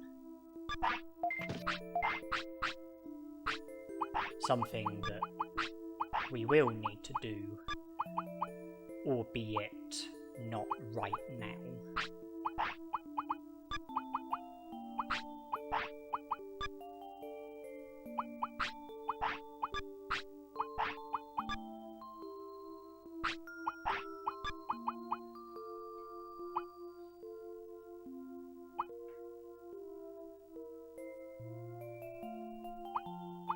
And there's quite a lot of items at the lava cave, so when I do recruit Miramon, I'm going to have to put quite a lot of my items into the item bank to create space for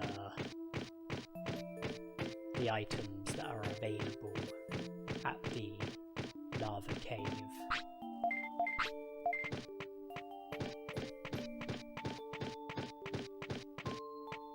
Most of the items are going to be unwanted, but they're still worth money. I can sell them for money, and thus, keep my money topped up.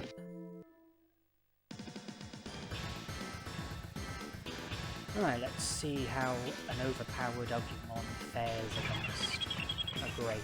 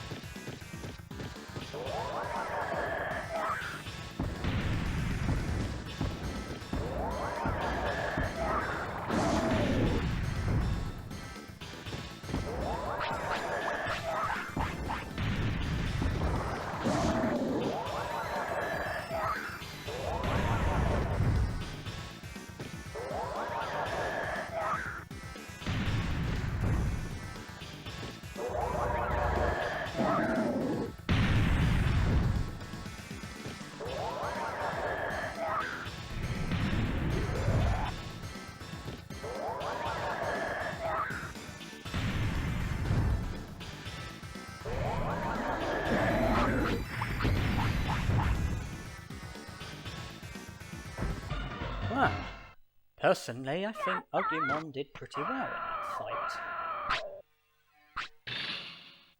Red Inferno learned. I don't care. Red Inferno is weaker than Magma Bomb.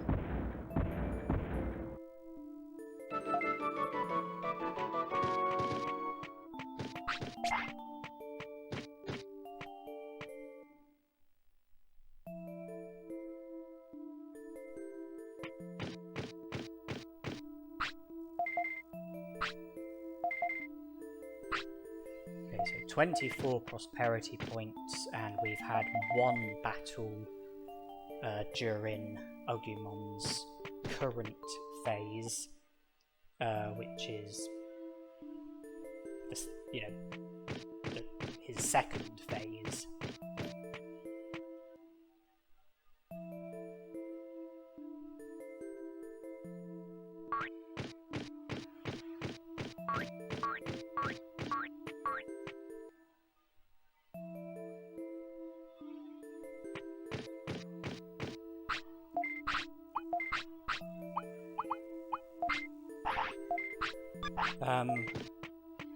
With the items that I've got and the stats that I've got, I can't imagine that I will have with the stats that I've got, I can't imagine I'll have too much trouble with the battles that I get into. I can't imagine that I'll need to use too many items throughout this overpowered run. I can't imagine I'll need to spend too much money topping up on various items. But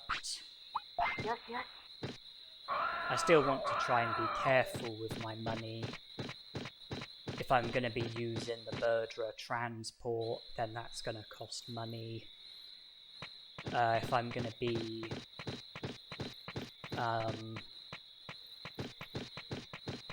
and like the items that I do use, like meat, autopilots, small recoveries, MP floppies, whatever, even though it's cheap, it will still carry a small cost. But with all the items that I'm going to be collecting, like item chips and various other items, I'm sure the money that I will make from selling those items will more than compensate. So, I am interested in items that can be looted, because I should be able to adequately keep my money topped up by selling such items.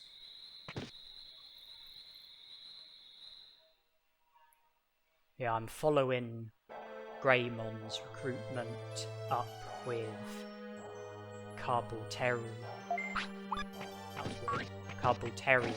recruitment. Oh, it's one of those items. Golden Acorn. Well, there's an item you don't see every day. It's a food item which you can feed to your Digimon. Or you can sell it in a shop.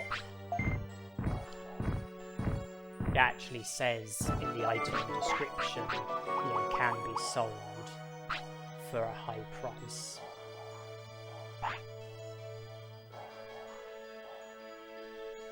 So I think the main purpose of it is to just sell it for the money that it's worth.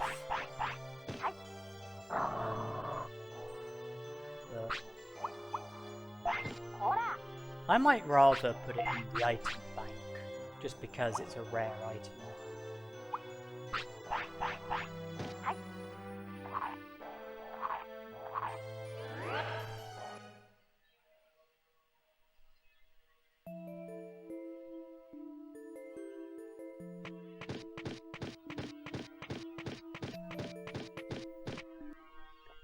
Yeah, I need to make my infantry ready for the lava cave and the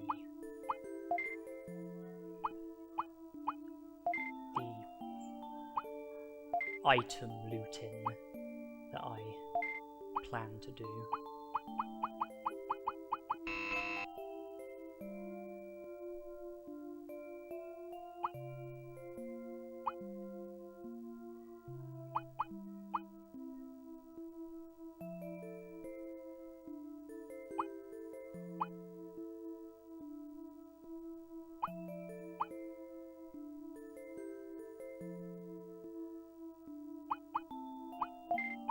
I probably won't need meat as well as a prickly pear.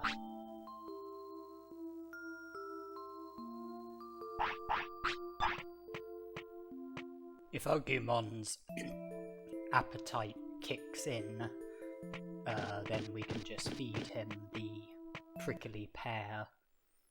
It will put his weight down by 5, which will be very helpful with keeping weight under 15. I put the small recoveries away. I think I can put the MP floppies away as well. Now I'm not going to need to heal HP or MP during the battle. Yeah, prickly pear in case Agumon's appetite kicks in. Autopilot for a quick return to the city. Protective floppy so that I won't be subject to any status harm during the battle. And having the protective floppy won't take up any extra space, because one of the items in the lava cave is a protective floppy. That will just get added to our other protective floppies. Miramon drops an attack chip. There's 2 more that you can get from computers. There's a medicine.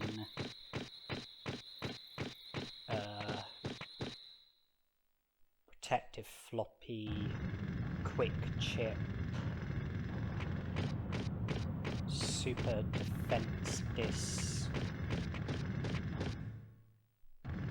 That's 4 spaces that I can think of. Wait, well, the attack chips will only take up 1 space, as will the medicine. Protective floppy, that space is already being occupied. Quick chip will take up a space. Super defense disc will take up a space. We now have 8 spaces.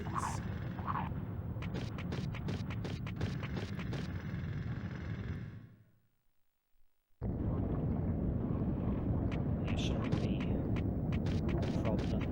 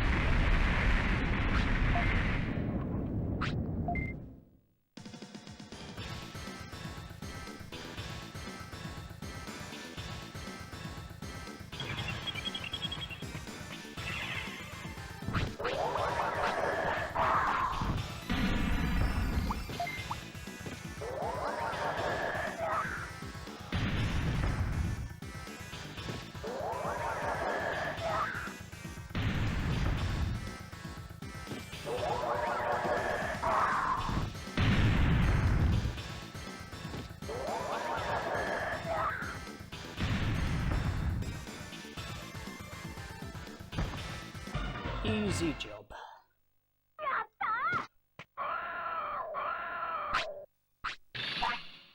That puts us up to 2 battles and 28 prosperity points. But this is also progress towards the recruitment of SkullGreymon and Leomon.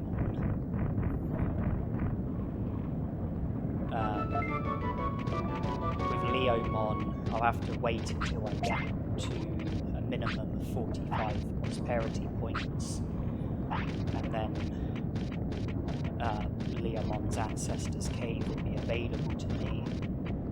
As for SkullGreymon, I'm about to speak to him, and then I'll need to come back in 3 days' time. He'll be done digging, and all I have to do is speak to him again, and he'll join the city.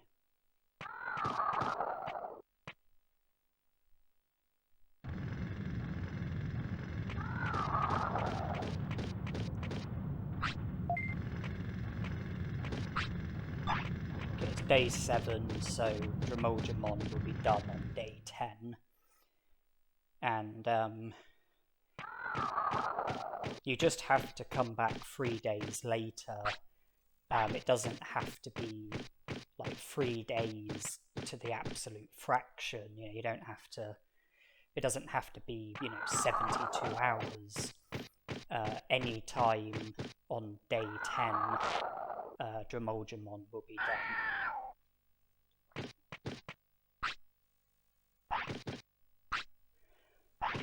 If you were to speak to SkullGreymon and it was to be 11 PM, then it would only be 2 full days and 1 hour until it would be 3 days later. So that would only be 49 hours.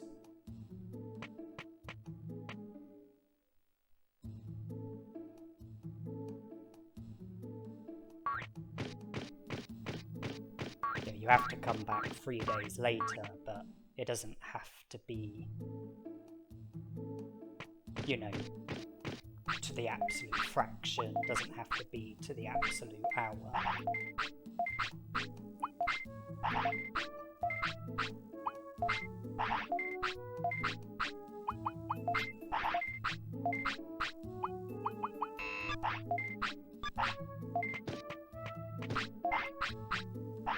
There's definitely going to be money to be made from selling the item chips, which makes it a good thing that,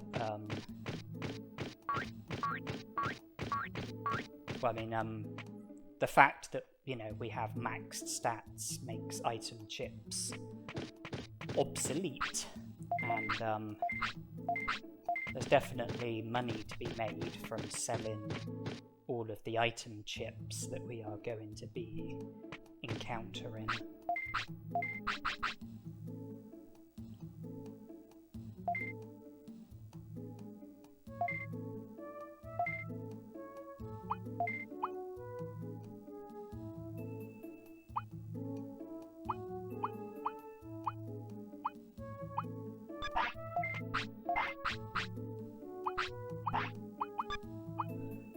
There's no point having the portable potties in our inventory.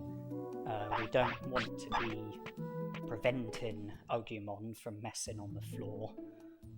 We want that to be happening, and we want it to be happening as much as possible, at least until the virus gorge is only 1 away from being full. Just me, or was there no mention of Nanimon? Don't know, but the prosperity points have been registered. The lack of inventory space is a bit of a pain, only being able to carry 10 items. That would make me keen to try and encounter Nanimon, even though I won't be able to recruit him in this playthrough, I can at least encounter him and get the accessory which enables you to carry 20 items instead of 10. Will it be possible in this current phase? The Dino region, definitely not, because I have to be able to get 50 prosperity points while digivolve into Sukamon, which, you know, creates a limit with battles. And to recruit Tyrannomon and be able to encounter Nanimon at the Dino region, you would have to defeat Tyrannomon and Meteormon. 2 battles for 2 prosperity points is not a very good ratio. The Olga Fortress, it should be possible to encounter Nanimon at the Olga Fortress, because with the Dino region you have to recruit Tyrannomon in order for Nanimon to feature at the Dino region, and you have to, in order for Nanimon to feature at the Olga Fortress, you have to have recruited Waymon, which requires having the first 3 Olgamon battles. And that I am aiming to do in this phase, which means that it will be possible to encounter Nanimon at the Olga Fortress. In order to encounter Nanimon at Leomon's Ancestor's Cave, you have to recruit Leomon. That I am aiming to do, but it won't be an option until later on.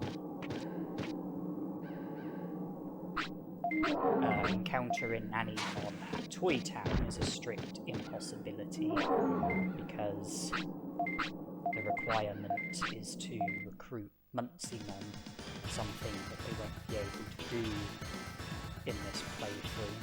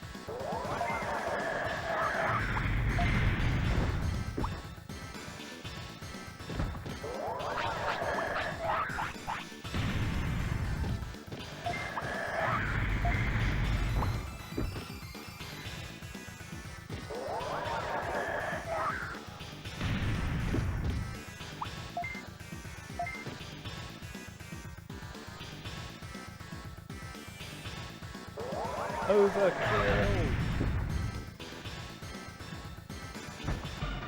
Olgamon is used to being in the company of Agumons. That's something that he's become accustomed to.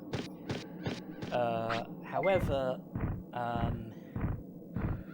the Agumons that he's been associating with have all been very weak Agumons. He hadn't encountered a super tough Agumon, and he was very surprised by how powerful this Agumon was. Okay, 3 battles, still 28 prosperity points, but progress, because now we can have the second Agumon battle, which will set up Xiaomon's recruitment.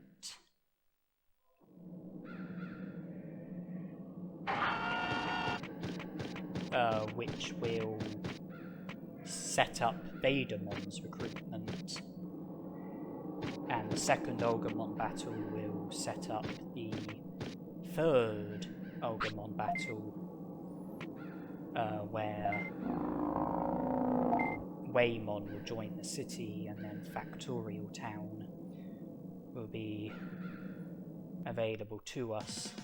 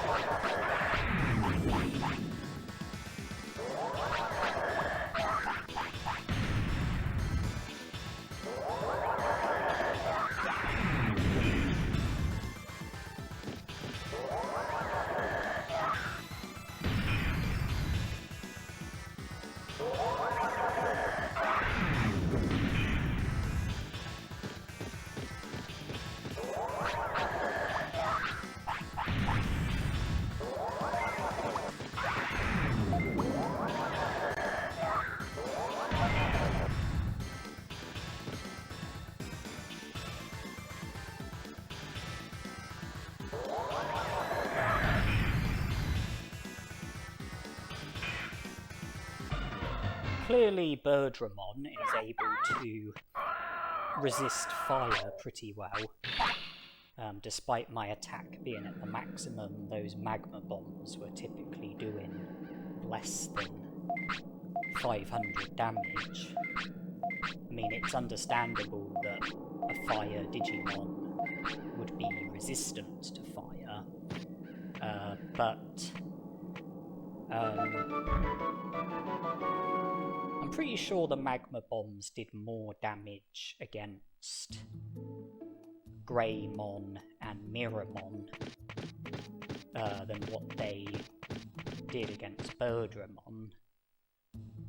I don't know if Birdramon has higher defense, or if there's something else about her that makes her more resistant to fire. I was saying about the Nanimon locations. The other one is Factorial Town, but it won't be possible in this phase because you have to defeat Guromon, defeat and recruit Numamon, speak to Andromon, and give him time to recover the data, and then when you return to Andromon, he'll read the information to you, and then he'll join the city. Nanimon is always available after recruiting Andromon. I don't know if it's recruiting Andromon which makes Nanimon feature in the Factorial Town, or if it's simply... if the requirement is simply for Andromon to have recovered the data, and that Nanimon will feature regardless of whether you recruit Andromon first. I'm not sure, but that's not an option in this phase. In this phase, I think the quickest and easiest Nanimon encounter is going to be the Olga Fortress. Leomon's Ancestor's Cave can happen as well, but later on. And then encounters with Nanimon at Factorial Town and Dino Region will be possible until the third phase of having Agumon.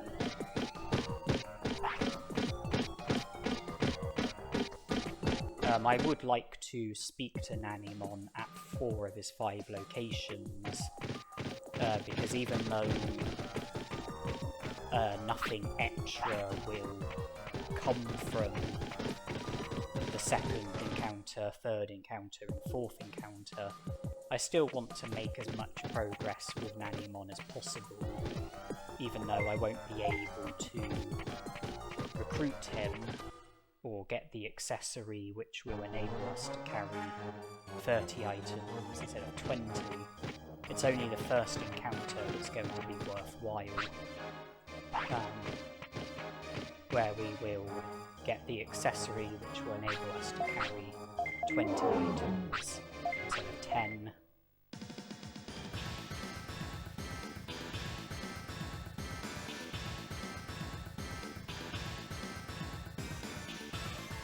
I think this is battle number 5.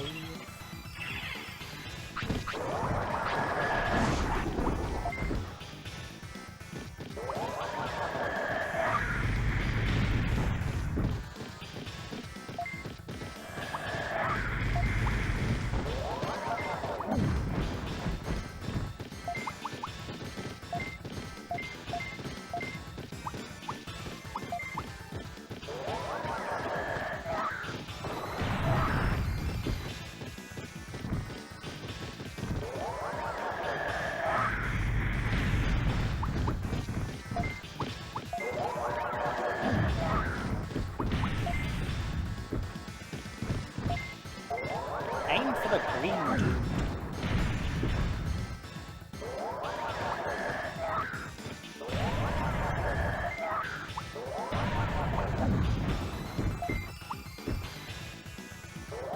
This is only one target.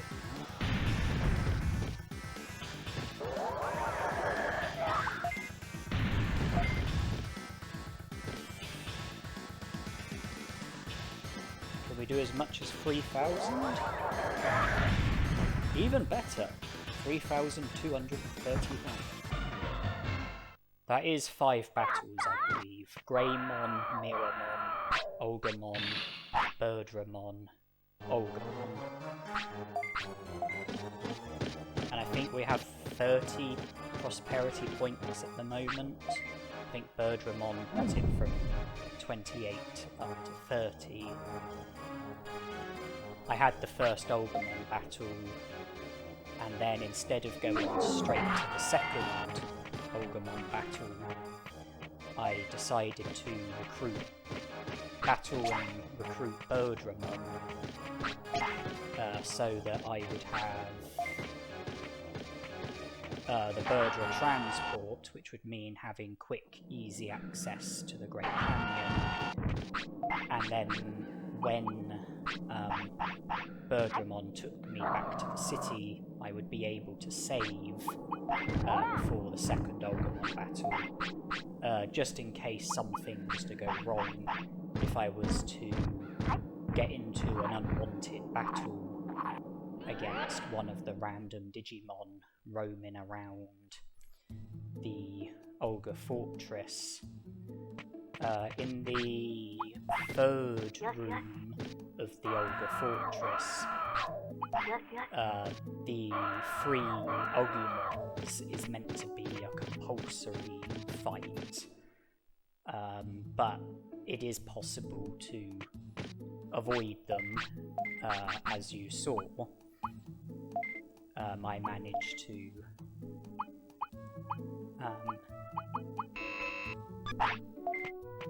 I managed to evade them, and I'm trying to have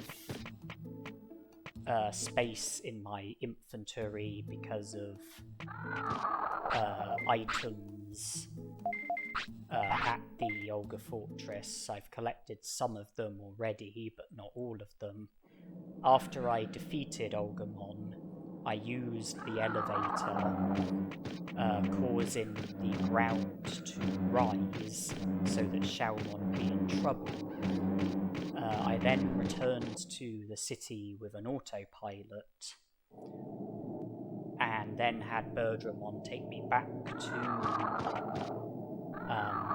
the Great Canyon, and I'm now entering the Great Canyon Bridge, and Xiaomon will call out to me.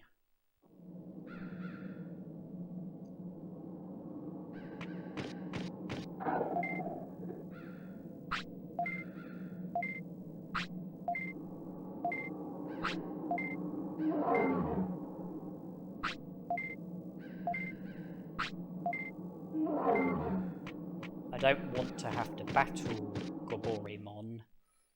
The Goborimon at the Great Canyon Bridge. So I'm going about things in a slightly different nature so that I can recruit Xiaomon but without having to battle the Goborimon. When I used the elevator at the Olga Fortress, I could have gone to the Great Canyon Bridge, and I could have made it past Goborimon without battling him. There is a Goborimon skip, but I'm not very good at pulling it off. And if I was to successfully do the Goborimon skip and speak to Xiaomon, it wouldn't be possible to directly return to the Olga Fortress without getting into a battle with Goborimon. You know, the Goborimon skip can only be done on one side, it can't be done on both sides. But instead of risking the Goborimon skip, I used the elevator, used the autopilot to go back to the city, have Birdramon take me back to the Great Canyon, and then go to the Digimon Bridge and speak to Xiaomon, putting me in the position that I would pretty much be in if I had successfully pulled off the Goborimon skip. And then, as a way of being able to get back to the Olga Fortress and cause the ground to lower so that Xiaomon can be freed, what you have to do is what I've done, which is like the longer way of getting back to the Olga Fortress. Go from the Great Canyon Bridge to Friesland, from Friesland to the Dino region, from Friesland to the Great Canyon, use the elevator to go to the lower part of the Great Canyon. From there, go to the Olga Fortress, use the elevator in the Olga Fortress so that you can then go downwards in the elevator. You go upwards in the elevator so that you can then go downwards in the elevator back into the Olga Fortress, then leave the way that I'm leaving, go to the lower part of the Great Canyon, take the elevator up to the middle part of the Great Canyon, go to Friesland, go to the Great Canyon Bridge, and Xiaomon will be safe. You can speak to him and he'll join the city.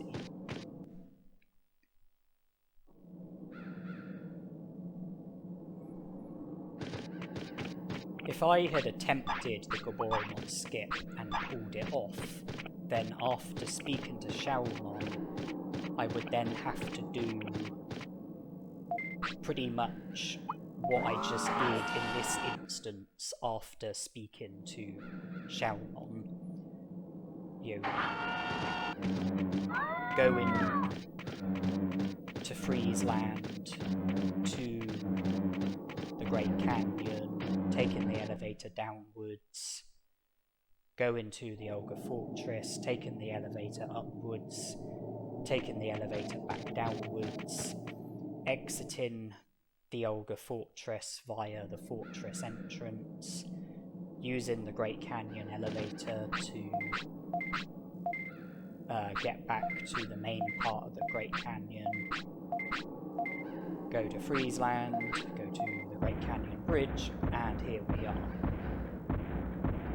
But I didn't attempt the Goborimon skip. I avoided the Goborimon and went about it in a slower, easier way. At the Olga Fortress, I used the elevator, then returned to the city with an autopilot, and then went back to the Great Canyon via the Berdra transport, went from the Great Canyon to Friesland to the Great Canyon Bridge, and then I was able to speak to Xiaomon. Normally you would have to battle the 3 Agumons in the Olga Fortress, as well as the Goborimon on the Great Canyon Bridge, but the 3 Agumons can be skipped easily enough. The Goborimon can be skipped, but it's a lot less straightforward. And I was successful with avoiding the Agumons and Goborimon, which meant that no battles came from the Olga Fortress apart from the battle against Olgamon. Well, the battle against Olgamon and 2 Agumons, but it only counts as one battle regardless of how many opponents you're up against. Doesn't matter if you're up against 1 opponent, or 2 opponents, or 3 opponents, it only counts as one battle. I had to have the first Olgamon battle to enable the second Olgamon battle. I had to have the second Olgamon battle in order to be able to recruit Xiaomon, as well as set up the third Olgamon battle, which results in Waymon joining the city, and also sets up the fourth Olgamon battle, which takes place in the drill tunnel and results in Olgamon joining the city afterwards. Berdramon's recruitment was unconnected to Olgamon and Xiaomon and Waymon, but I wanted to recruit Berdramon because I wanted to have the Berdra transport. Okay, so we've had 5 battles and we're up to 32 prosperity points.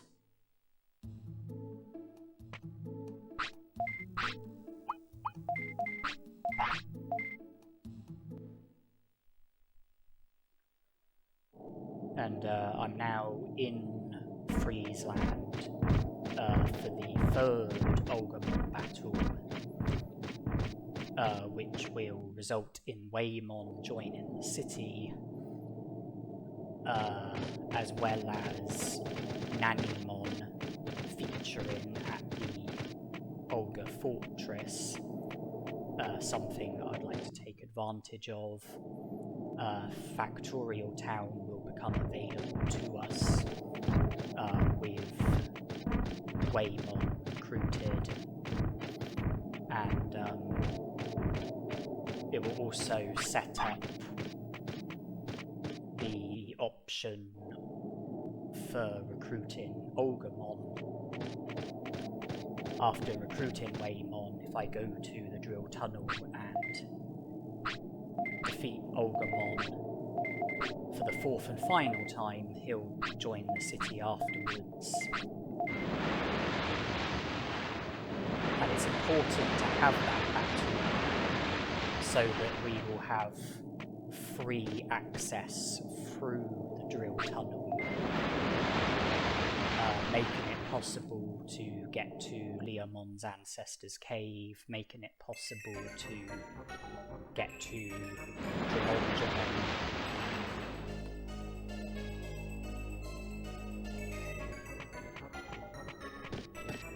Because after this battle, Agumon will challenge you in the drill tunnel, and until you defeat him at the drill tunnel, I don't think it would be possible to access Leomon's ancestor's cave or Digimon, which is why it's particularly important to make sure that we have the fourth Agumon battle. Meaning that drill tunnel will be ours to explore. There'll be no restrictions.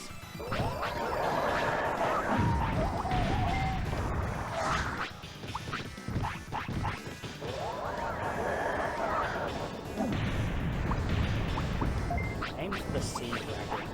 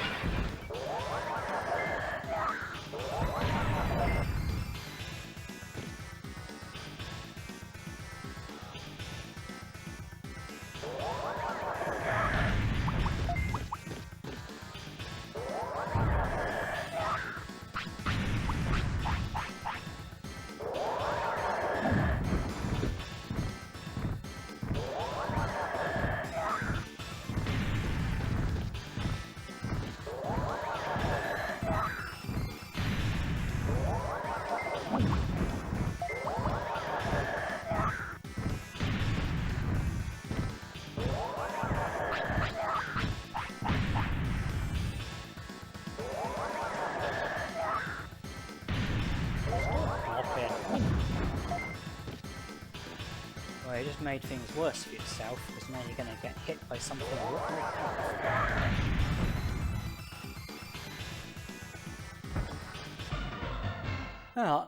I'm liking this.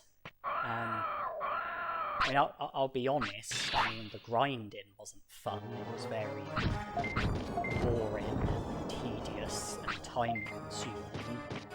But now that, you know, we're properly into it, you know, with our overpowered Agumon, you know, I am finding this very fun, you know, just effortlessly slaughtering Digimon with Agumon as my Digimon. I've got Agumon as my Digimon. He's a very overpowered Agumon, and I'm just going around with a rookie, just effortlessly slaughtering what would usually be far superior opposition. 6 battles, 34 prosperity points.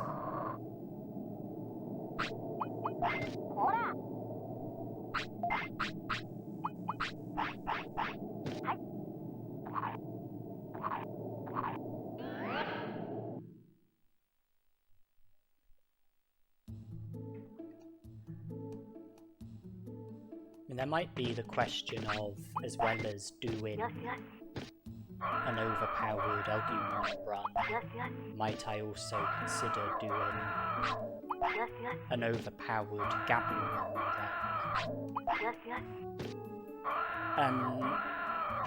While I wouldn't necessarily completely rule it out, the idea is less appealing. I don't like Gabumon as much as Agumon. I don't like battle techniques as much as fire techniques. I think Gabumon's best technique would probably be Megaton Punch.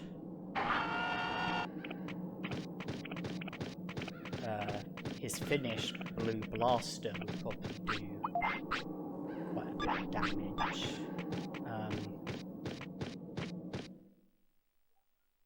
But yeah, I'm just not really that keen on the idea.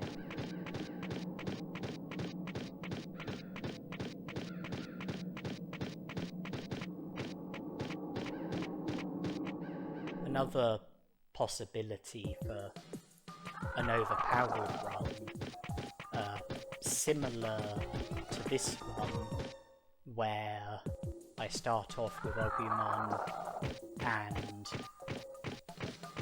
maximum stats are achieved by catching loads of black trouts and maxing out my Digimon stats with them, but instead of sticking with Agumon, digivolving to Greymon,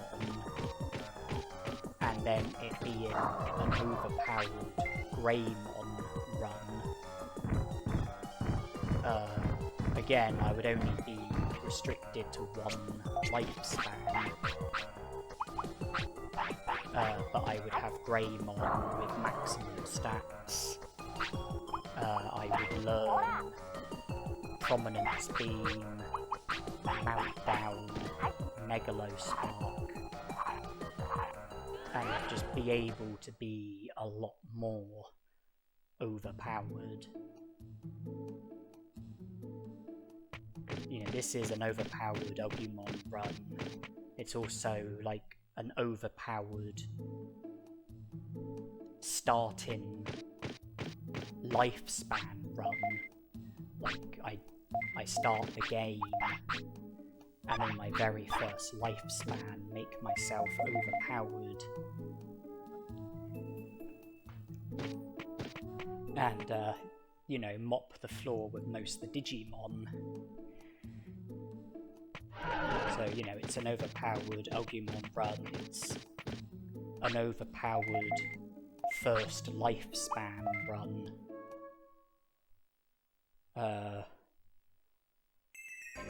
If I was to do like an overpowered Greymon run, then it would be like another example of an overpowered first lifespan run. And we would be a lot more overpowered. Magma Bomb's damage rating is 279, but Greymon can do Meltdown, which has a rating of 400, and also attacks multiple opponents and can paralyze them. Prominence Beam has a rating of 444. Megalospark, I think, has a rating of 382, and Air is effective against quite a lot of different Digimon, quite a lot of different types. Greymon's finish is stronger than Agumon's finish. So there's definitely potential there.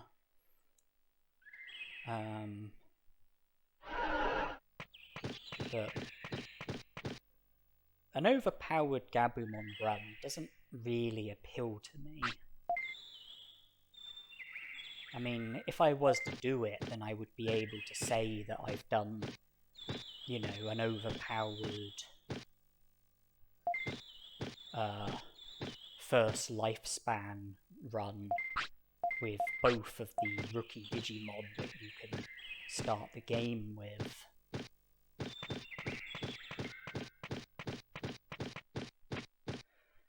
And I said about like an overpowered Greymon run, which would sort of stem out of what you've seen in this playthrough, but I would digivolve from Agumon to Greymon. And with Gabumon as my starting Digimon, something like an overpowered Garulamon run could be possible. Yet another overpowered first lifespan run, but I'm less keen on Gabumon.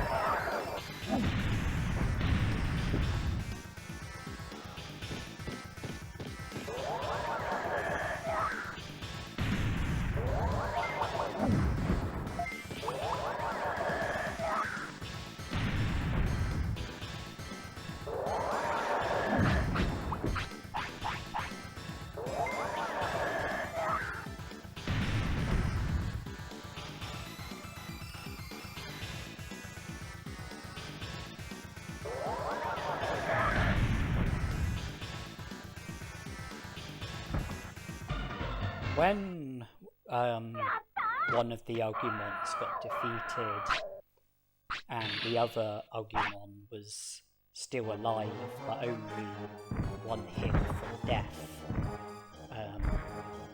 I decided to target him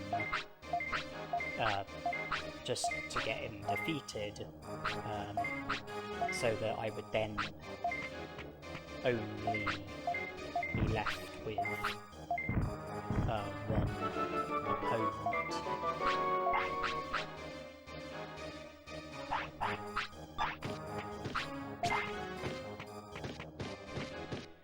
Okay, I think that's 7 battles. I think it's 36 prosperity points.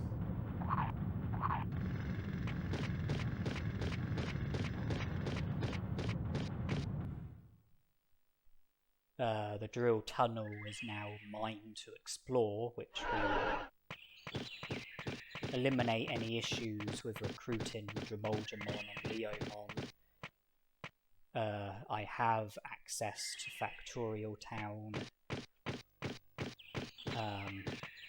I collected the Misty Egg from the Secret Beach Cave, but I have no use for it. I'm just going to sell it. I encountered Nanimon at the Ogre Fortress.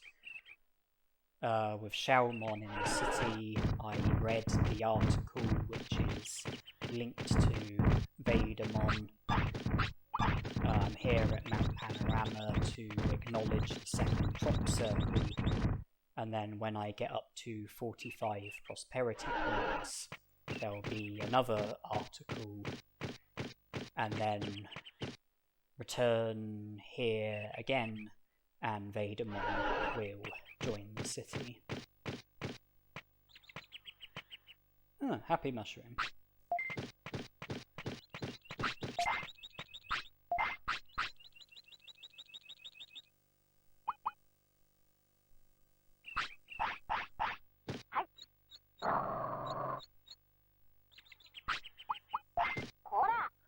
Yeah, it might sound bad, you know, being up to 7 battles and only having 36 prosperity points, but we are making progress towards things.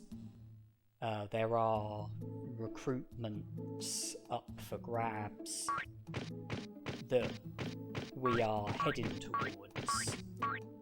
Recruitments that won't require any battles. SkullGreymon won't require battles. Leomon won't require battles. Vademon won't require battles.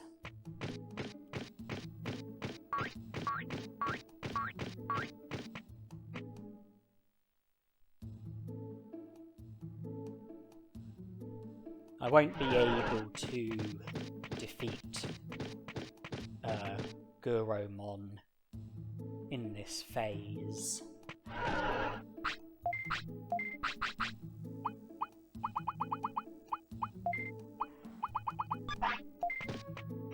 Because of the limits that I've got with regards to battles. I would like to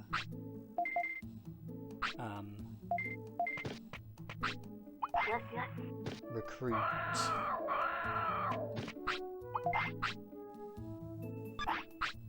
Pixiemon, Monzaemon, and Metal Monzaemon.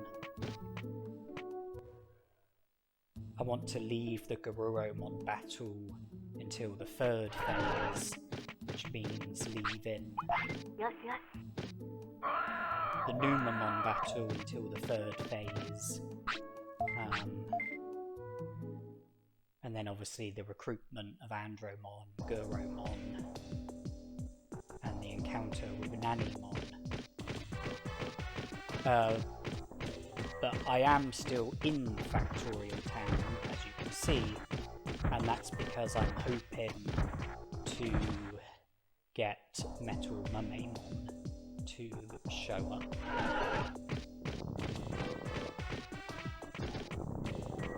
I've come here searching for Metal Monzaemon, who would make it 8 battles and 39 prosperity points.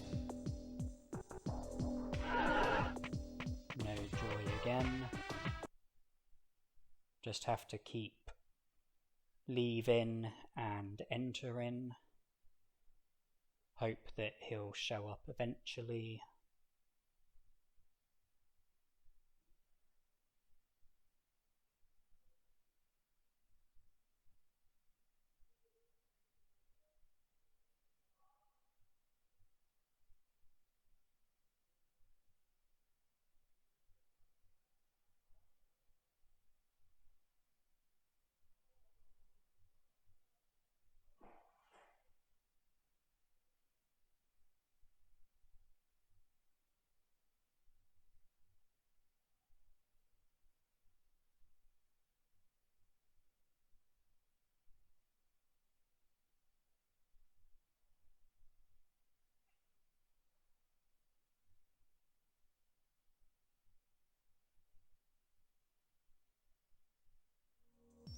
Ah, okay, we get there.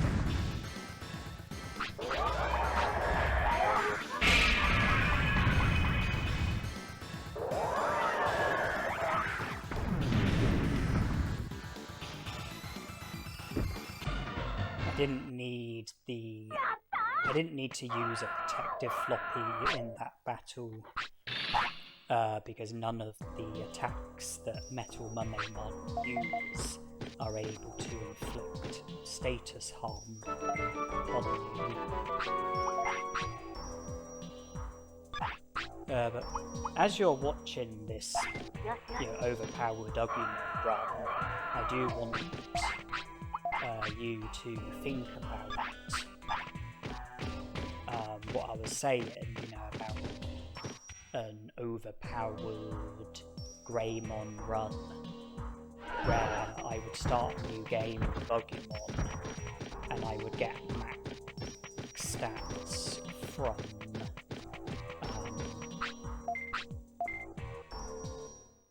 from Black Trouts, except I would digivolve to Greymon, learn the best techniques that Greymon is able to learn, Meltdown, Prominence Beam, Megalospark, and then do most of the game with an overpowered Greymon. And then also think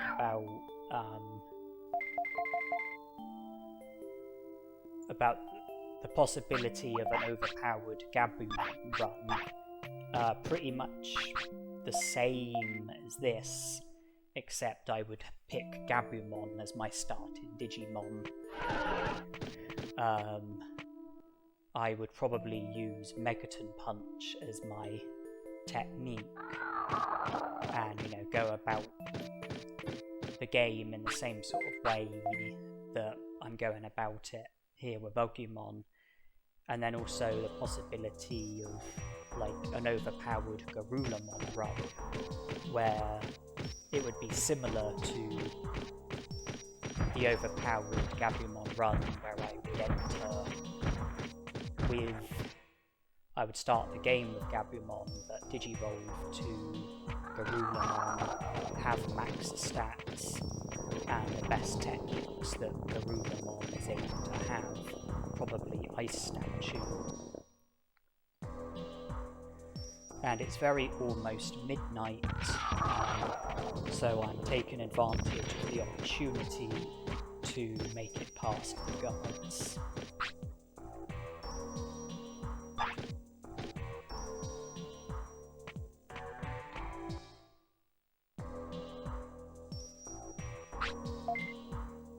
Okay,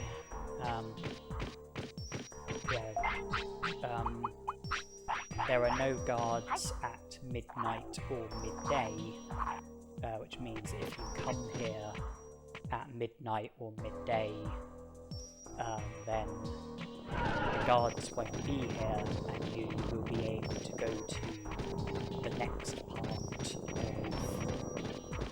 of Factorial Town. It doesn't have to be bang on the hour, you can have a few ticks either side. And where it was close to midnight, I thought that I would take advantage of the opportunity to make it past the guards and have access to the whole of Factorial Town. So that in Agumon's third phase, I'll be able to come straight here and defeat Guromon, and then defeat Numemon, and then speak to Andromon. I wouldn't have to worry about time, I wouldn't have to worry about guards. The whole of Factorial Town would be available to me. So even though I'm not defeating Guromon in this phase, I thought that it would make sense to make it past the guards, just to make life easier for us later on.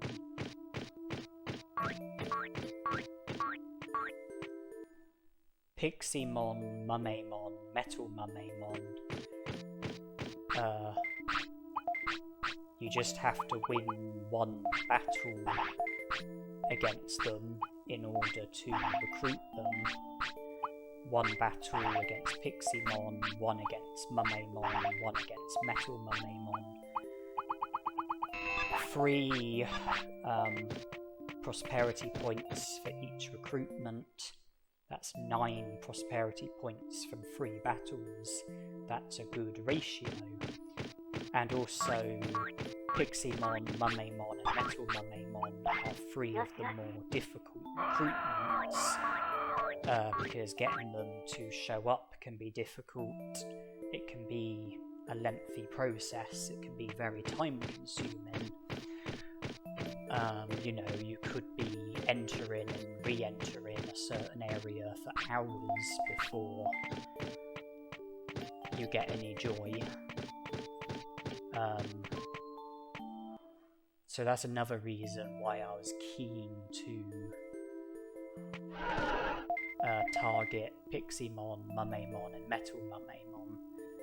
The prosperity points that come from it will be good, and I'll also be getting 3 of the more difficult, more time-consuming recruitments out of the way.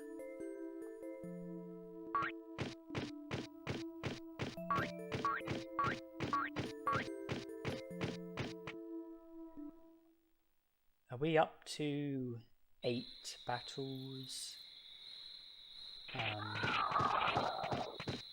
There was Greymon, Miramon, Olgamon, Birdramon,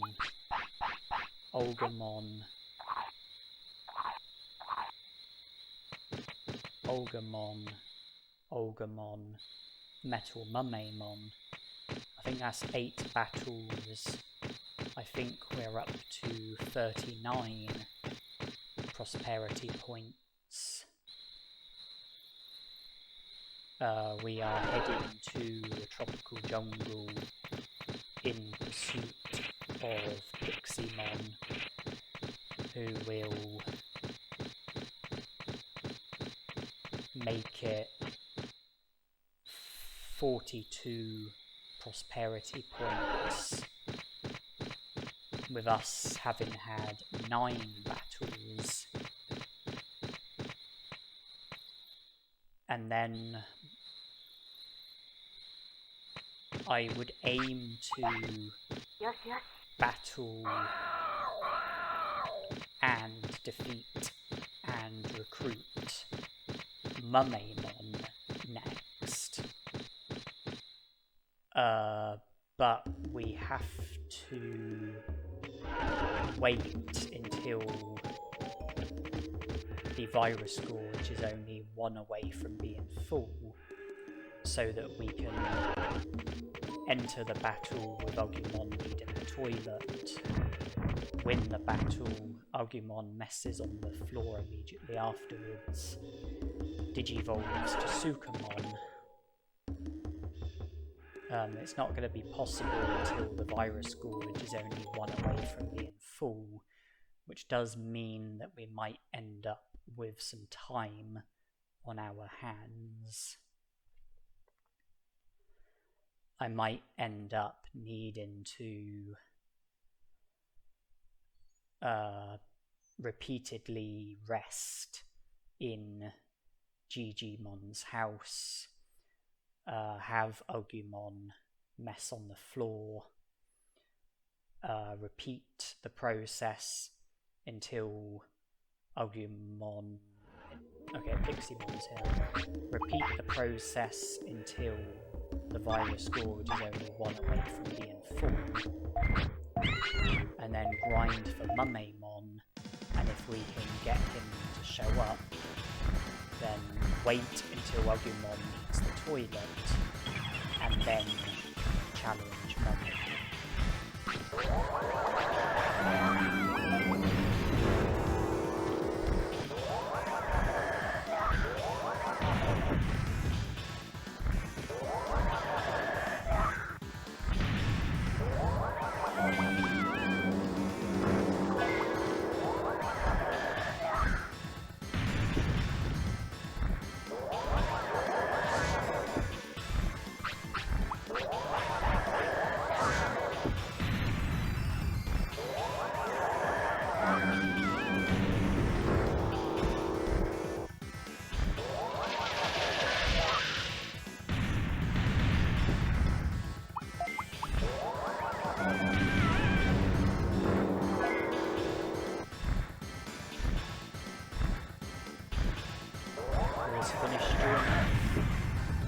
certainly will.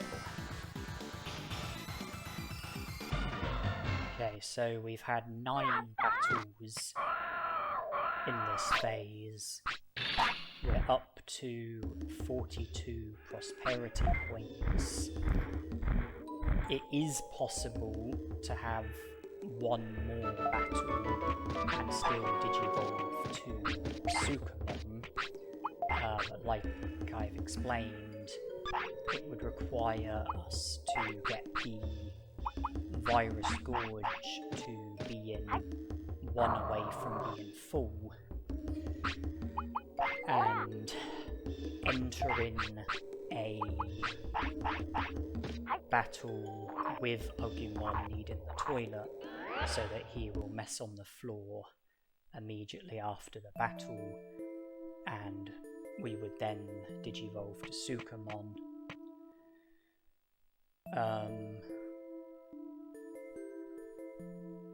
So for the time being, there might not really be anything to do apart from rest, mess on the floor, rest, mess on the floor, repeat the cycle until the Virus Gorge is 1 away from being full. Then obviously save in Digimon's house, go to Mount Panorama with Agumon not needing the toilet, try and get Monzaemon to show up, and then if he does show up, just loiter, wait until Agumon needs the toilet,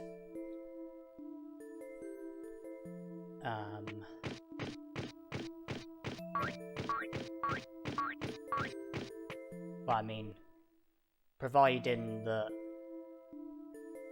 you know, Monzaemon shows up quickly enough that by the time he shows up, Agumon doesn't need the toilet. And if that is how it is, then just loiter until Agumon does need the toilet. Then defeat Monzaemon. Agumon will mess on the floor afterwards. Agumon will digivolve to SkullGreymon. We would be up to 45 prosperity points. Vadermon would be recruitable, making it 48. Leomon would be recruitable, making it 50. Dromolgemon would be recruitable, making it 52.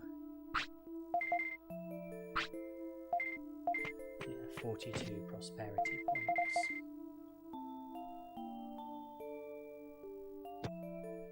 When grinding for Monzaemon, if we are not able to get him to show up before Agumon messes on the floor, then, you know, we would have to reset. If we get him to show up while Agumon needs the toilet, then we would have to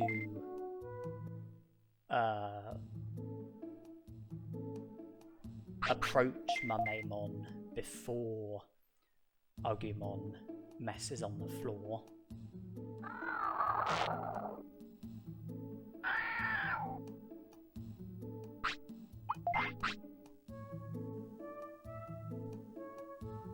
And if he shows up before Agumon signals for the toilet, then we would just have to loiter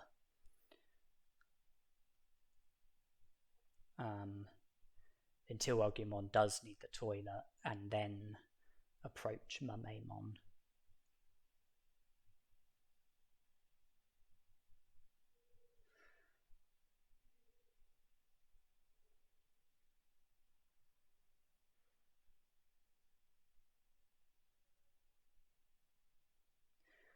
So yeah, not much to comment on really, just passing the time, trying to get Agumon to fill up the virus gorge as quickly as possible, not letting him sleep, resting plenty, feeding him when he wants to eat, and have him mess on the floor when he needs the toilet, ensuring that we get meat from Nanimon when it's a new day. And now we are in a position where the virus gorge is only one away from being full.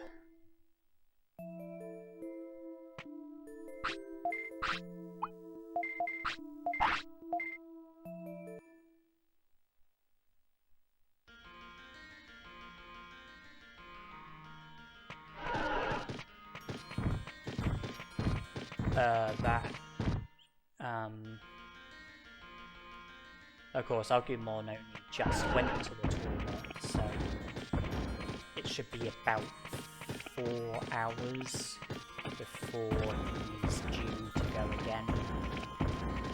It's midnight at the moment, so around 4 AM should be when he will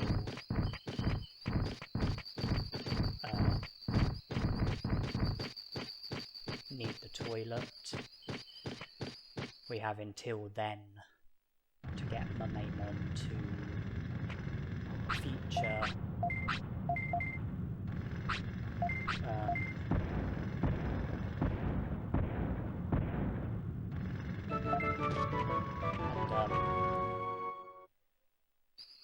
it had been long enough in order for SkullGreymon to finish digging and we spoke to SkullGreymon after he finished digging. He joined the city, putting us up to 44 prosperity points.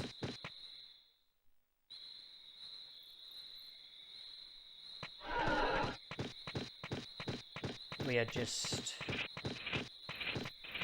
1 prosperity point away from the magic number 45, where it would be possible to recruit Vadermon and Leomon, bringing us up to 50 prosperity points, which is an even more significant number, because it will make Mount Infinity available to us. It will trigger the battle against Erdramon, and 50 prosperity points is also what's needed in order for Etamon to show up at the native forest and for you to be able to recruit Etamon. I'm not going straight to Monzaemon. I decided to recruit SkullGreymon first, and I'm now fishing, as you can see. I've got 10 Digi-Sea Basses. I used 10 meats to catch 10 black trouts, then used 10 black trouts to catch 10 Digi-Sea Basses. I know that when we next Digivolve to Sukamon, and then Digivolve back to Agumon, the most effective way of refilling our HP and MP would be by giving a Digi-Bass to Agumon. And given that we are not going to be digivolving to an ultimate in this playthrough, our lifespan should be a maximum of 15 days, but I don't think we will reach that, because there's been times where our happiness has been at the minimum. We've had loads of care mistakes.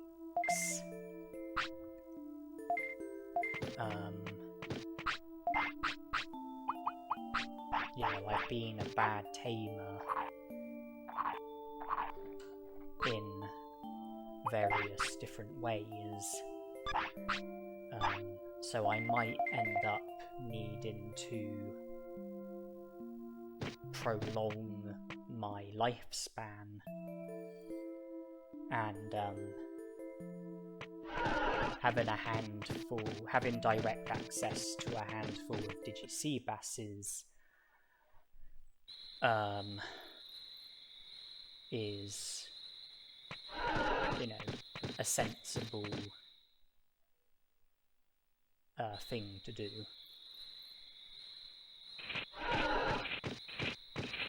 At the start of this phase, we would have prolonged Agumon's lifespan by 3 hours when we gave him the Digi-Bass. We'll prolong it by another 3 hours when we give him the next Digi-Bass. I'm not sure about going to the back dimension after defeating Monzaemon and having the rematch with Monzaemon.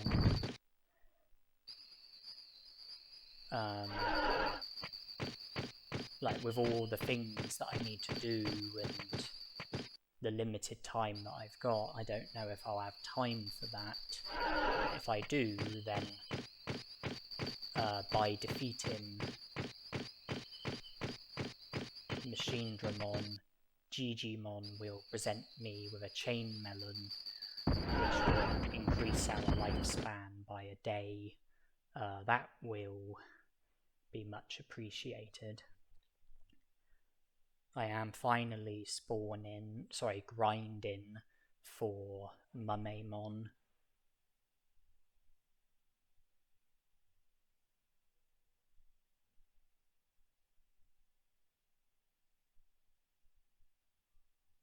Monzaemon's there. Wait for Agumon to need the toilet. He needs the toilet. Virus Gorge is 1 away from being full. We have 44 prosperity points.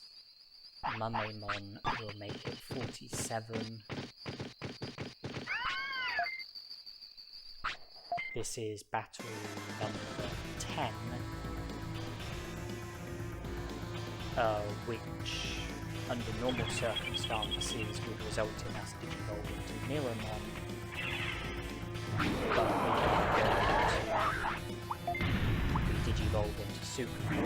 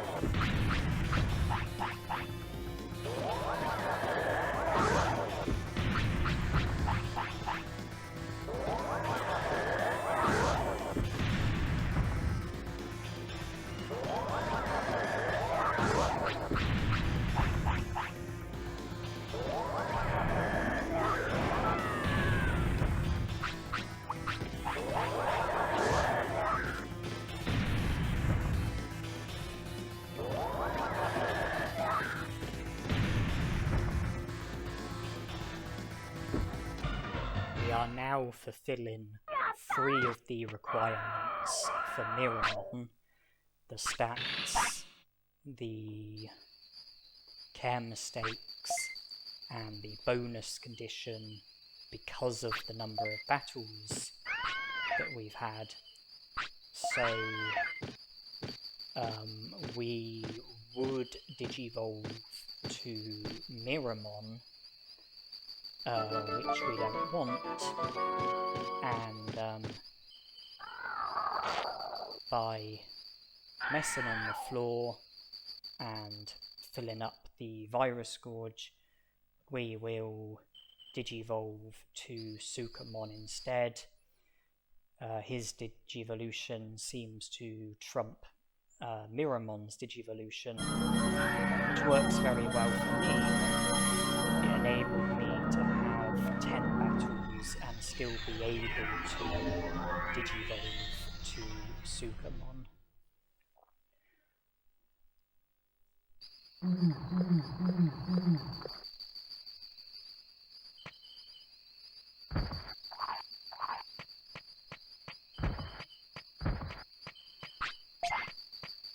We only have 47 prosperity points, not 50 prosperity points, but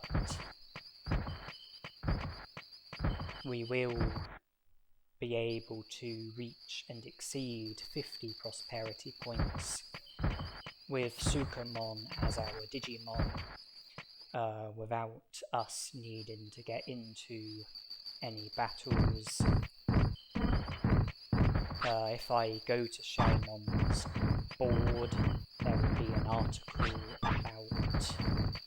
article that's linked to Vadermon, and then going back to the crop circles in Mount Panorama will result in Vadermon showing up and joining the city. That would put us up to 50 prosperity points, and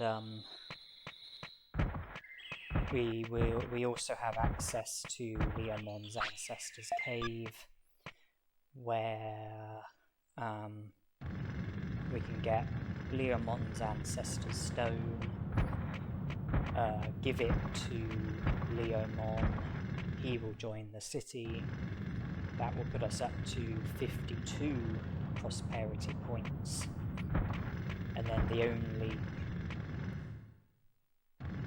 other thing pending would be speaking to Digimon to create the opportunity to battle Airdramon, but avoid Airdramon with Sukamon. Digivolve from Sukamon back to Agumon at the Trash Mountain,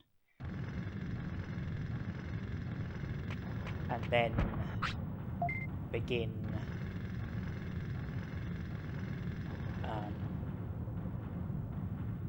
Agumon's 3rd phase.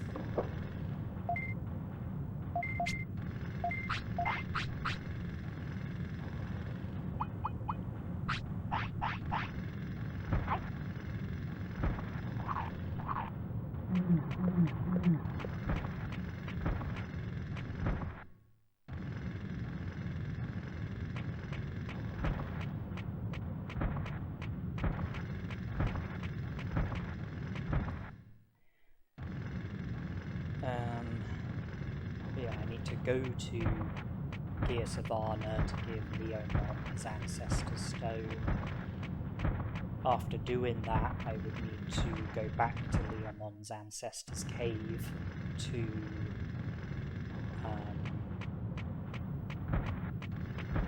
speak to Nanimon there.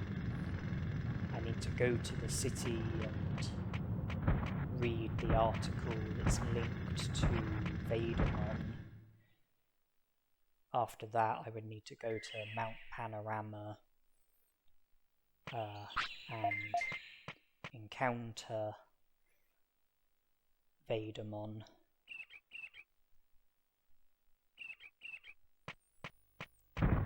I I've got Leomon's Ancestor Stone. I'm heading to Gear Savannah, pursuing Leomon. When I go through the dialogue with Leomon, I can't go through it as quickly as I normally do, because that can cause the game to freeze. And there's one particular bit of text. Yeah, I have to sort of go through the text less quickly to try and prevent the game from freezing. And then there's one particular bit of text that I have to pause on for about 30 seconds. And again, it's to reduce the risk of the game freezing. The bit I have to pause on is when he says about us being able to count on him. I have similar problems with the Meteormon in the Dino region, the Devimon in Greylord's Mansion, as well as the Devimon in Mount Infinity. I don't know why, but going through the text too quickly just makes the game prone to freezing. And you know,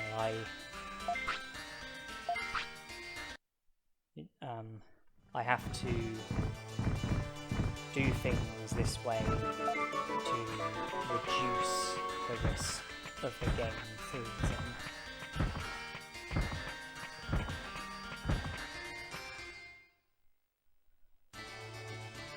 And when I pause, you know, I do edit the video, I do speed it up so it's over brief for you viewers, and that will be the way of things in the Dino region with Meteormon in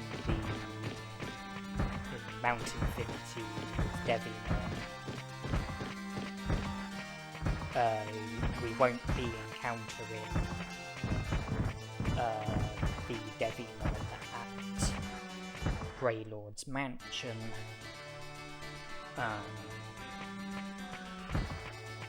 Because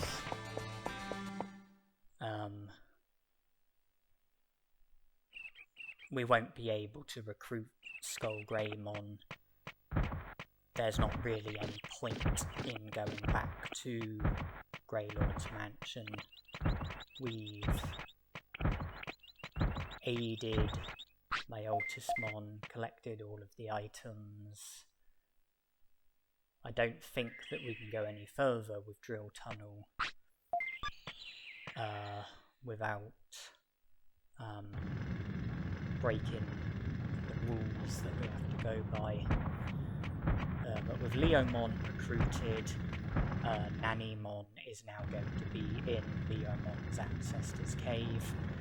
That will be the second Nanimon encounter. I believe that we are up to 49 prosperity points. I think Monzaemon made it 47. And I think Leomon made it 49. I think Vadermon will make it 52.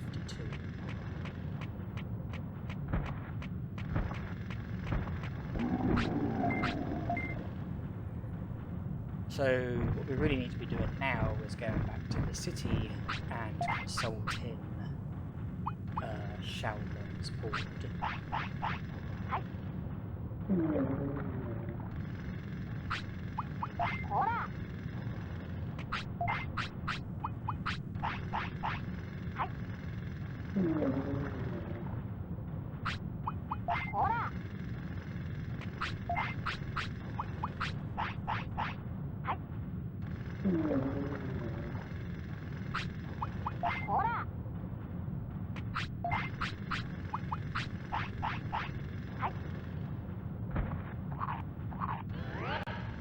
I'm in a position where I don't believe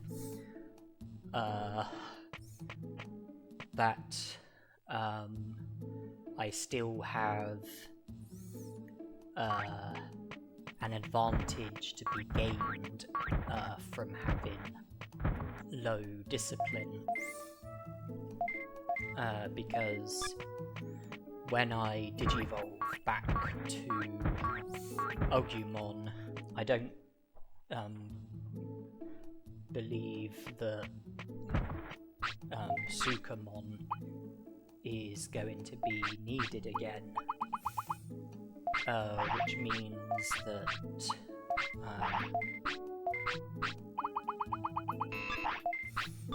I don't want Agumon to be messing on the floor, and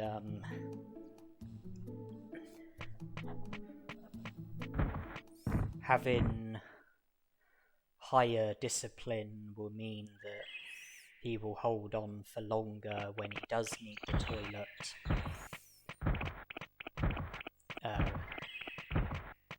making it easier to avoid him messing on the floor.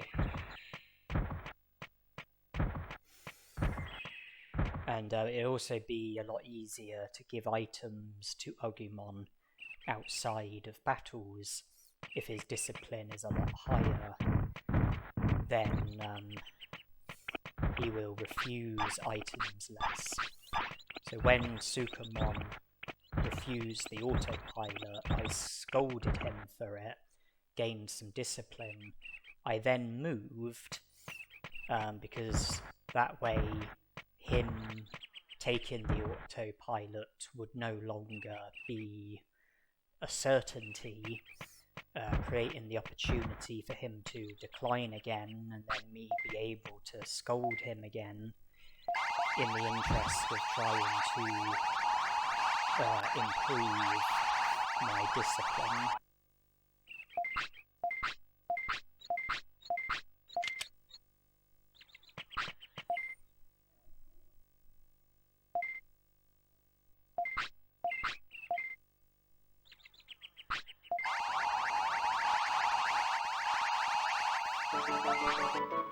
Okay, we're up to 52 prosperity points, and I'm pleased that SkullGreymon declined. Scold, move so that he might decline again. Okay, well, he took it, but at least I managed one scold. And yeah, 52 prosperity points, so by speaking to Digimon, he will mention about Mount Infinity. We can escape Digimon's house by using an autopilot in order to avoid Airdramon. It's how we did it with Greymon, and then go to Trash Mountain, turn SkullGreymon back into Agumon, and then when we're back in the city, all we have to do is go onto Airdramon's trigger spot, and we will battle Airdramon.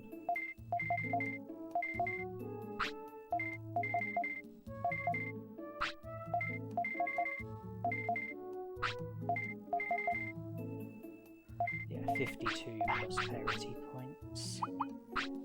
Hopefully SkullGreymon will refuse. Good. Hopefully he'll refuse again. No.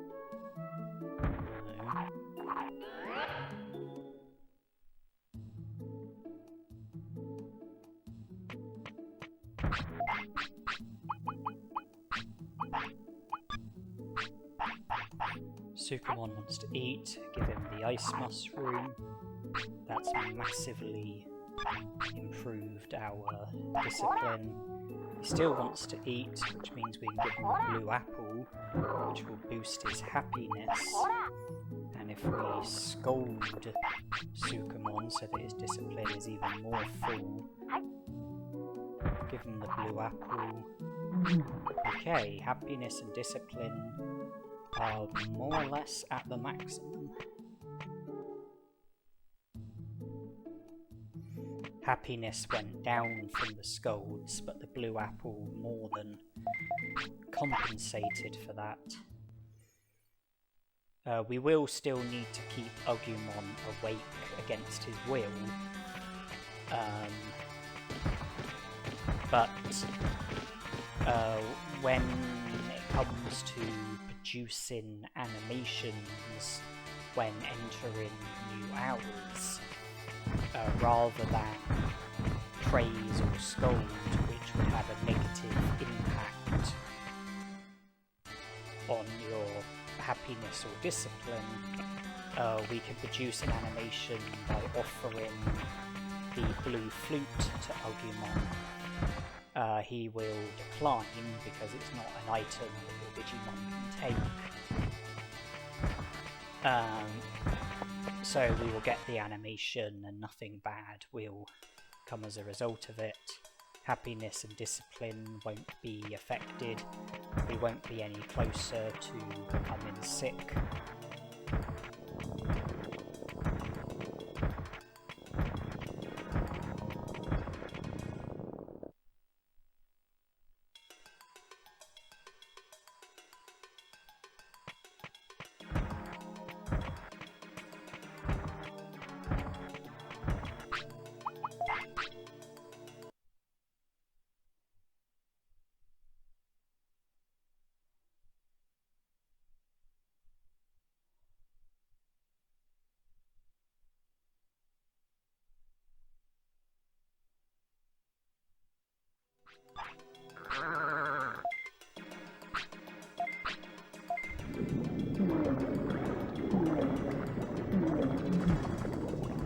Yeah, do think about those other overpowered runs that I suggested. The overpowered Greymon run, the overpowered Gabumon run, the overpowered Garulamon run. They would all happen during my first lifespan. Yeah, maybe have a think about it and maybe let me know if it's something that sounds interesting to you, if you think it might be something that you would want me to do, you know, something that you would want to watch. But do have consideration for me that the grinding is very annoying. Catching 900 odd black trouts is not fun, not easy, and not a quick thing to do. Now, so far I've avoided most of the weaker Digimon because the ratio of battles and prosperity points wouldn't be very good, you know, with the likes of Powmon, Kunamon,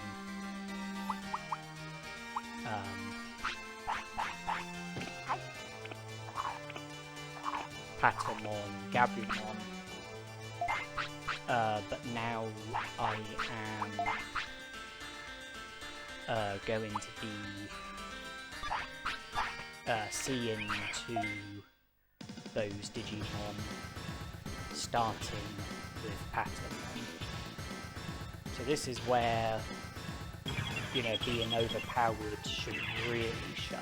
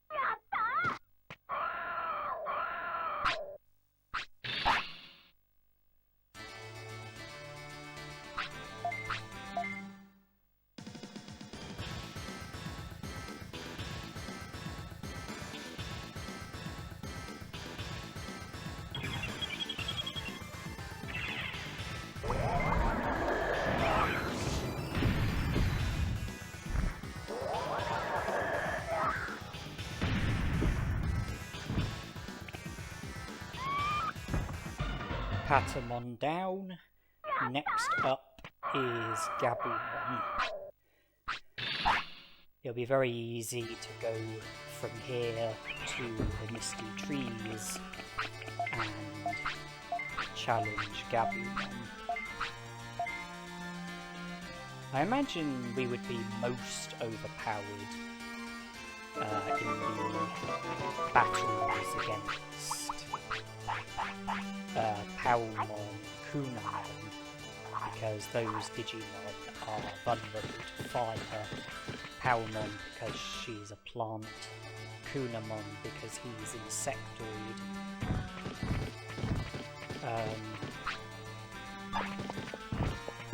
It might be possible to defeat Powmon with one single Magma Bomb. Kunamon, I'm thinking 1 or 2.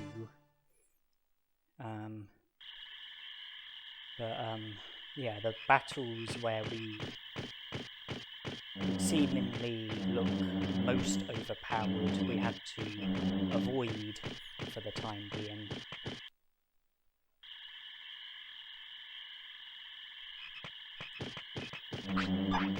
And yeah, I'm going to be able to enjoy some battles against some vastly inferior opposition.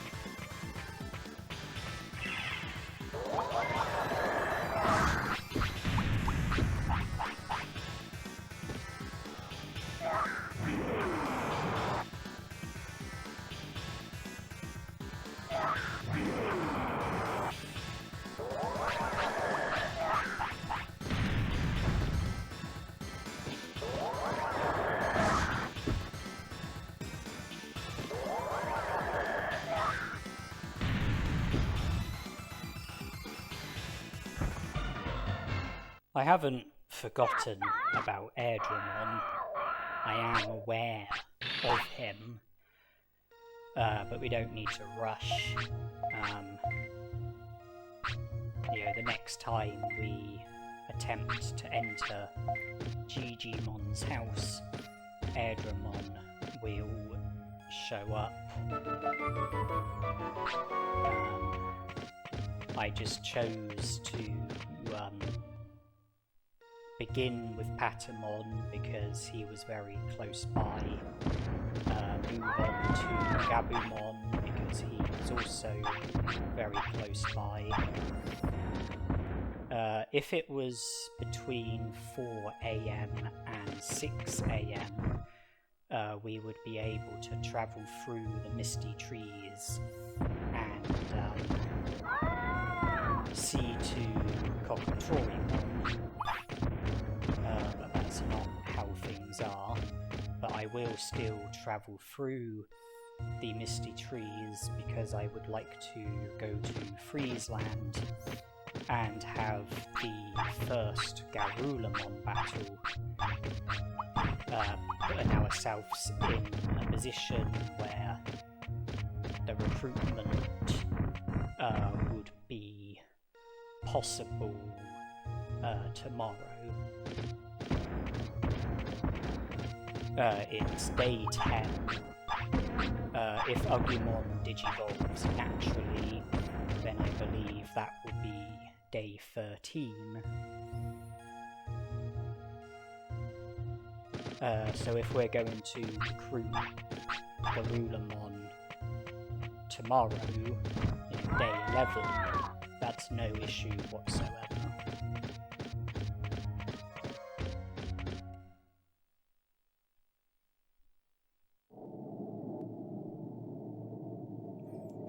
I feel confident that I can see to everything that I need to see to before Agumon Digimons.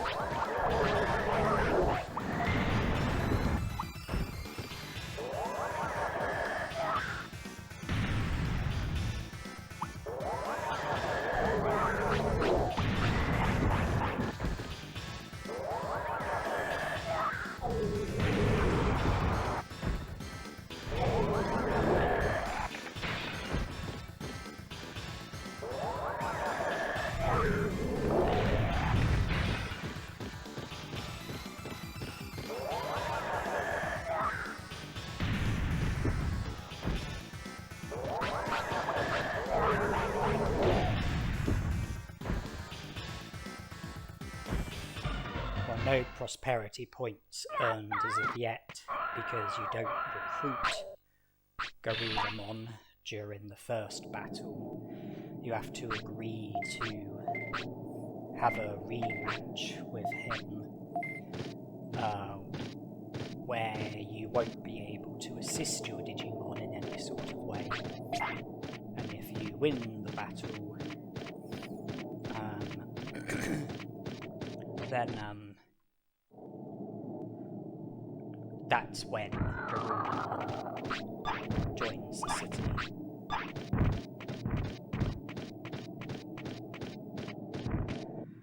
Okay, we're still in Friesland, and I have Ice Sanctuary in mind. The reason why I have Ice Sanctuary in mind is because I have Monzaemon in mind, and that is not too far away from here.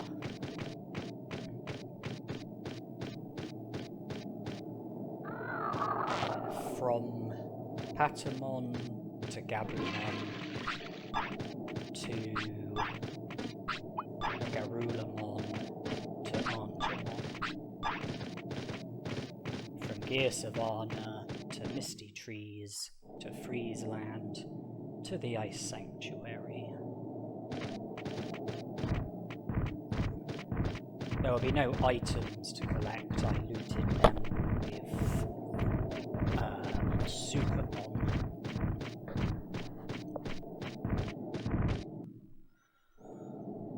But the items are not important.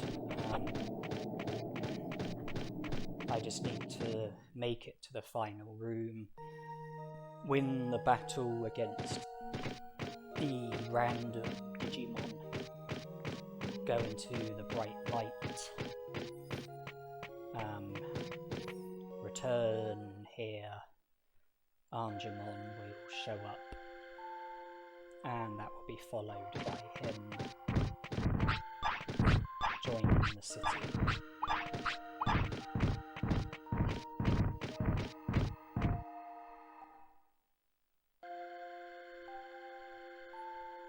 When you reach 50 prosperity points, Digimon's house gets upgraded. If you have less than 50 prosperity points, then it is still possible for the house to get upgraded. One way is by recruiting Monzaemon. Another way is by recruiting Monzaemon.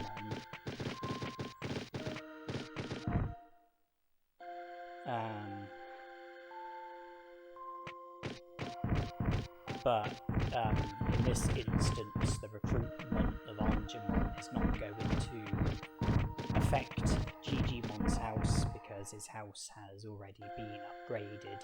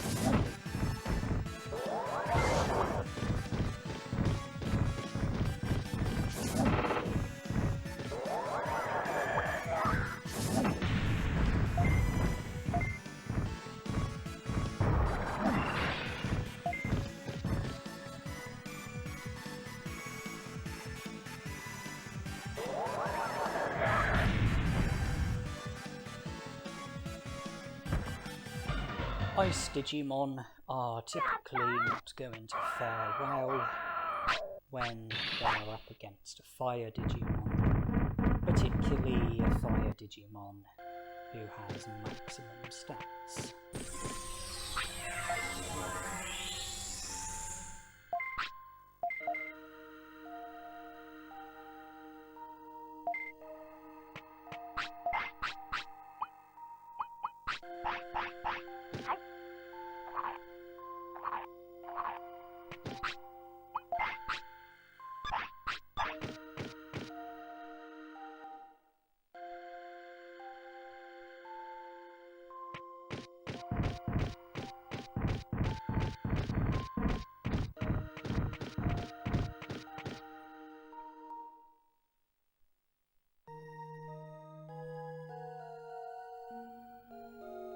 Garurumon, I mean, the battle against him, you know, did have,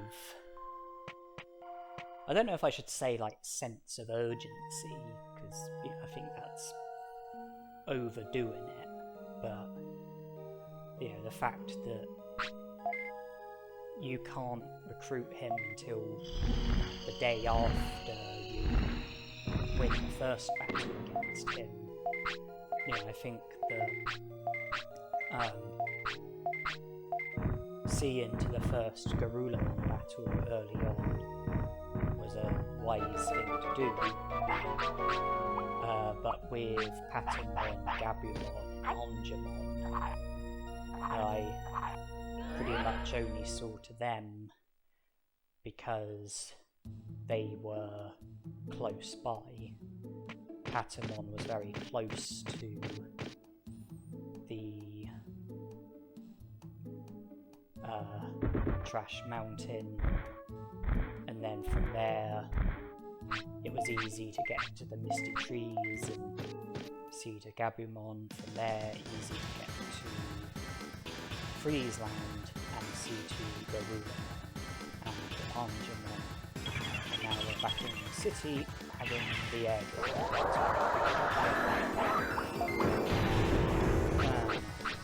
used.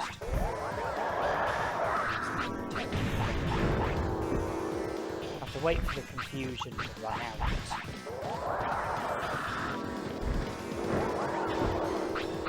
Okay, looks like it's gone. We can't fall victim to any more status harm thanks to the protective flag.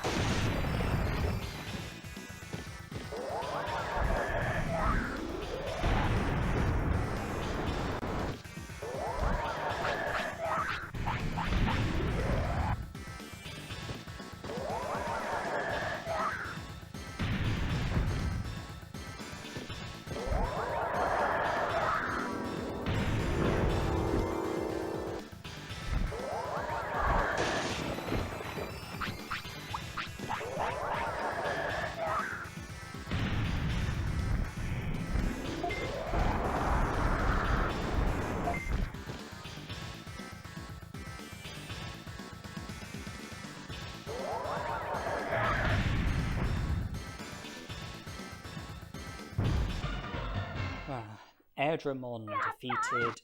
Mount Infinity is now available to us, but I'm not going to be making progress with Mount Infinity just yet. I want to be seeing to other things first, but at least Mount Infinity is available and will be ready for us when we are ready for it.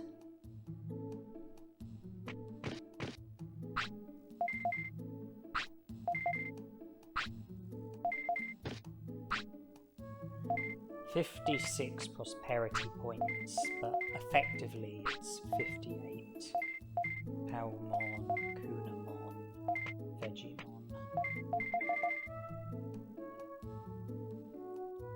Patamon made it 53, Gabumon made it 54, Monzaemon made it 56.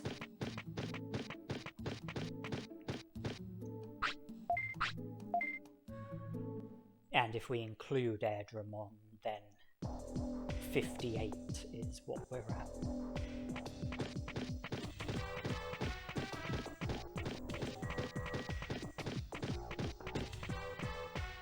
Of course, the recruitment won't become official until after we defeat Machinedramon.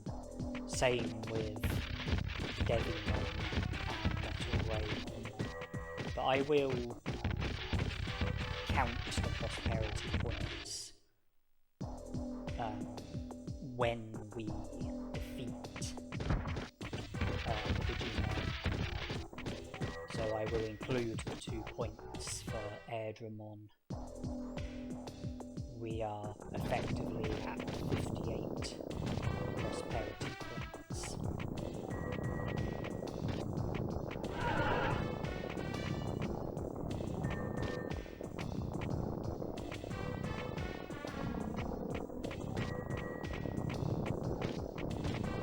Finally made it past.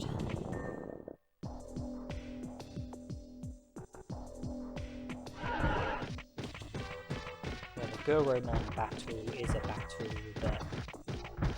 that I would like to see to at an earlier opportunity rather than a later opportunity, because the Guromon battle has to be followed by the battle against Nanimon, which results in the recruitment of Nanimon, although Guromon by that stage would not have been recruited. But if you speak to Andromon and then come back after a certain amount of time, when he's had long enough to recover his data, you will then be able to recruit Andromon and Guromon and encounter Nanimon as well. So time is definitely a factor here.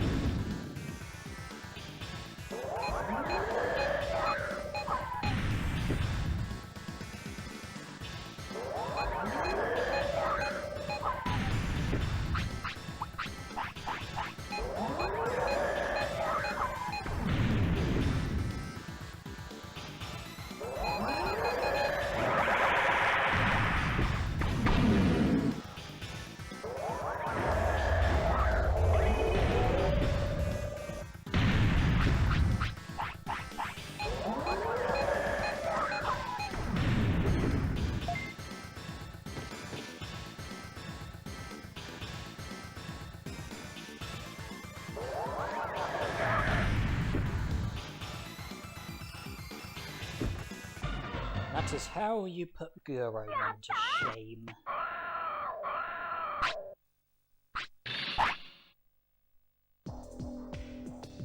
Defeating Guromon sets up the opportunity for you to defeat Nanimon. Nanimon joins the city straight after you defeat him. Then you have to speak to Andromon. He says about recovering information. Come back when he's recovered the information. Andromon will join the city. Go back to Guromon, he will have recovered. Speak to him, and he'll join the city as well.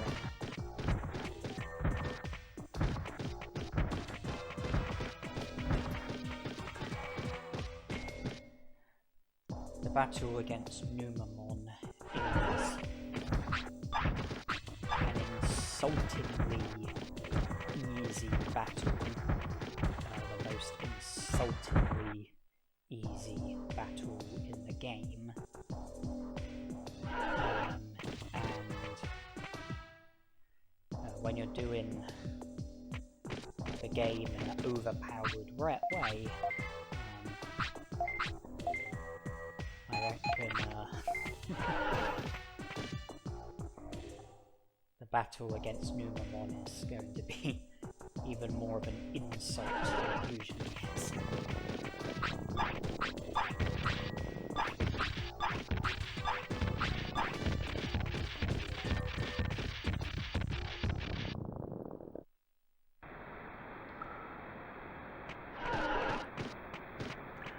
So it's good that I've progressed with Garurumon, because time is a factor related to his recruitment.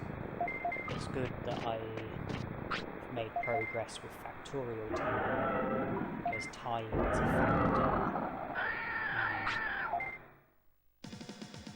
to do with the recruitments of Angomon and Gurumon.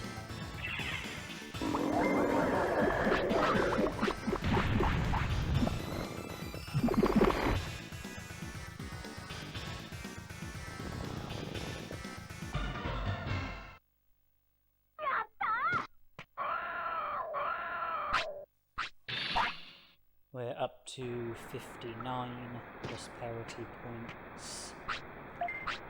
It's important to be mindful of Kokotorimon because each day he's only available between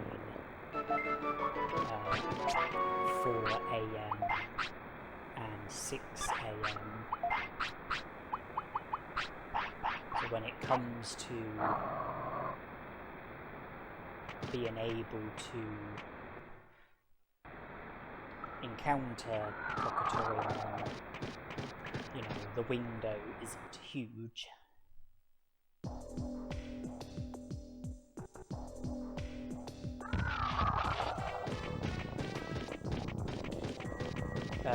We have to recruit Palmon in order to set up being able to recruit Vegimon. Kunamon's recruitment will be useful because the shortcut from the city to the Digimon Bridge is a handy shortcut. And when we recruited Monzaemon, we recruited a Digimon who works at the secret item shop in the city, which meant that from that moment, Ninjamon will show up on the Digimon Bridge. We've also recruited Numamon, who works at the secret item shop. We haven't recruited the two other Digimon who work at the secret item shop, Devimon and Monzaemon. But it's important that we don't overlook Ninjamon.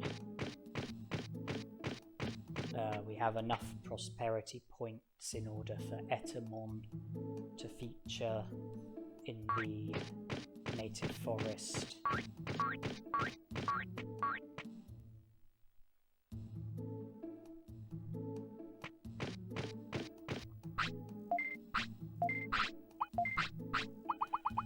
Yes, we now have all four of the Digimon who work in the item shop: Biomon, Unamon, Patamon, Monocromon. Money is looking healthy, in excess of 200,000.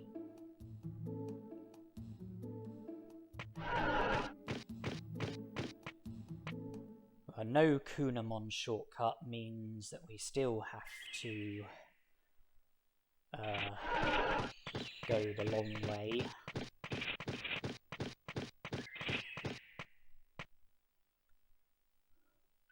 But we are going to be putting that right very shortly. I am on my way to Palmon, and then within close proximity of Palmon is Etamon, Kunamon, and Ninjamon. I would like to see to all of those Digimon as well.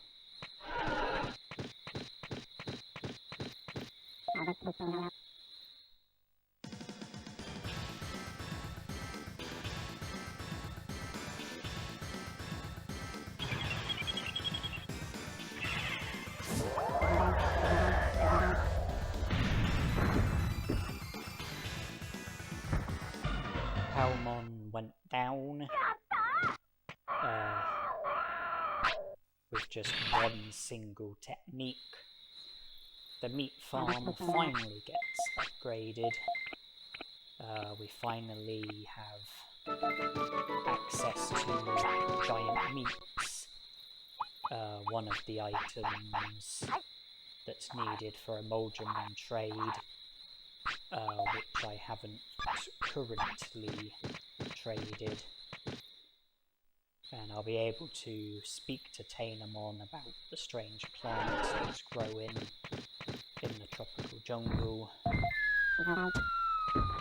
and help myself to a rain plant on day 15.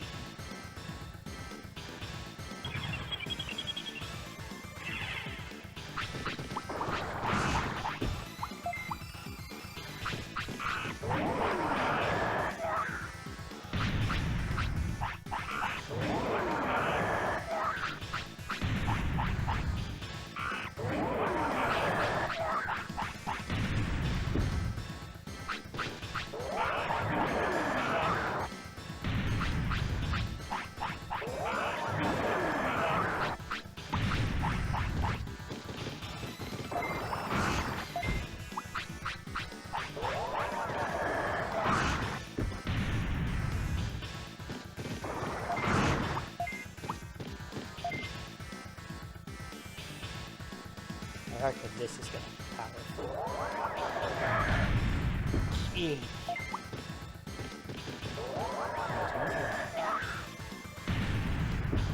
And he fails to get his finish. And that is now the end of the battle.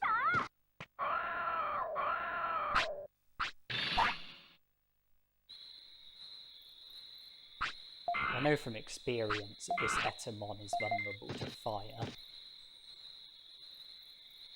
I knew Magma Bomb would do a lot of damage, and I knew that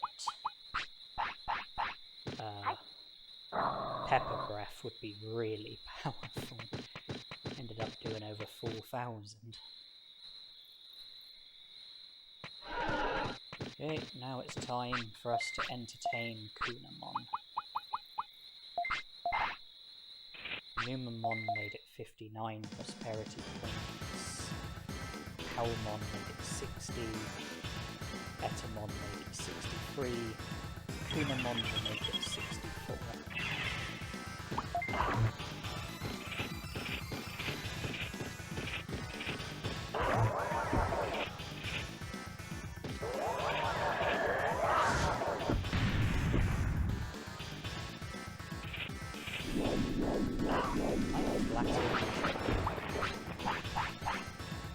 I didn't use a detective floppy. I was kind of hoping that I would defeat Kunamon so quickly that status harm wouldn't become much of an issue.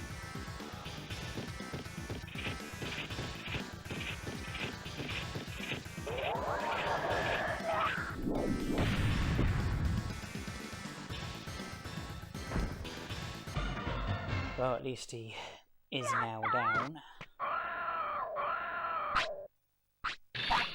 We can head to the city from here via the Digimon Bridge, courtesy of the new shortcuts that Kunamon has created. And along the bridge we can get challenged by Ninjamon, who is vulnerable to fire, so I'm definitely looking forward to this battle.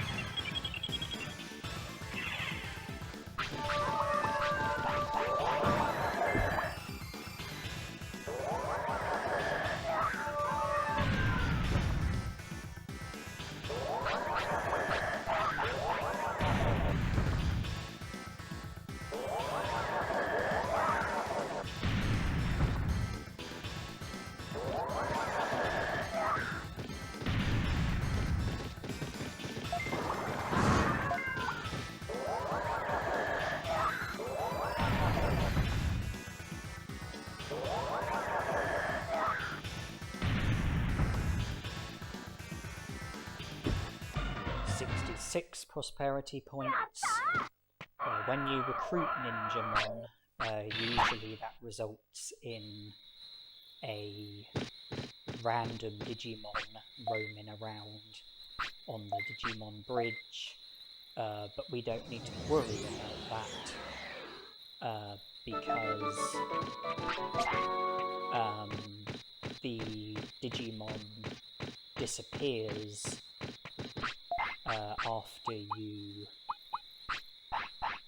recruit Etamon. We have already recruited Etamon, so the random Digimon isn't going to feature at all.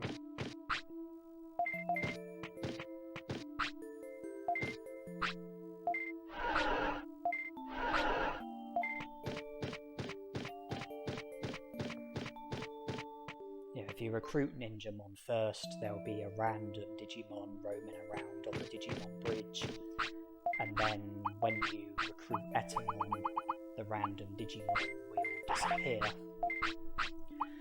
If you recruit Etamon before recruiting Ninjamon, then the random Digimon will never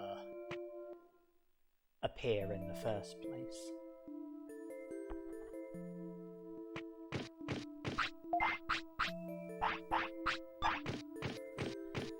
Okay, so it's about 5 hours until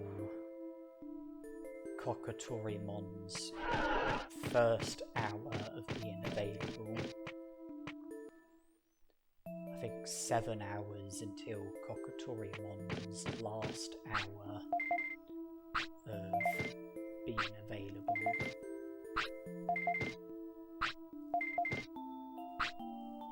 $64, but allowing for Airdramon, it's $66. Veggiemon, Tyrannomon, and Garulamon were the Digimon linked to Angemon's hints.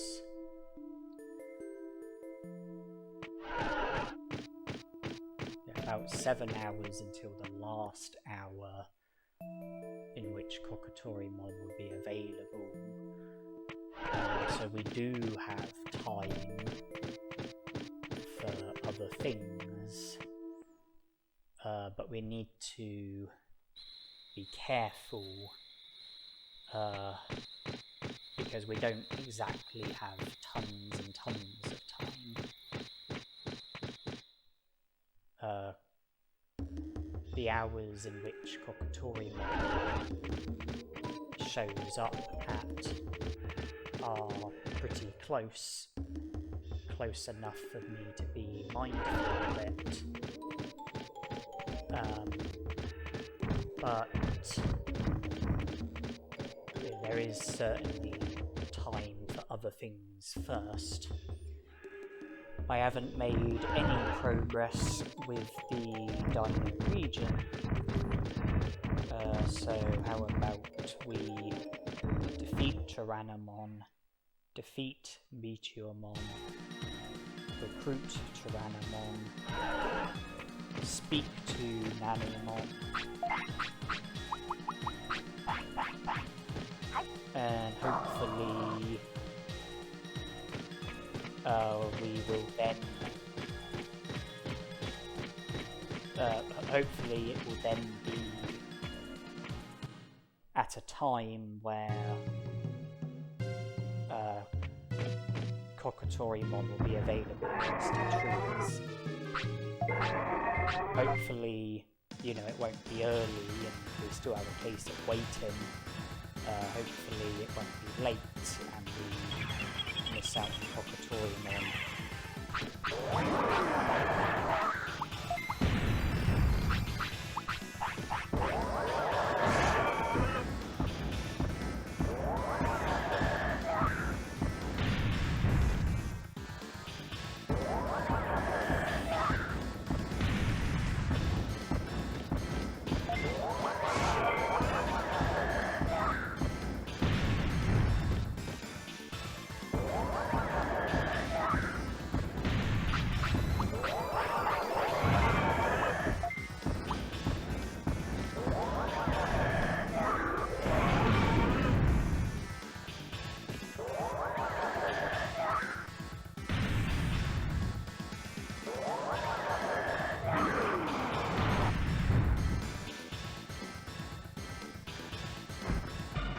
Nothing beats a bit of dinosaur on dinosaur action in the Dino region, the ideal place for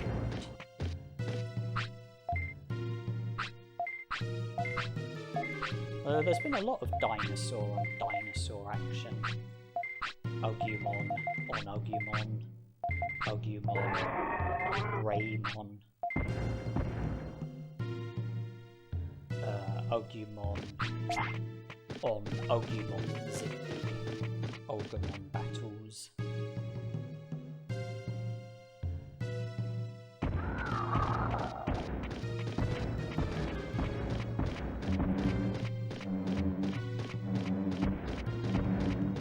We just had Agumon on Tyrannomon, and still to come, Agumon on Metal Greymon, and maybe some others that I'm overlooking.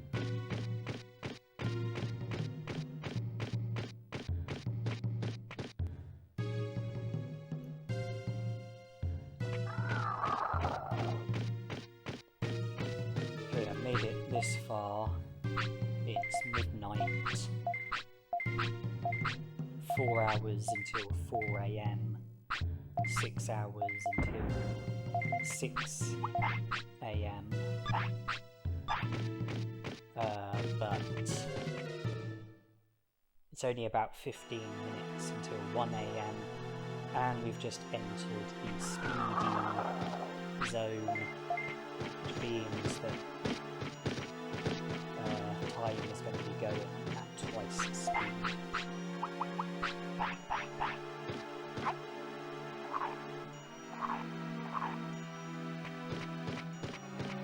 I have to defeat Meteormon. But if I want to see to it all in this one visit, then I have to defeat Meteormon, backtrack to Tyrannomon, speak to him, he'll join the city, then backtrack to where Meteormon was. Nanimon will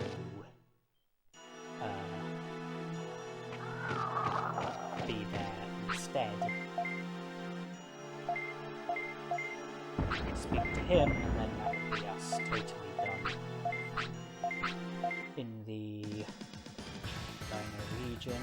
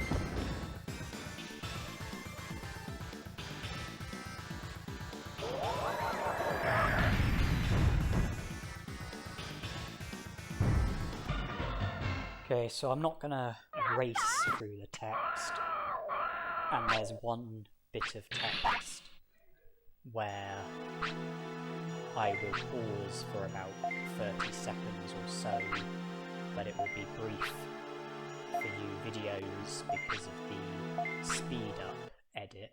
There it is.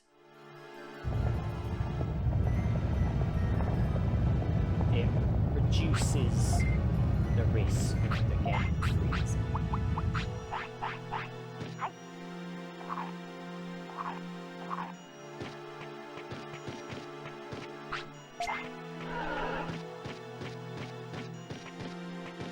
I don't know why, but the game is prone to freezing if I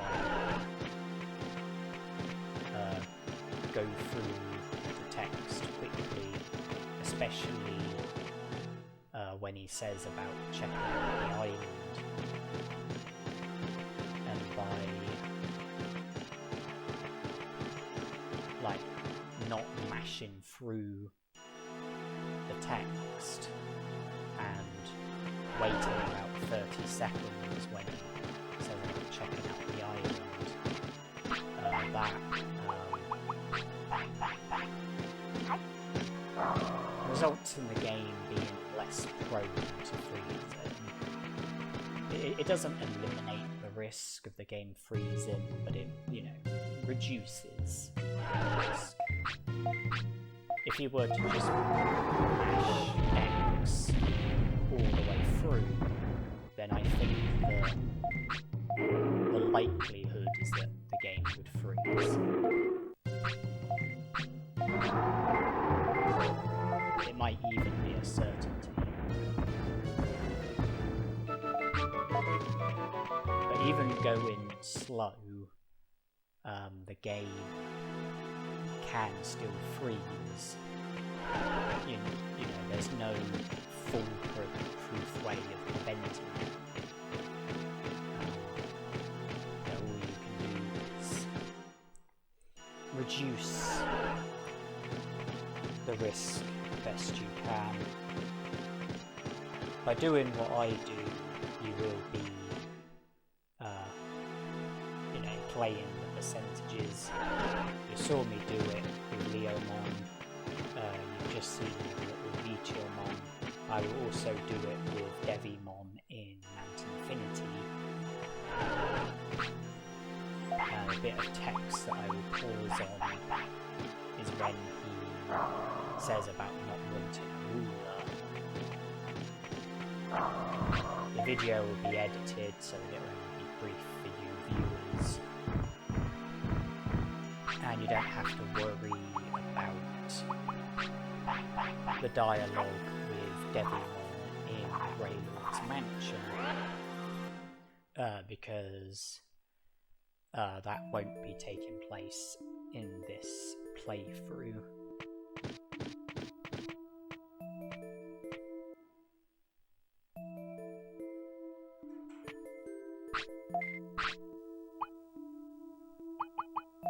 And when he says about say hi to my Altismon, that's the bit that you have to pause on. Alright, it is 4 AM, I think.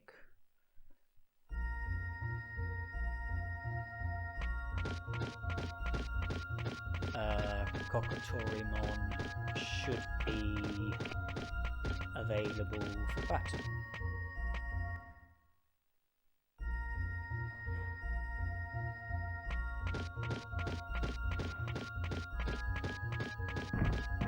There it is.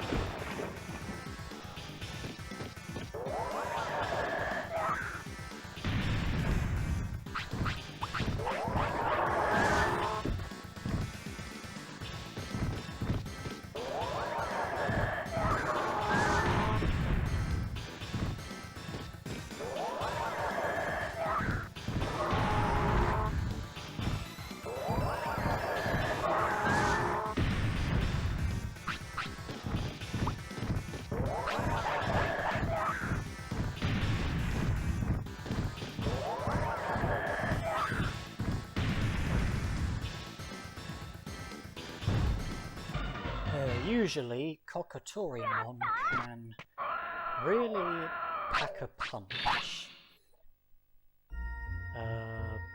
But in this battle, he was nothing more than a mere featherweight.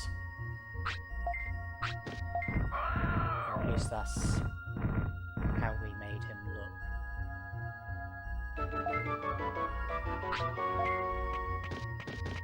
I think we're up to...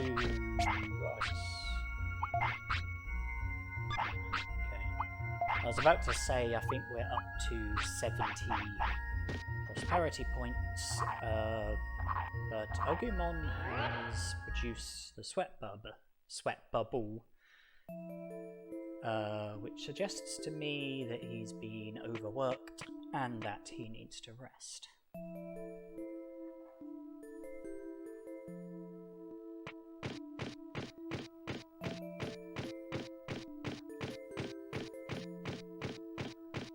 Well, you do consume energy from battles, and Agumon has done a lot of battling.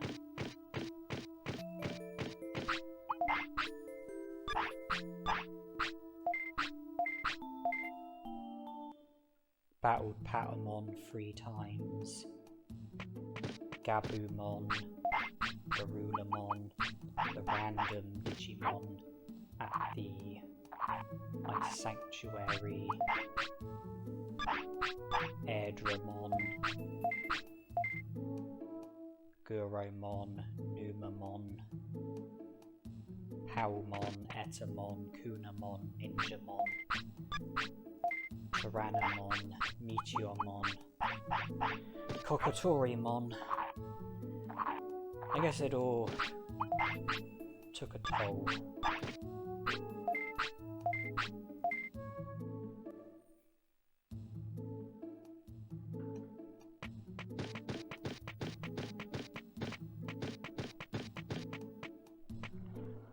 I think we're up to 70 prosperity points.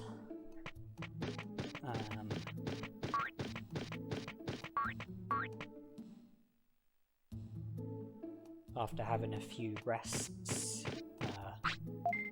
Agumon should be feeling fresh and energized.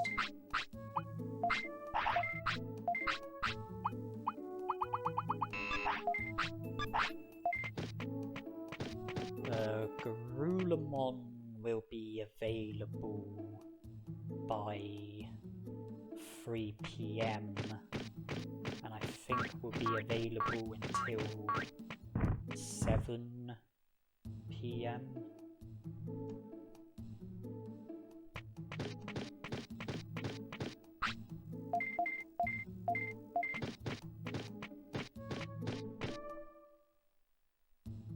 So that's not too close, but not too far away either.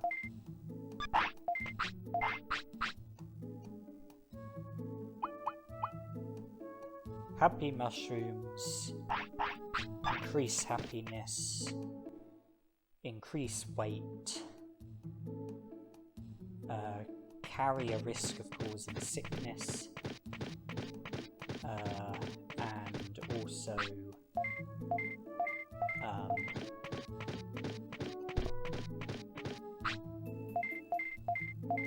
reduce tiredness. So having happy mushrooms in my inventory, at least I've got a way of reducing tiredness. I just need to be mindful, because obviously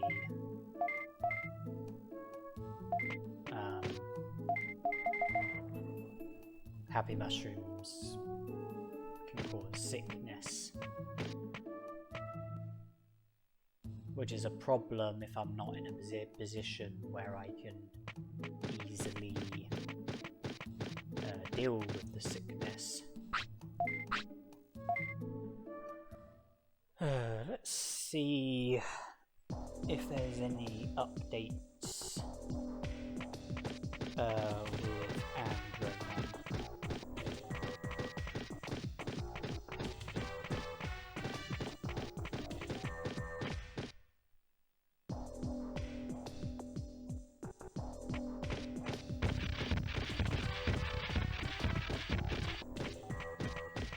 9 AM.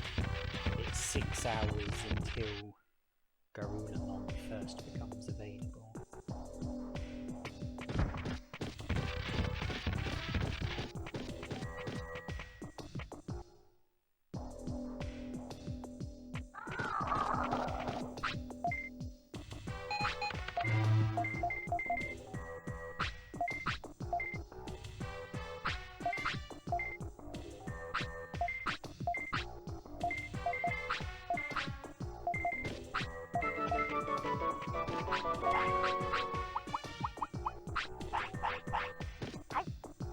Next up is the sewer, where we will encounter Nanimon. We first encountered him at the Olga Fortress, then Leomon's Ancestor's Cave, then the Diamond Region. Now it will be the sewer, which is within Factorial Town. And that will be all of the locations that we are going to be able to see to in this playthrough.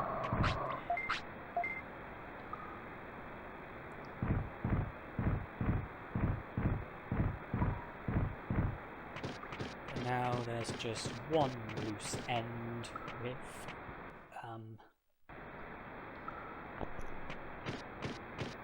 Factorial Town, that being the recruitment of SkullGreymon.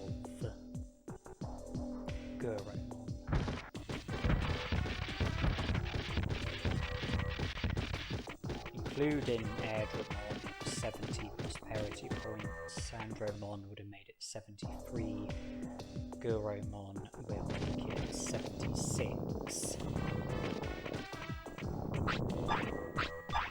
Garurumon will make it 78. Devimon will make it 80. Megadramon will make it 83. Metal Greymon will make it 86.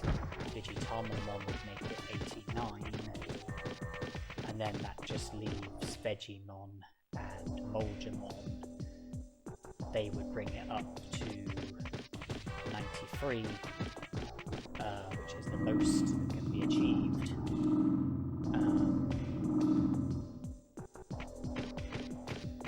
Because Monzaemon, SkullGreymon, and Nanimon are not going to be recruiting them. So it seems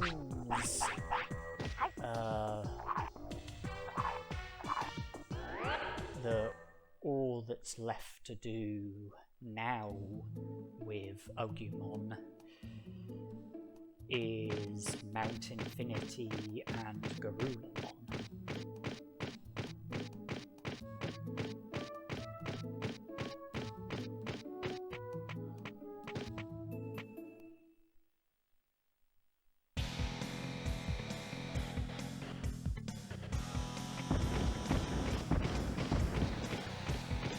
Before I do anything, I just want to get to a battle here so that I will clear up the computer, enabling me to help myself to the item that is inside.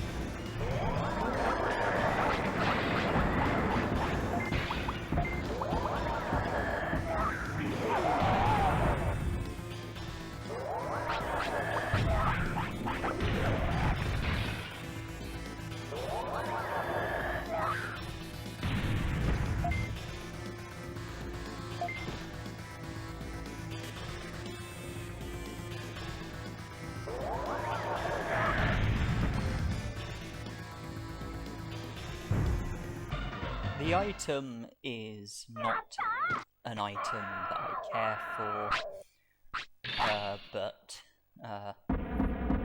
if you've seen,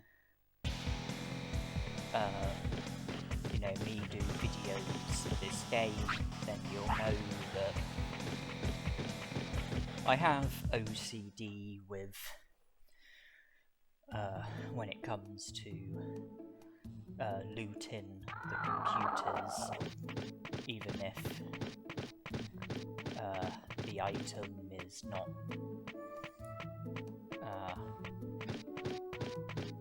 you know, something that I care about, something that's of use.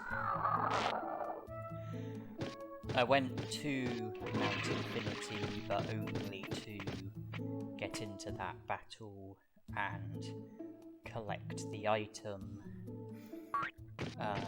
I would like to see to Garulamon's recruitment before moving my attention onto Mount Infinity.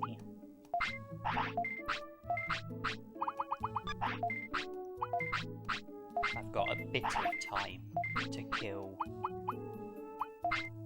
which is why I decided to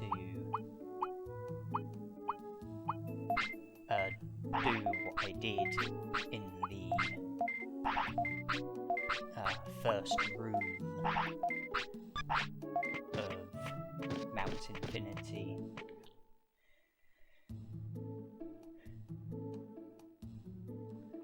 It's 11 AM, 4 hours until 3 PM, although it's really more like 3.5 hours. If I was to just rest, okay, Agumon seems to be a bit tired. Now his tiredness is fine.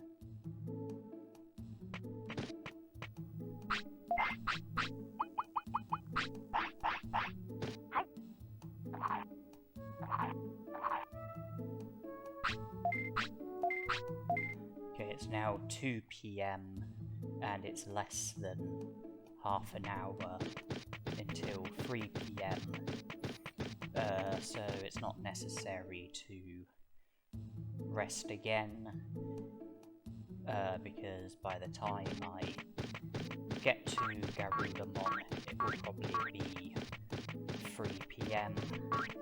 I can recruit him and then move on to Mount Infinity.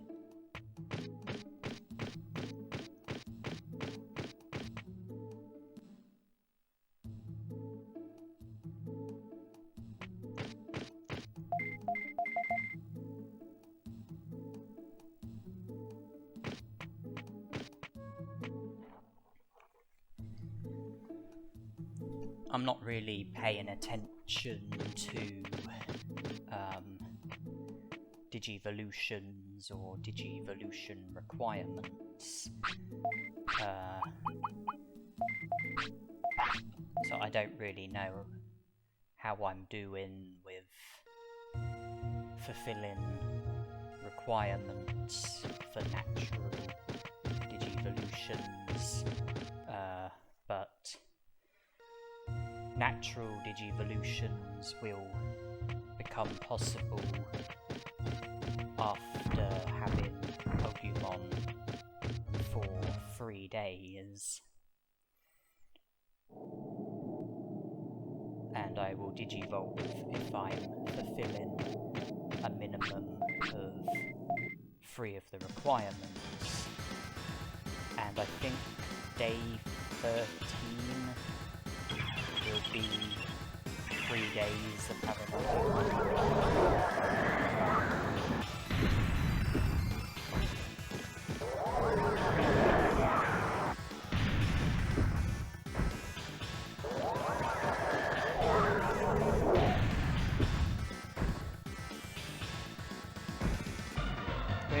very easy fight. I think that puts us up to 78 prosperity points. When it comes to recruitments where battles are required, I think Mount Infinity isn't that fun. It's only day 11, so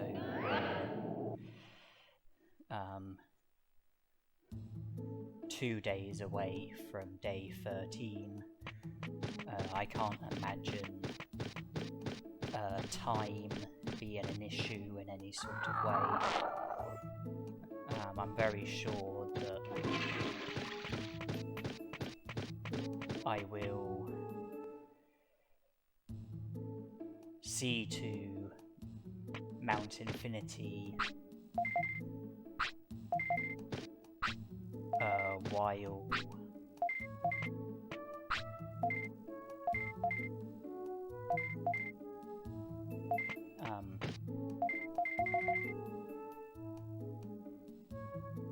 while still having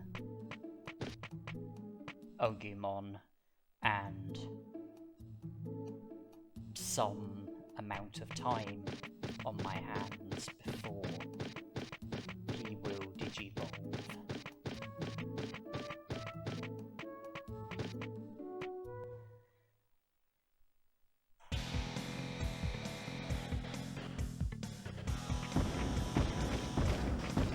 As someone who's really not paying attention, I really can't tell you what direction the Digivolution might be heading in. I mean, who knows, I might even digivolve the new one, but it doesn't matter who I digivolve to. By the time Agumon digivolves, all that will be left will be the recruitments of Digimon and Monzaemon, which can be done with whichever Digimon I digivolve to. No battling will be involved, so no mass are going to get broken.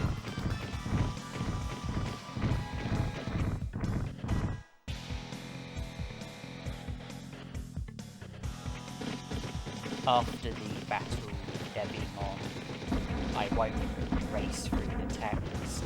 I will pause when he says about not wanting a ruler. But I will edit it, I will speed it up, and it will only be brief for you viewers. And that will be the last time that I have that problem in this playthrough. I've already dealt with it with Leomon and Gear Savannah and Meteormon in the Dino region.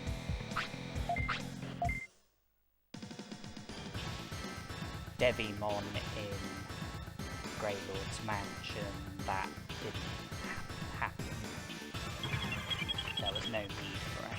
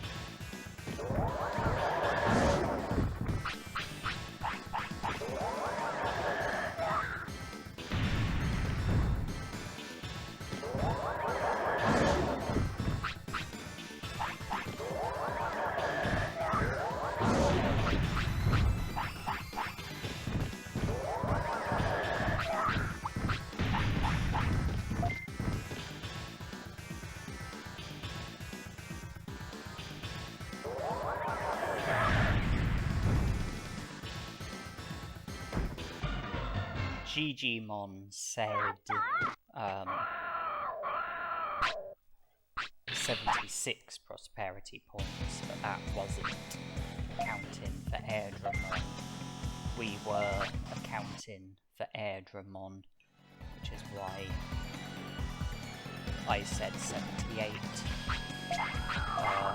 Now that we account for Devimon, it's now 80 prosperity points, and then Megadramon, SkullGreymon and Digitamon will bring it up to 89, and then Digimon and Monzaemon will bring it up to 93, and that will be job done.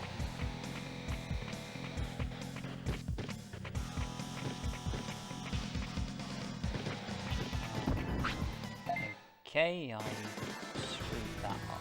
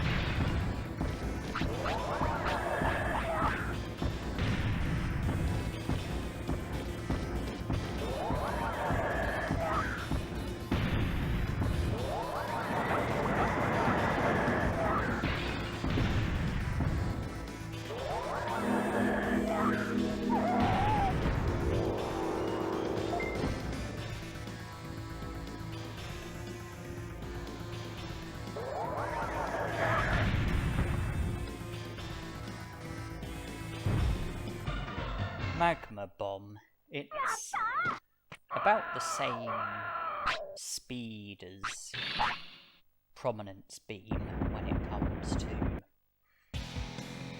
how long it takes to reduce the attack, but it's a lot weaker, costs less MP, but when it comes to value for MP, I would say that Prominence Beam is the better choice. But from doing this overpowered run, one thing that I do admire about Magma Bomb is that it is a lot more accurate than Prominence Beam. Prominence Beam fires in a straight line, and it is possible to avoid it, but Magma Bomb goes up into the air and it locks onto the target and it hones in on them. It's impossible to evade it. The only way that you could not get damaged by it is if you block it.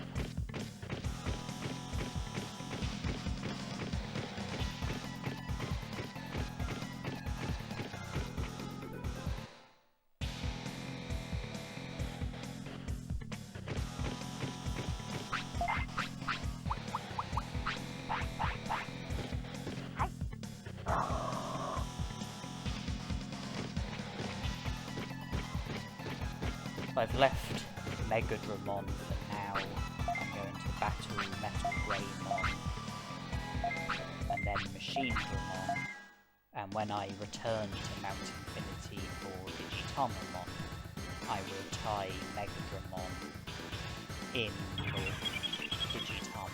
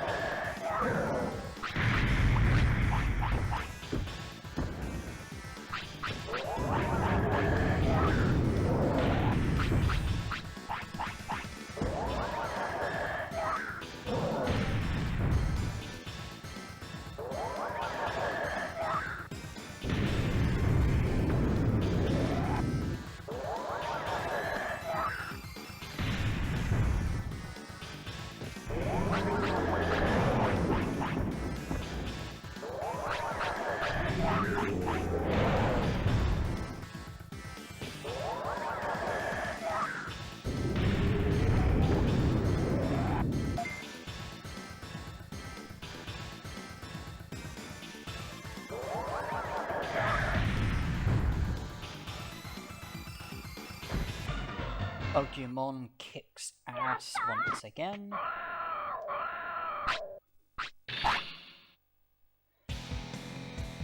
And now we're about to find out how well an overpowered Agumon fares against Machinery.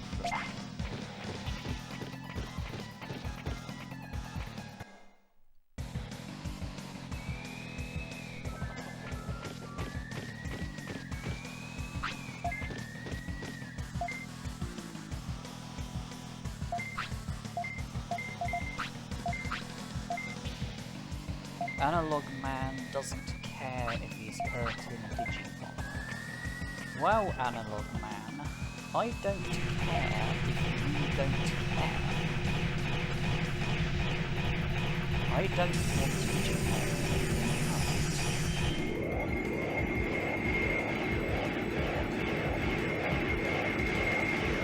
I care if Digimon get hurt. You don't care. I don't care what I care about is Digimon. The well-being of Digimon, and that's why we are about to fight.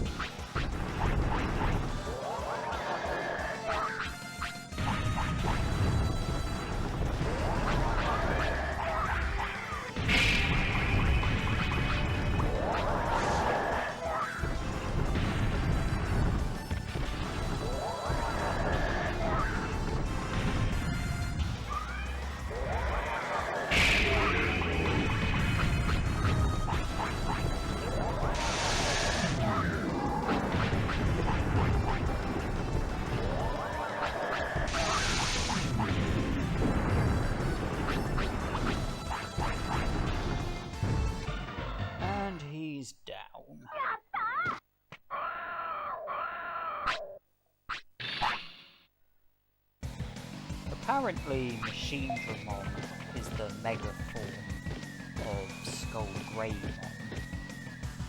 And if that's true, then some could say it was quite fitting that we defeated Monzaemon with Agumon. Because Agumon digivolves to Greymon. Greymon usually digivolves to Metal Greymon, but can digivolve to SkullGreymon. And apparently SkullGreymon digivolves to Monzaemon, which means that you could classify Monzaemon as a mega form of Agumon, Agumon as a rookie form of Monzaemon. Just making it fit in that we defeated Monzaemon with Agumon and did a pretty convincing job at it.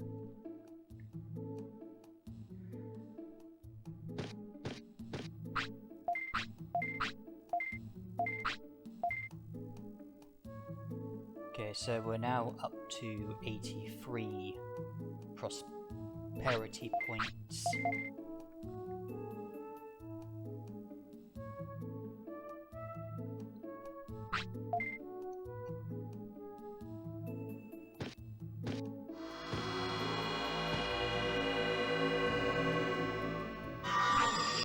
Okay, we left and returned. Airdramon, Devimon and SkullGreymon have all officially joined the city. Digimon said 76 prosperity points, Airdramon would have made it 78, Devimon would have made it 80, SkullGreymon would have made it 83. Megadramon will make it 86, Digitamon will make it 89.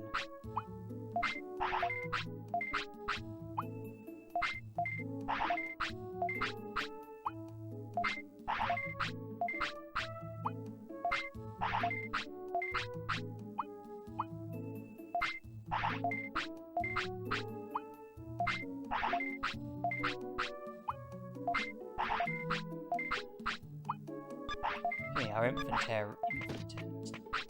infantry got very full during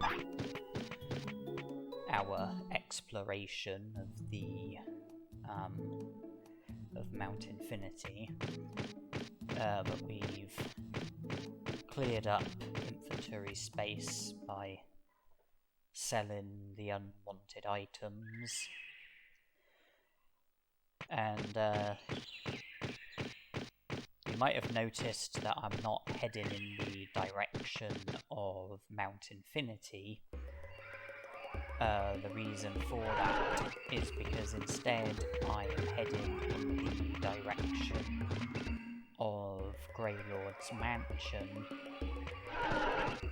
And even though Agumon is not a virus type, he is not going to get stopped by a black force when running up the stairs leading to the front doors of Greylord's mansion. But we will not get taken to Greylord's mansion, because instead we will get taken to the back dimension. The back dimension is at Greylord's mansion, and I have decided that I would like to go to the back dimension, collect all of the items that are there, and then defeat Machinedramon in a rematch, and get presented with a chain melon.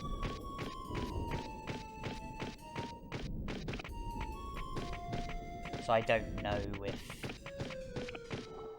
we will live until day 15, the day that we will be able to recruit Digimon and Monzaemon. But by giving our Digimon Chain Melon, that will certainly go in our favour, will increase our lifespan by a day.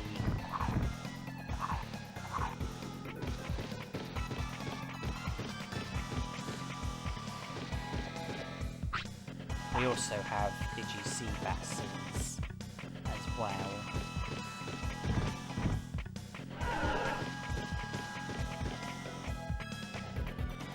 Yeah, they can be used should lifespan be a problem. And in the interest of lifespan being a huge problem, we can always catch more Digi-Sea-Basses, but I'm hoping that won't be necessary. Techamon to move out of the way.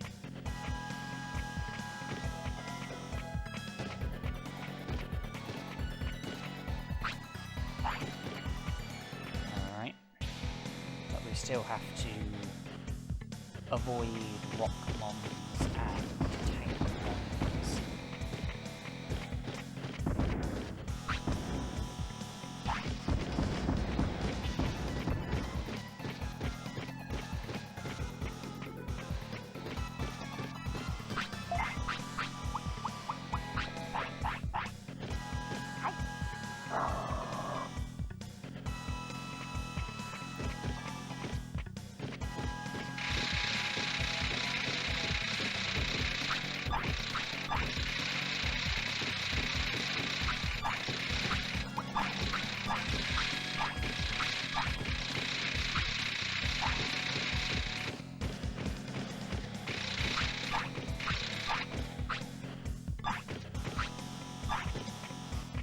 Don't know where Tankmon is, but it doesn't matter.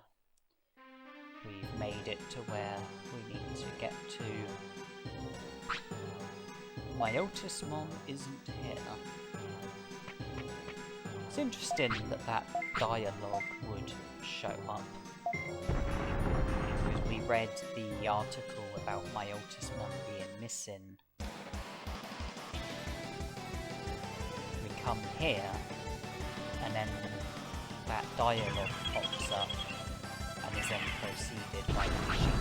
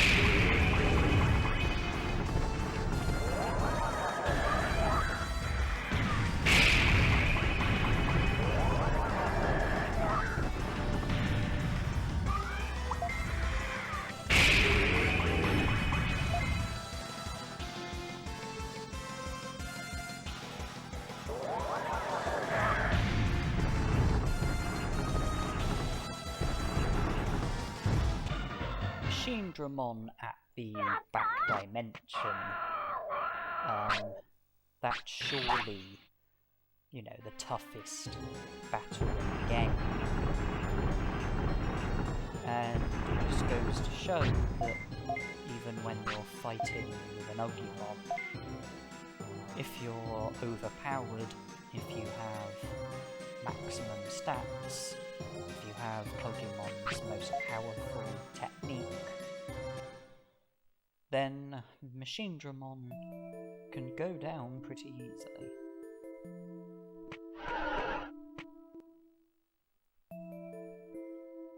Right, we need to go to the item shop because we now have a load more unwanted items.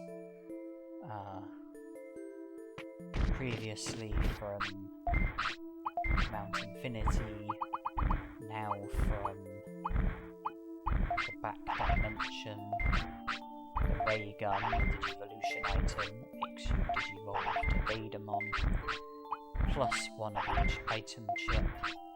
No sign of the chain melon as of yet. Digimon will give us that.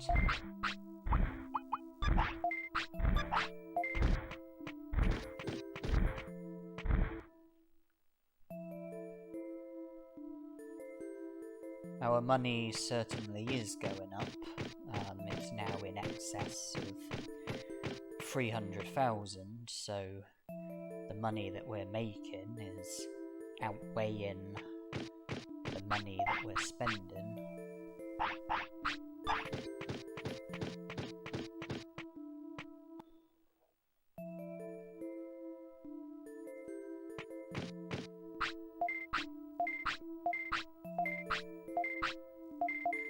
Chain melon is ours.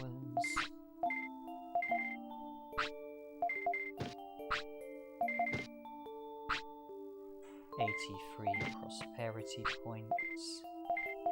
Digimon, Monzaemon, SkullGreymon.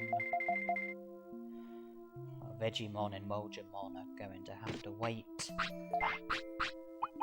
As for SkullGreymon, well, he can wait if he wants, but he's going to be wasting his time because he's not going to be joining this city, not with the restrictions that I have to play by. It's only 1 hour until day 12, the day before the day the Agumon will Digivolve. Or at least can Digivolve. So we've got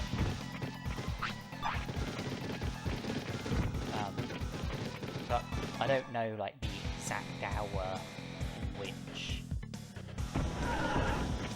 Digivolving will become possible, but you know, we've still got more than a day on our hands, more than a 24-hour period on our hands.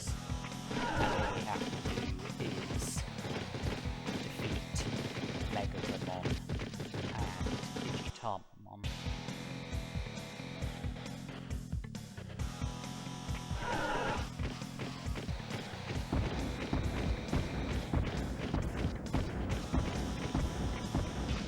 This is where the area that Devimon was in.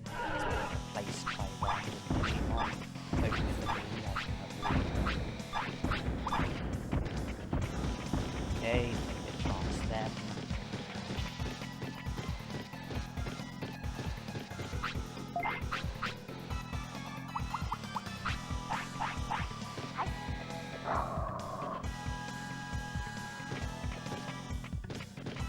Past the Pidomons, and hopefully I can make it past the rock ones in here, something that I failed at last time.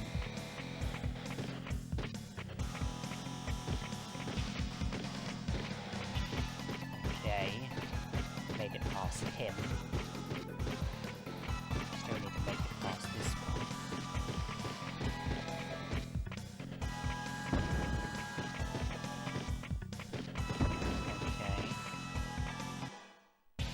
The area that Metal Greymon was in, there aren't any random Digimon roaming around in there. The area that Megatron is in, there aren't any random Digimon roaming around in there.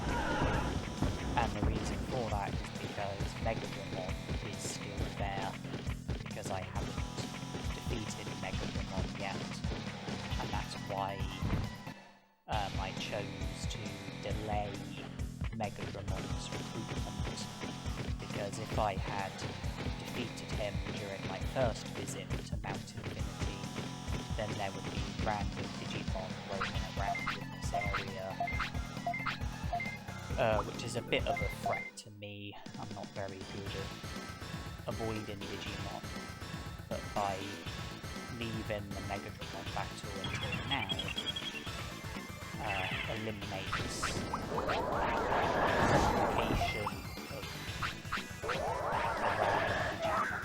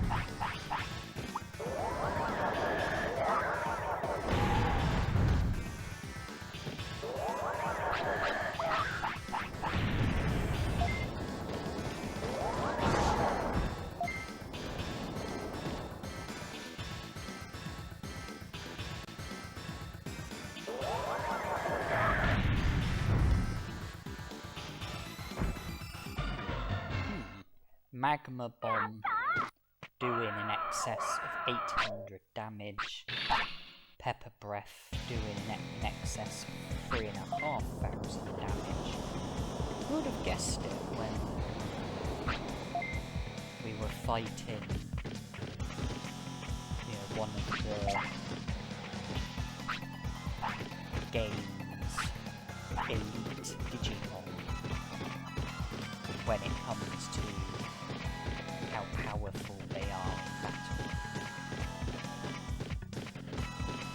Giving a chain melon to Agumon now would be risky, because I think there is a small chance of sickness coming as a result of feeding a chain melon to your Digimon. And fighting Digitamamon when sick would reduce the amount of damage that my attacks do to him, increase the amount of damage that his attacks do to me, increase the MP consumption for the mechanics, and also stop me from being able to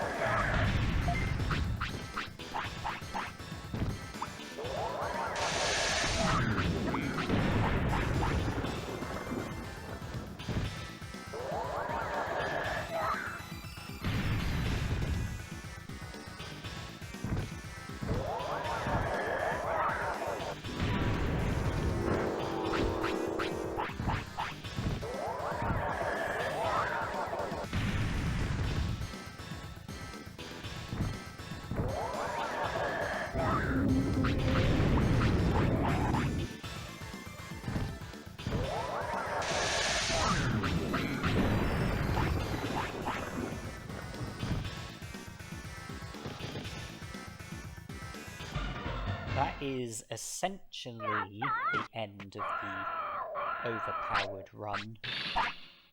All of the battles are done. All that's left is Digimon and Monzaemon, neither of whom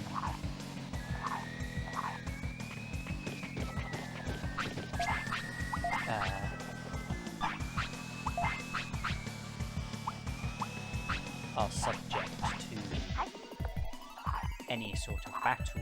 No battles are needed for... No battles are going to be needed for their recruitments.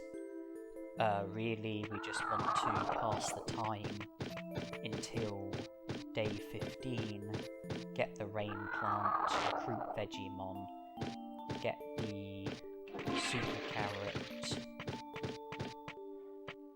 recruit Monzaemon, and then that will be the official end of the Overpowered run. I was saying about Megadramon, I knew that I would need to go to Mount Infinity twice, and if I had defeated Megadramon the first time, then when returning for Digitamamon, there would have been random Digimon roaming around the area that Megadramon was in, and that would have been that would have put me at a bit of a risk, because I would have had to have avoided those Digimon, something that I'm not very good at doing. But by leaving Megadramon until the second visit, there would be no random Digimon in the area, because it would still be Megadramon, and I would be able to defeat Megadramon, then go to Digitamamon, defeat Digitamamon, and then just autopilot back to the city. No worries about random Digimon.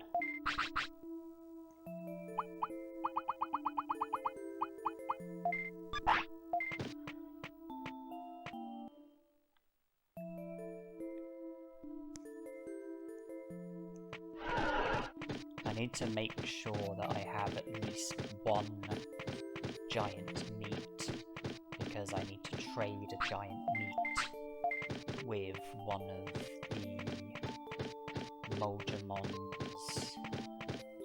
As for the other,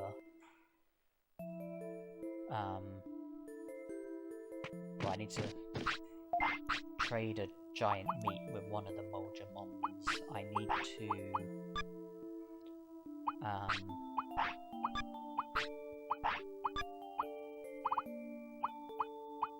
buy a super carrot from Digimon, trade the super carrot with one of the Monzaemons.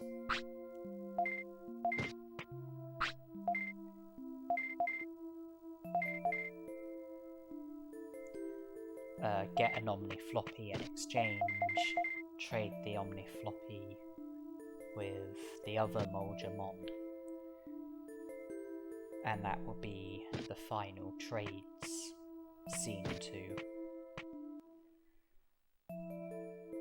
I'll go to the Monzaemon who wants a super carrot first, trade the super carrot with him for an Omnifloppy, then go to the Monzaemon that wants an Omnifloppy, trade that, then go to the Monzaemon who wants a giant meat, and do the final trade with him. Okay, I'm just gonna be passing the time until day 15, Agumon's Digivolution will happen before then. So I allowed Agumon to sleep. I'm just going to be passing the time by resting, sleeping. I'll use portable potties when my Digimon needs the toilet. I will continue to retrieve giant meats from Powmon. And day 15 I'll make sure I help myself to the rain plant.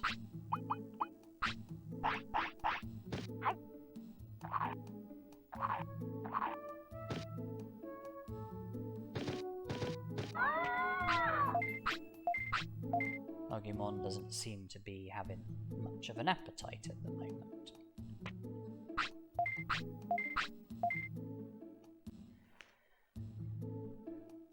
With the Monzaemons, the Monzaemon that you do the 9th and final trade with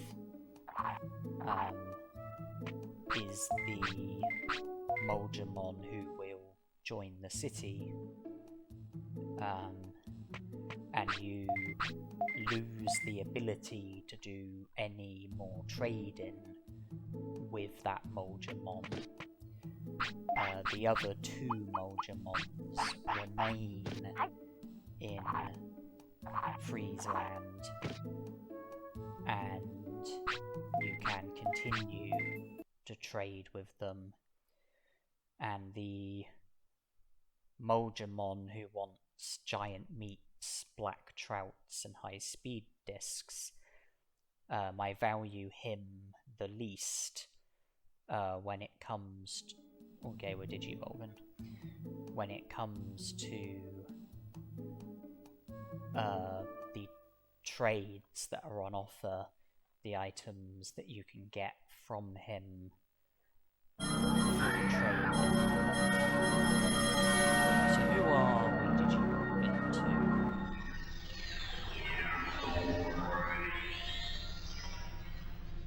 Greymon. Okay, so it was a natural Digivolution, and we are going to continue to pass the time. Continue to do what I was doing. Yeah, what I was doing with Agumon. Do that, but with Greymon instead.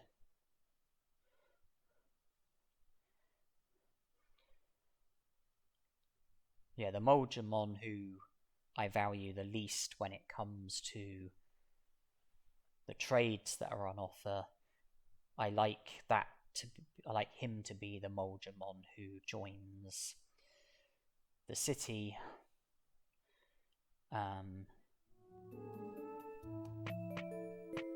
Because I like to keep the ability to do trades with the Monzaemons who I value more when it comes to what items are on offer with the trading.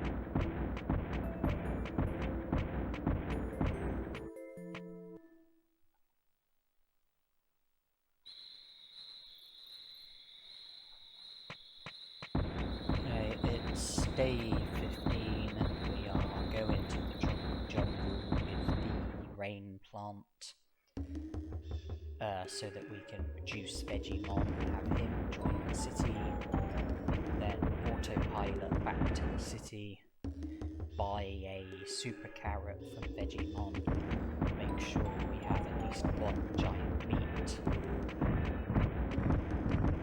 have Birdramon take us to Friesland, trade a super carrot, trade an Omnifluffy, trade a giant meat, Monzaemon recruited, job done.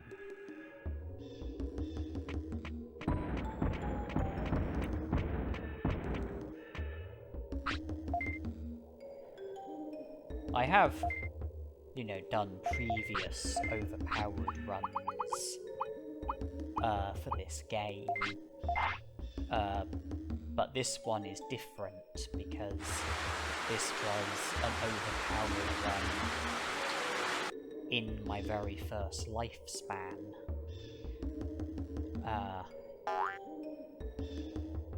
An overpowered run where I'm using Agumon, a Digimon who wouldn't usually be overpowered.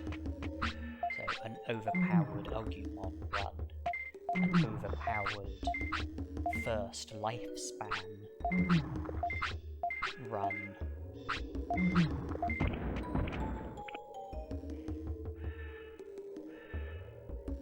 I do think overpowered runs are fun.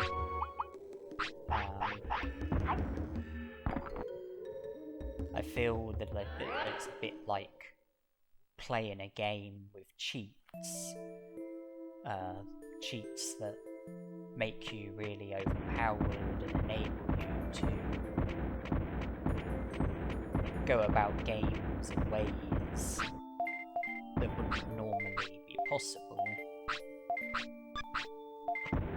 Most of my videos for this game are of challenges. Overpowered runs are quite the opposite of a challenge. Apart from the work that has to be done in order for you to become overpowered, you know, that is a real challenge. But once you see to that, the game is unable to offer any sort of challenge in any sort of way.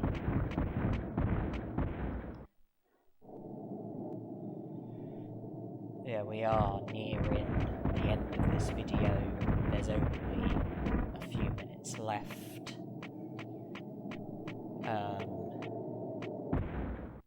As I hoped, I will be finishing with 93 prosperity points, missing SkullGreymon, Monzaemon, and Nanimon, who I don't think are recruitable under these restrictions. Out of the Digimon who are recruitable, I think I've been successful with recruiting all of them. It's been a fun challenge. I did like... it's been a fun playthrough. I did enjoy...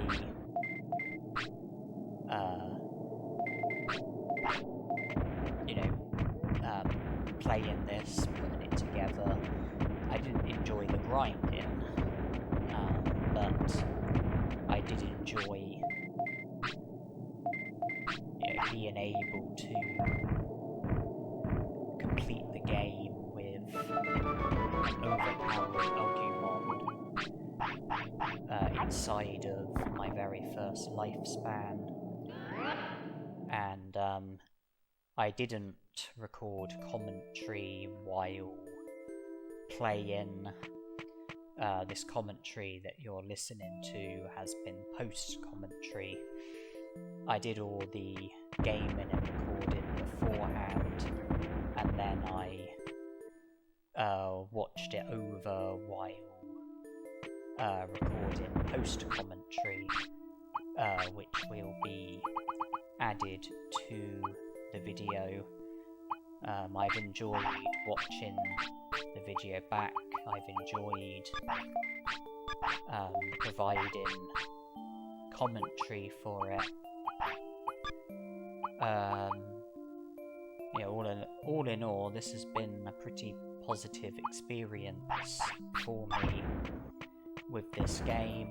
I enjoyed it, and I hope that those of you who watched it also enjoyed it.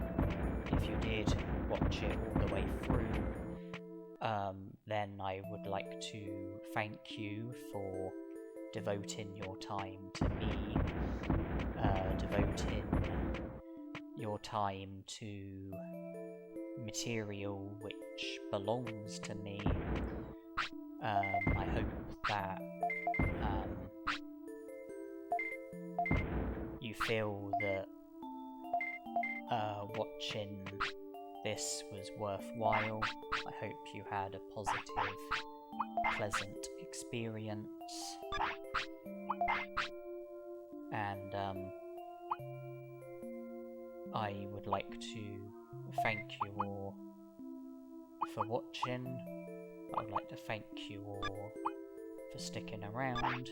Hope you enjoyed, and hope to see you in whatever it is that I do next.